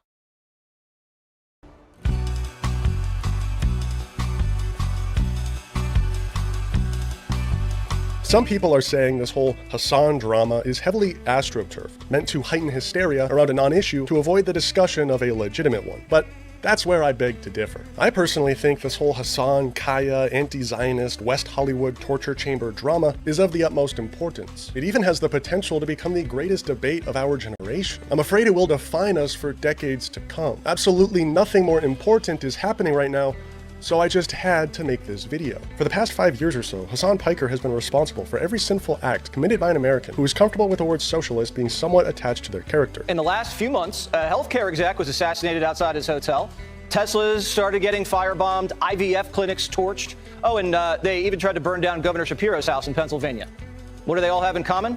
They're all leftists. Since Hasan and many of his friends have employed this violent rhetoric against me and my family, me and Hila rarely leave our houses or make public appearances because of the constant and overwhelming sense of danger. The last 2 years. So he literally is not touching grass. We've spent more time inside than ever before. And the media has covered it fairly. Now to the ABC's flagship political program 7:30, which, for the record, took nearly a week to cover the assassination of Charlie Kirk. And when it finally did, this is who they decided to interview. Kill them! Kill those and murder those in the street! Let the streets soak in the red capitalist bloods, dude. You're talking about land. Anybody know who he was talking to when he said that? The answer will surprise you. Anybody know who Hasan was talking when he... Okay, so one clue, he's talking about landlords there, right? In that clip, he's talking about landlords. And, I mean, obviously he's kidding. Anybody know who it is? Salty, yes. Dan Clancy, I mean, close. Yeah, Dan Saltman, who is a landlord, so he is teasing Dan by saying that because Dan, like, he's, you know, they literally took something that he said as a joke to somebody that he was friendly with at the time, which is wild to say that Hasan and Dan Saltman had pleasant interactions at some point. But yeah, it's wild that that would be the thing that gets taken out of context. Landlords and why they're bad. I think you were talking to a landlord friend at the time, right? But you said, let the streets soak in their bleeping red capitalist blood, dude. Right? So yeah. I also said in a video game, but to showcase the silliness of the statement of itself. Right, okay. So it's like ironic, or is it Marxist revolutionary rhetoric?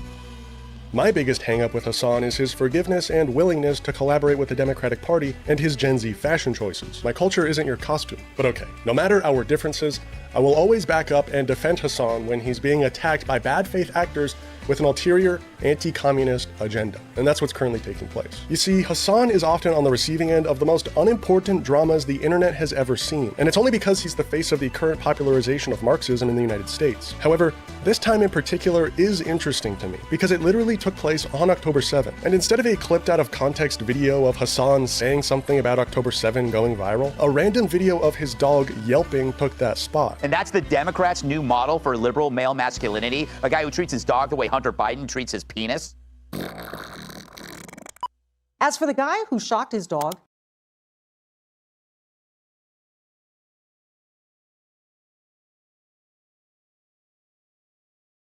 I don't understand. Why was there a fart noise?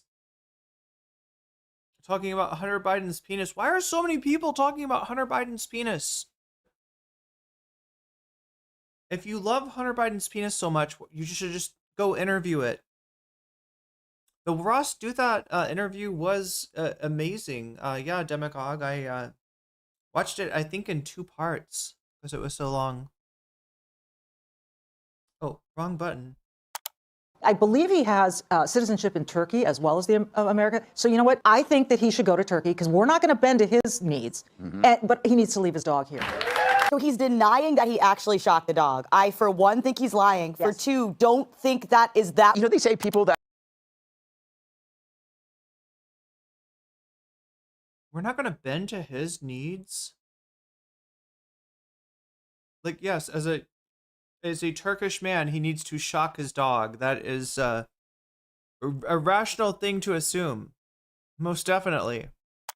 That are cruel to animals are often serial killers. Absolutely. I'm not saying he's a serial killer.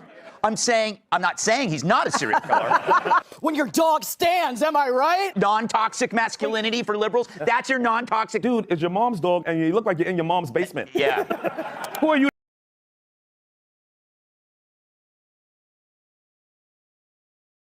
Little does he know it, his mom is the one in the basement. To shock anybody. I like to put those shocks on him. The media is just completely avoiding any and all discussion about October 7, instead opting for Dogtober 7. And I have more than a few suspicions why. But before I get too deep into the weeds of it all, this is the clip in its entirety that sparked so much discourse. But it is emblematic of all of America's much more consequential violence, okay? It's the same reason as to why America, Kaya, please just just stop. Jesus Christ, what are you doing? You're being such a baby. It's just, you're making her stressed. She just literally is so incredibly spoiled from my mom. No, she doesn't want to come over here to see what's up. She just wants to fucking roam the house because she got to roam the house when I was gone. And she needs to literally have the same structured, regimented.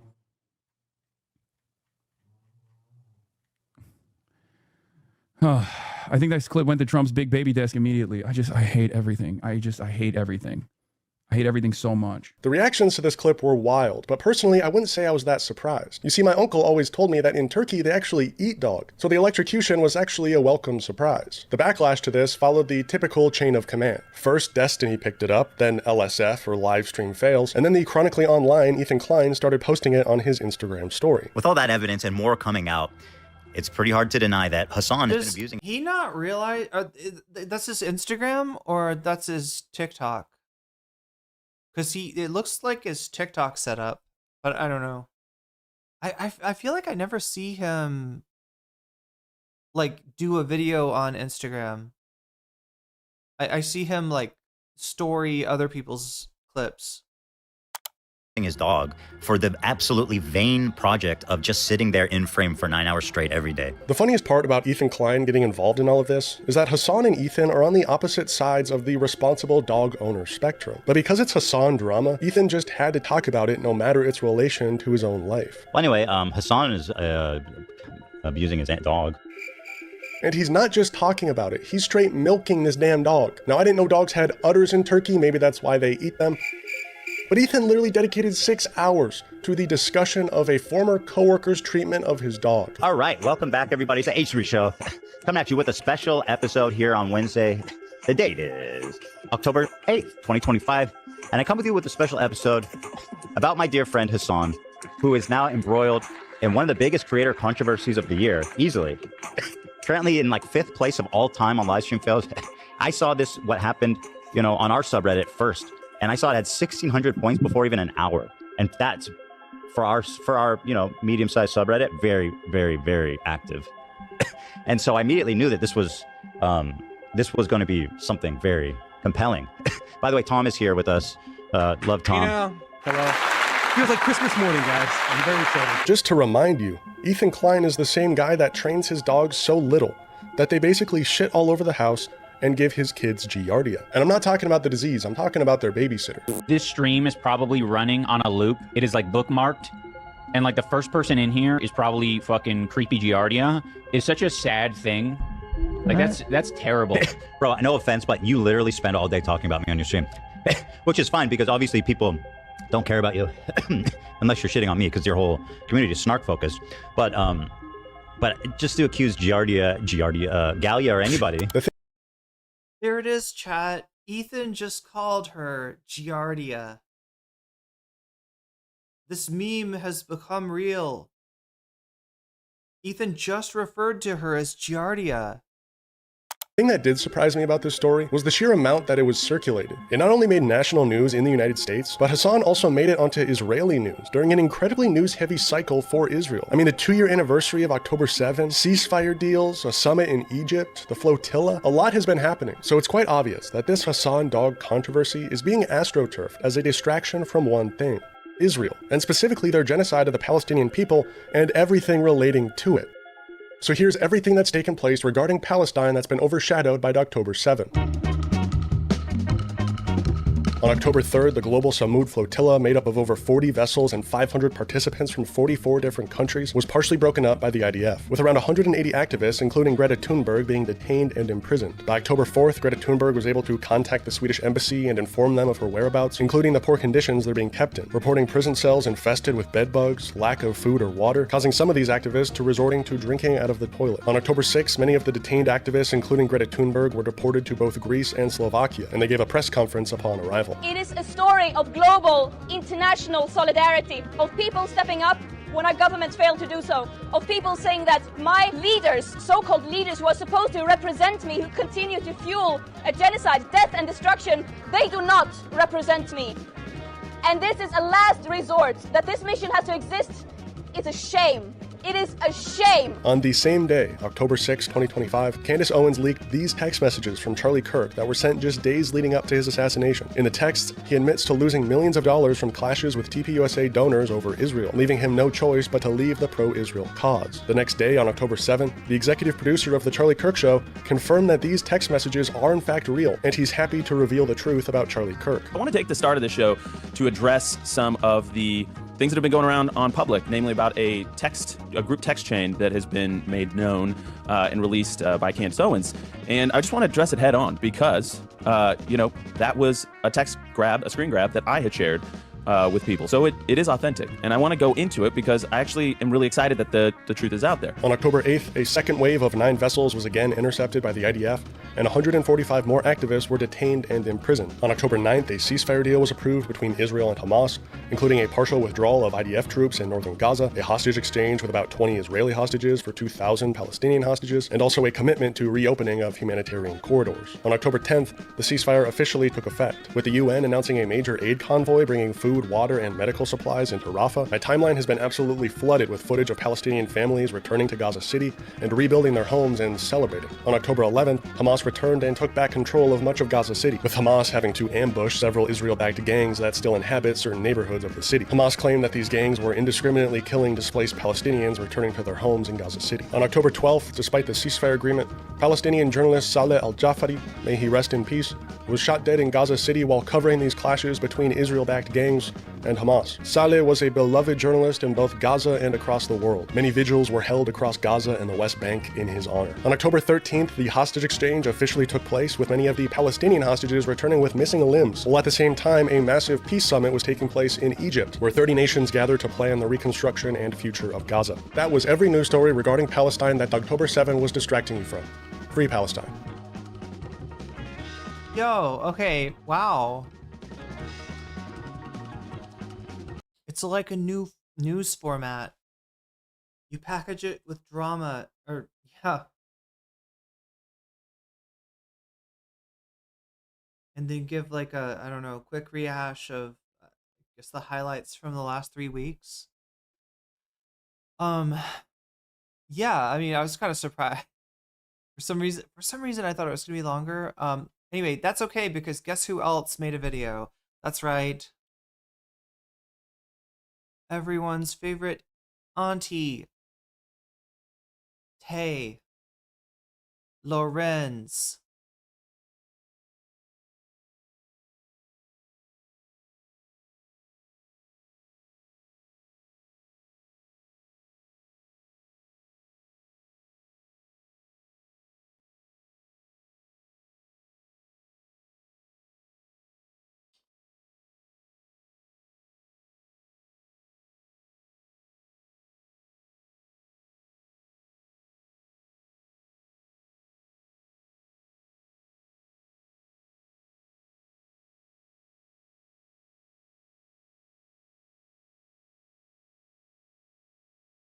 Oh my god, we're getting commercials again. Wow.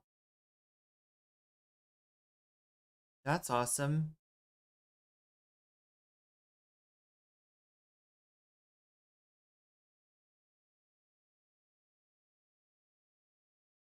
Okay, I guess we'll just look at the jellyfish.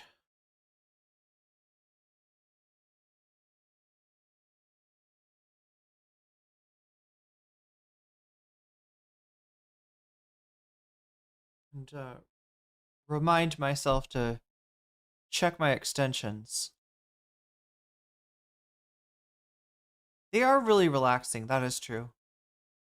Up in arms thinking that Hasan shocked his dog. You can see him reach over, hits the thing, the dog fucking yelps. Initially, even Hasan's community was starting to question, did he just shock Kaya? Did he just use a shock collar on stream? He zaps the poor little dog for getting up, and then he says, "Why'd you make me do that?" So what did he just do? The guy that wants to do a genocide is like, oh my gosh, did Hasan shock his dog? To that dog. Today, I want to talk about something that's been all over my feed lately and has been driving me absolutely crazy. For the past week, the internet has been dominated by the conspiracy theory that Twitch streamer Hasan Piker abused his dog using a shock collar during a Twitch live stream. There is, to be clear, zero evidence that his dog Kaya was even wearing a shock collar during that live stream. Kaya is pictured wearing a canvas collar with a little AirTag holder in it in the original clip, where she yelped once after seemingly catching her nail on the dog bed. This led to a bunch of internet-pilled psychos crawling through hours and hours and hours of footage claiming that Piker secretly abused. Why do I feel like this video is like really loud? It's not too loud, right, chat? Do I have it too loud? Uses his dog. Their evidence of this is not even the footage where Kaya yelps. It's that in totally different clips where she doesn't even appear to be in distress at all, she's wearing a collar with a small green light on it. Piker showed this collar on stream. It's an electronic vibration collar with zero shock capabilities. Attempting to debunk this conspiracy that Hasan Okay, so that's the PG the PG 300. Although the annoying thing about this model is it says where she doesn't even appear to be in distress at all, she's wearing a collar with a small green light on it. Piker showed. Okay, so yeah, that is a PG 300 vibration only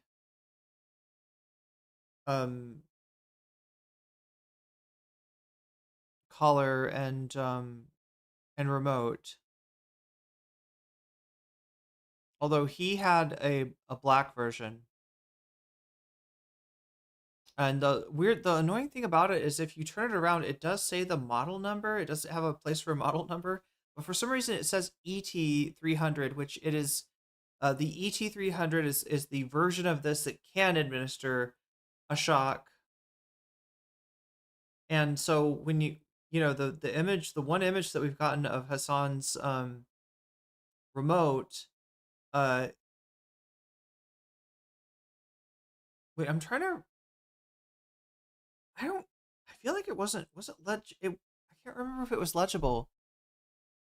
But anyway, regardless of the back of it is the same on both, right? It's the front that you need to see to know if it's pager only or if it is the educator, which is the other collar.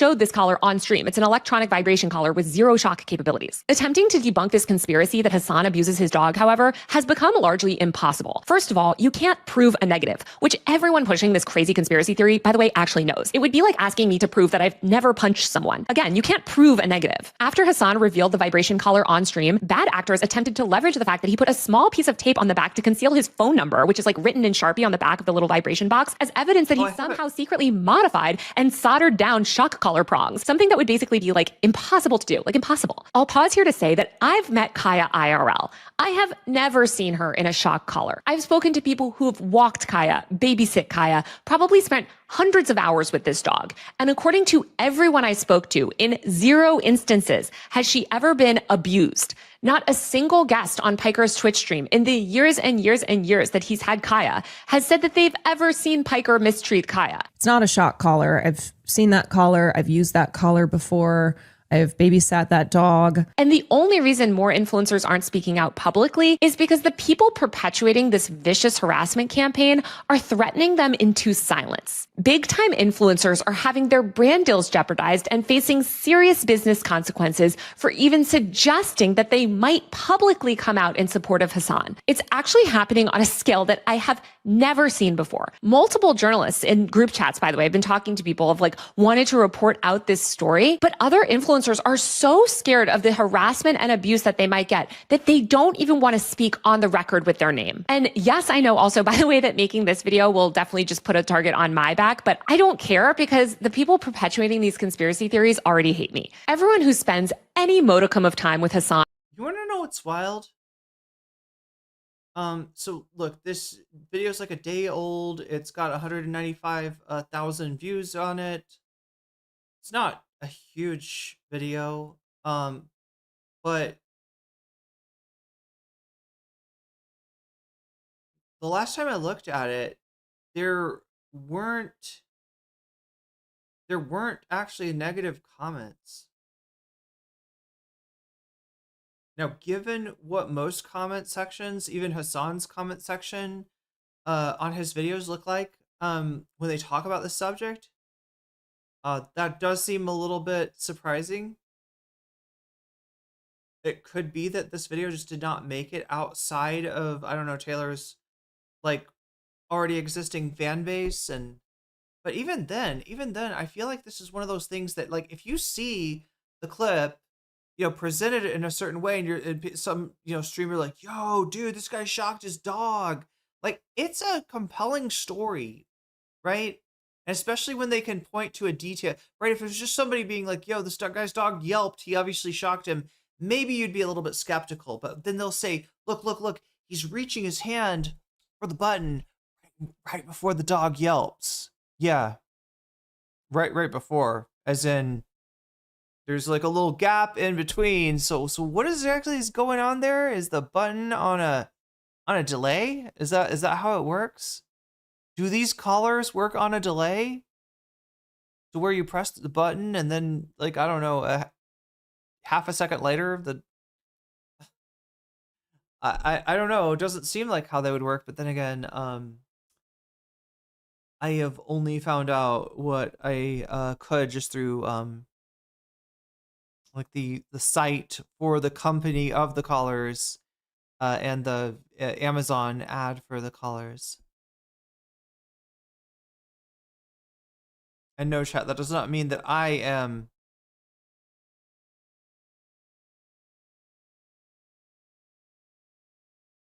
looking to buy a shock collar. Certainly not for myself, and certainly not to put on the channel points menu.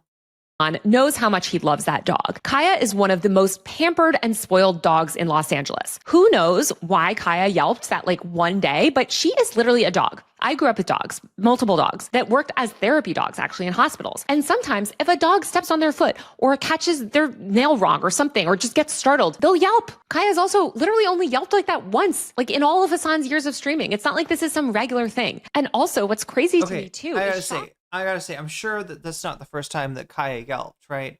Dogs yelp, dogs hurt themselves, dogs, you know, get surprised or scared by things. Yeah, dogs, I mean, I'm sure it's not the first time that Kaya's yelped. But yeah, no, there's not, like, they have fished around and found, like, what other clips they could. One was him with his own dog, where he did pull the dog by the tail, which you shouldn't do. Some people don't know this, but you know, the dog's tail is the extension of its spine. So pulling a dog by its tail can actually, you know, can actually really hurt the dog. You know, I mean, that's, you know, that's where the dog's nerves come out for the lower legs, right? So yeah, it's not collars, which are commonly used in dog training. They're not like tasers. They usually give like a crawling sensation on a dog's skin. But the idea that Piker is somehow secretly abusing his dog and shocking Kaya until she's in pain repeatedly is just completely made up in people's heads. This is a dog that lives a life I guarantee you is significantly better than anyone watching this video. The idea that dozens of high-profile guests on Piker's stream and every single person who's ever spent any meaningful time with Kaya would all be involved in some secret, years-long, elaborate cover-up is insane. Like, literally, if you believe this, you have lost touch with reality. The entire thing is the most idiotic and deranged conspiracy theory that I think I've ever covered. Like, this is literally like, it's QAnon flat earther level shit. Nevertheless, the story has been weaponized by the far right to launch a multi-platform smear campaign against Piker. Laura Loomer has posted relentlessly about it. Tech founder Palmer Luckey is offering $100,000 to anyone who can tear apart Hasan's vibration collar, which I just want to say again, Kaya's like not even wearing in that original clip. She was just wearing her regular canvas collar with the AirTag holder. I feel like I'm taking crazy pills. Prominent Silicon Valley venture capitalists are weighing in. Posts pushing the conspiracy theory are among the most viewed posts of all time time on subreddits like Livestreamfail. Israeli news sites have been mainstreaming the conspiracy, along with a slew of low-quality SEO-driven outlets. Democratic influencers... I gotta say, there's some facts that I've got different from her, right? Like,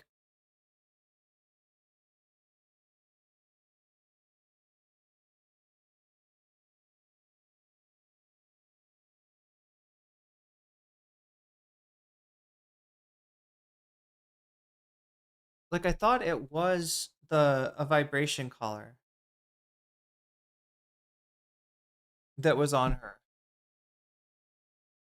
It definitely had an air tag, but I thought he showed a collar later, right? That was the collar that was on her, right? That definitely did have a vibration and air tag, and then it had a part taped over it that now I hadn't heard this before, but she said contained his phone number, that he wrote his phone number on the inside of the collar so that if somebody found Kaya, they would call him.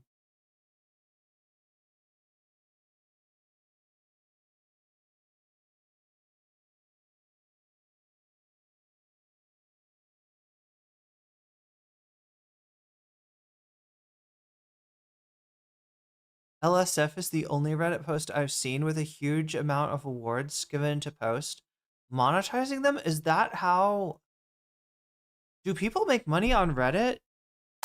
who are part of Chorus and the 1630 Fund's dark money influence campaign, like Suzanne Lambert, a failed comedian who calls herself a Regina George liberal, have also been pumping out this conspiracy. Even PETA has weighed in, though to be fair, PETA was like, Hasan said he doesn't use a shock collar. Like, what are we supposed to say? Piker has been subject to politically driven smear campaigns for years, but this latest manufactured controversy reveals a toxic new dynamic that I think will define the next era of the internet. Outrage-driven, Gamergate-style social media hate campaigns combined with... I don't want that to define the internet at all. That sounds terrible.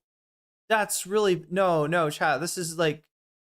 I mean, no, I mean, I don't know. I guess it's hard to argue with her, though, when we've seen a nothing burger like this turn into a national issue, as Demagogue said earlier in Twitch chat. With the 24/7 video surveillance machine, Twitch streamers like Piker are the first to experience this destructive combination, but as more and more footage of everyone becomes available online, anyone who angers the wrong group could suffer a similar fate. And of course, all of this will be exacerbated by AI. For years, we've been told that constant surveillance is a good thing, that it's vindicating. Silicon Valley executives claim that widespread video recording will prevent abuse, harassment, crimes, etc. This has led to the mass adoption of things like police body cameras, 24/7 video capture on our streets, and a sprawling crowdsourced surveillance machine on social media. Social media platforms are actively incentivizing this surveillance, prioritizing video footage and hours-long live streams over every other type of content format. Just last month, billionaire, soon-to-be TikTok owner Larry Ellison said that a vast AI-fueled video surveillance system would ensure, quote, citizens will be on their best behavior because we're constantly recording and reporting everything that's going on. This comment is a perfect encapsulation of the delusional fantasy pushed by so many in Silicon Valley, that the surveillance state will be used for good. The narrative is seductive. If we could just see everything in 4K, disputes over what really happened would collapse, the thinking goes. If everything in life is videotaped and archived, then the real truth of these messy situations would be indisputable. But Hasan Piker's dog collar incident shows that this theory is catastrophically wrong. Almost no one is more surveilled than a Twitch streamer like Piker. He broadcasts almost every waking hour of his life. There are tens of thousands of hours of archived footage of him and his dog. When he leaves the house or goes out in public, fans videotape his every move. He documents his own life on social media too, posting videos across Instagram and TikTok. In theory, this should make it harder for bad actors to manufacture controversies. Such total visibility should make false accusations impossible. If everything is on record, then surely it would be easy for anyone to see the truth of the situation. But the opposite is true. Instead of video being used as a tool to debunk conspiracies, it's increasingly used as a tool to validate them. In Piker's case, this has meant that an endless stream of years-old clips is being repackaged and miscontextualized in order to further a politically driven hate campaign. The dozens of out-of-context video clips spreading on social media, racking up millions of views in some cases, have become a digital Rorschach test. Albert Fox Kahn, founder of the Surveillance Technology Oversight Project, said, quote, "We are always given the same lie that somehow video is objective. But the truth is that there's so much power in how it's interpreted and edited. Even the most trivial form of tracking, even someone's own Twitch stream, can turn into this weapon against them. Every camera is now a panopticon in the making." Josh Citarella, an artist and researcher who studies online communities and radicalization, put it this way, quote, "Conspiracy theories and disinformation are flourishing because endless video archives are available. So long as the video archive exists, people can cherry pick and make these new narratives. If the videos didn't exist or were closed, then the narratives wouldn't seem credible. The possibility of people finding disingenuous clips to piece together a false story in an even marginally convincing way wouldn't be possible. Because each new clip has the potential to go viral and every major social platform right now is incentivizing video, users across the internet are incentivized to participate in these crowdsourced forensic investigations. The hate campaign against Piker has already spawned a cottage industry of video analysts and Reddit internet detectives who have been pouring over thousands of hours of live streaming footage, analyzing every video frame and constructing elaborate conspiracy theories about what really happened. The cycle is not entirely new. The tactics being used against Piker are ripped directly from the Gamergate playbook. The goal is to isolate a target, manufacture controversy, weaponize social platforms and traditional media to spread lies, and orchestrate sustained network harassment with the eventual goal of making someone so controversial that they essentially end up bankrupt and deplatformed. But most Gamergate-style campaigns have traditionally relied on more text-based media or vague accusations about the business dealings or journalistic practices. Bad actors might use a few screenshots here and there or some out-of-context comments, but the doctored evidence presented in these campaigns hasn't traditionally been video in nature. That has all changed with the rise of clip culture. The proliferation of this new medium and the sheer scale of this anti-Hasan Piker hate campaign shows that we're entering a new era of the weaponization of the internet, driven by attacks where video has undeniably replaced text as the raw material for conspiracy theories. Albert Fox Kahn, again of the Surveillance Technology Oversight Project, which is awesome, by the way, said, quote, "With more footage being taken from more places and shared more widely at a time where journalism institutions are breaking, rather than being a way to bring us back down to the ground, video ends up just fueling these conspiracy theories." Influencers willingly monetize their own surveillance in order to turn their lives into content for profit. But if we continue down this path, the experiences of Twitch streamers will become more common in everyday life. The weaponized internet will merge with the surveillance infrastructure that we've built, and ordinary people will live under the same microscope as influencers do today. As the couple at the Coldplay concert this past summer, or the security guard at Charlie Kirk's Final Turning Point event likely realized, there is no way to opt out of this new system. AI will inevitably make all of this worse. Deepfake video generation tools are being rolled out en masse while media literacy plummets. Bad actors who are already comfortable manipulating real footage will begin fabricating videos of their targets or subtly altering them using AI. AI will also make it easier to search, catalog, and weaponize every video ever recorded. Finding all available clips of someone making the wrong hand gesture or wearing a specific color or moving their body in a certain way could be as easy as clicking a few buttons. If an influencer broadcasting tens of thousands of hours of his life for years can be successfully smeared by a single misleading clip, what chance does a regular person have when a few seconds of their life goes viral? What recourse do they have when they're unjustly smeared by thousands online? Institutional fact-based reporting outlets have been all but dismantled. And even when a journalist does debunk misinformation, like I'm trying to do right now, hello, audiences are primed to fall for narratives driven solely by whoever can post the loudest and clip the fastest. Well, or whoever presents the most interesting story, right? That's why this stuff has legs. That's why this stuff takes off, is that it is a sort of a man bites dog story. It's a man shocked dog. You know what I mean? There's shock value, I guess you could say, in it. It is, you know, and in this one, the part of the whole playing detective thing, right? That maybe you don't get it at first, right? Maybe you watch the clip and you're just like, oh, the dog yelped. What's going on? You almost have to have somebody frame it in such a way to say, look, watch his hand. And, you know, you watch his hand and you don't notice that it moves before the yelp happens, but you don't notice there's like a delay in it somehow you're just like, you're watching it, like, oh yeah, he does move his hand. Okay, well, I guess that must be only one thing. It's such a crazy way to think, right? A movement of the hand can only mean that dog's getting zapped, right? Wouldn't it be, I don't even know, the button. Oh yeah, the button for this thing, for these, like, they're on the remote to, I think the ones that shock, the button is like right here. So if you're holding it, you've got like that long like antenna thing, and then you've got another thing that's like a dial, like a shorter version of the antenna, but this one's like just a dial to turn. And then right here you would have, so if it's upside down,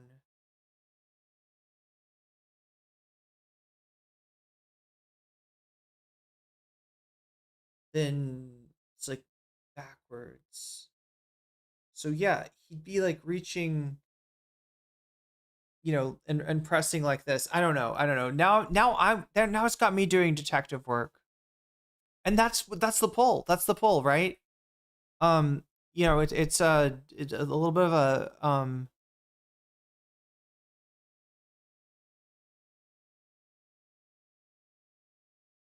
it like rewards you for playing detective. This type of video clip-driven harassment can be incredibly profitable. Platforms like X, TikTok, and Instagram reward video views with cash payouts. Bad faith actors can rake in thousands of dollars by posting a flood of context-free, shareable clips or dissecting video footage on a live stream. Any clip, no matter how benign, can be reframed in service of a particular narrative.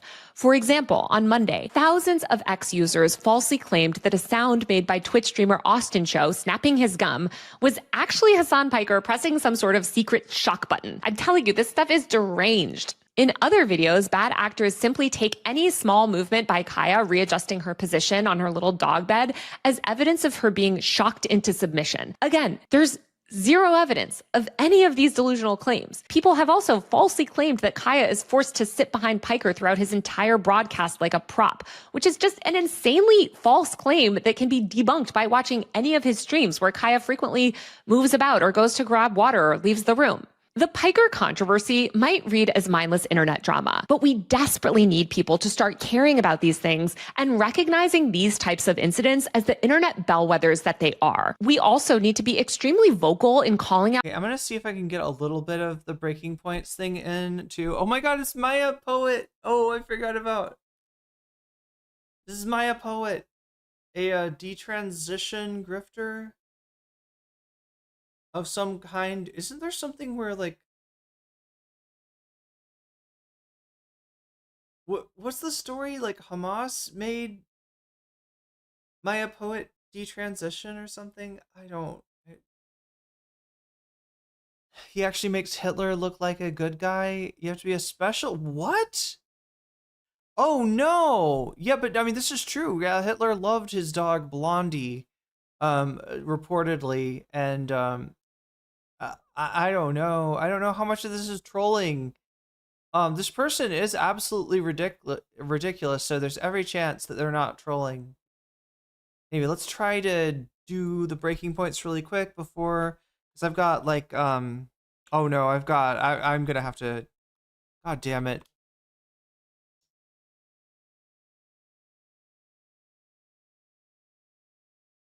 It's this video. And it's a commercial. Why does my extensions... It bothered us too. Why did my extensions all break? All of the extensions are braked. LA, in Chicago, and Portland as well. I've got some updates for you on some of those cities. And Trump is saying that he is now going to go into other cities in addition to the ones that he has already surged federal agents into. Let's take a listen to that. We're just at the start. We're going to go into other cities that we're not talking about purposely. We're getting ready to go in. And when they go in, like Cash as an example, told me that people didn't even know. 5 months ago, they went into Chicago and they started doing a lot of work in Chicago. And we brought the numbers down a little bit. And but that really was just preparatory work for what we're going to do with the surge. We're going to have a surge of strong, good people, patriots, and they're going to go in, they straighten it all out. I didn't get elected. I did get elected for crime, but I didn't get elected for what we're doing. This is many, many steps above. And I want to thank Stephen Miller, who's right back in the audience right there. I'd love to have him. I love watching him on television. I'd love to have Any second now, my alarm is going to ring, which means I got to get ready for language class. I have had so much fun with you today. I want to thank my Patreons once again. Patreons, you know who you are. No, but I'm gonna shout you out anyway. So shouts out to user, there's the alarm. Shouts out to JMB, shouts out to Brian, shouts out to Emily French, shouts out to Big Owl, shouts out to Darefell, shouts out to Sarah, shouts out to Izzy Mandius, shouts out to Steven Sayers, shouts out to Animus, shouts out to Oral Ellipsis, shouts out to Nadia, Yvette, shouts out to Choki, shouts out to Moinoip, shouts out to Funky Monkey, shouts out to Temporal Insanity, shouts out to Good for Gabby, shouts out to Jules K, shouts out to Buffy Geek, and a fancy shout out to Rachel K, to Omega Star, to Crystal Saphira, and to Zera Xerex. With that, chat, I must bid you adieu once again, and we're raiding into Alexandria's star. So have fun over there. I'll see you again, probably tomorrow. Yeah, I'm gonna do something special because this is like, you know, I only got to 1.1 bonus content, even though you earned like 3.8 bonus content. So we got to fix that. We got to fix the balance. I'll be back to do that as soon as I can. Looks like you're about to raid out into Alexandria Star. Did you hear my alarm? Probably not. It's probably not picking up on the phone because, like I said, great setup, amazing noise gate. Maybe you hear it a little bit while I'm talking, but probably not. There we go. The raiders are raided. Much love to YouTube. Thank you, mods, for keeping us safe. Thank you, Thumb Gang, for helping me get my stuff out to more people by hitting the like button. I appreciate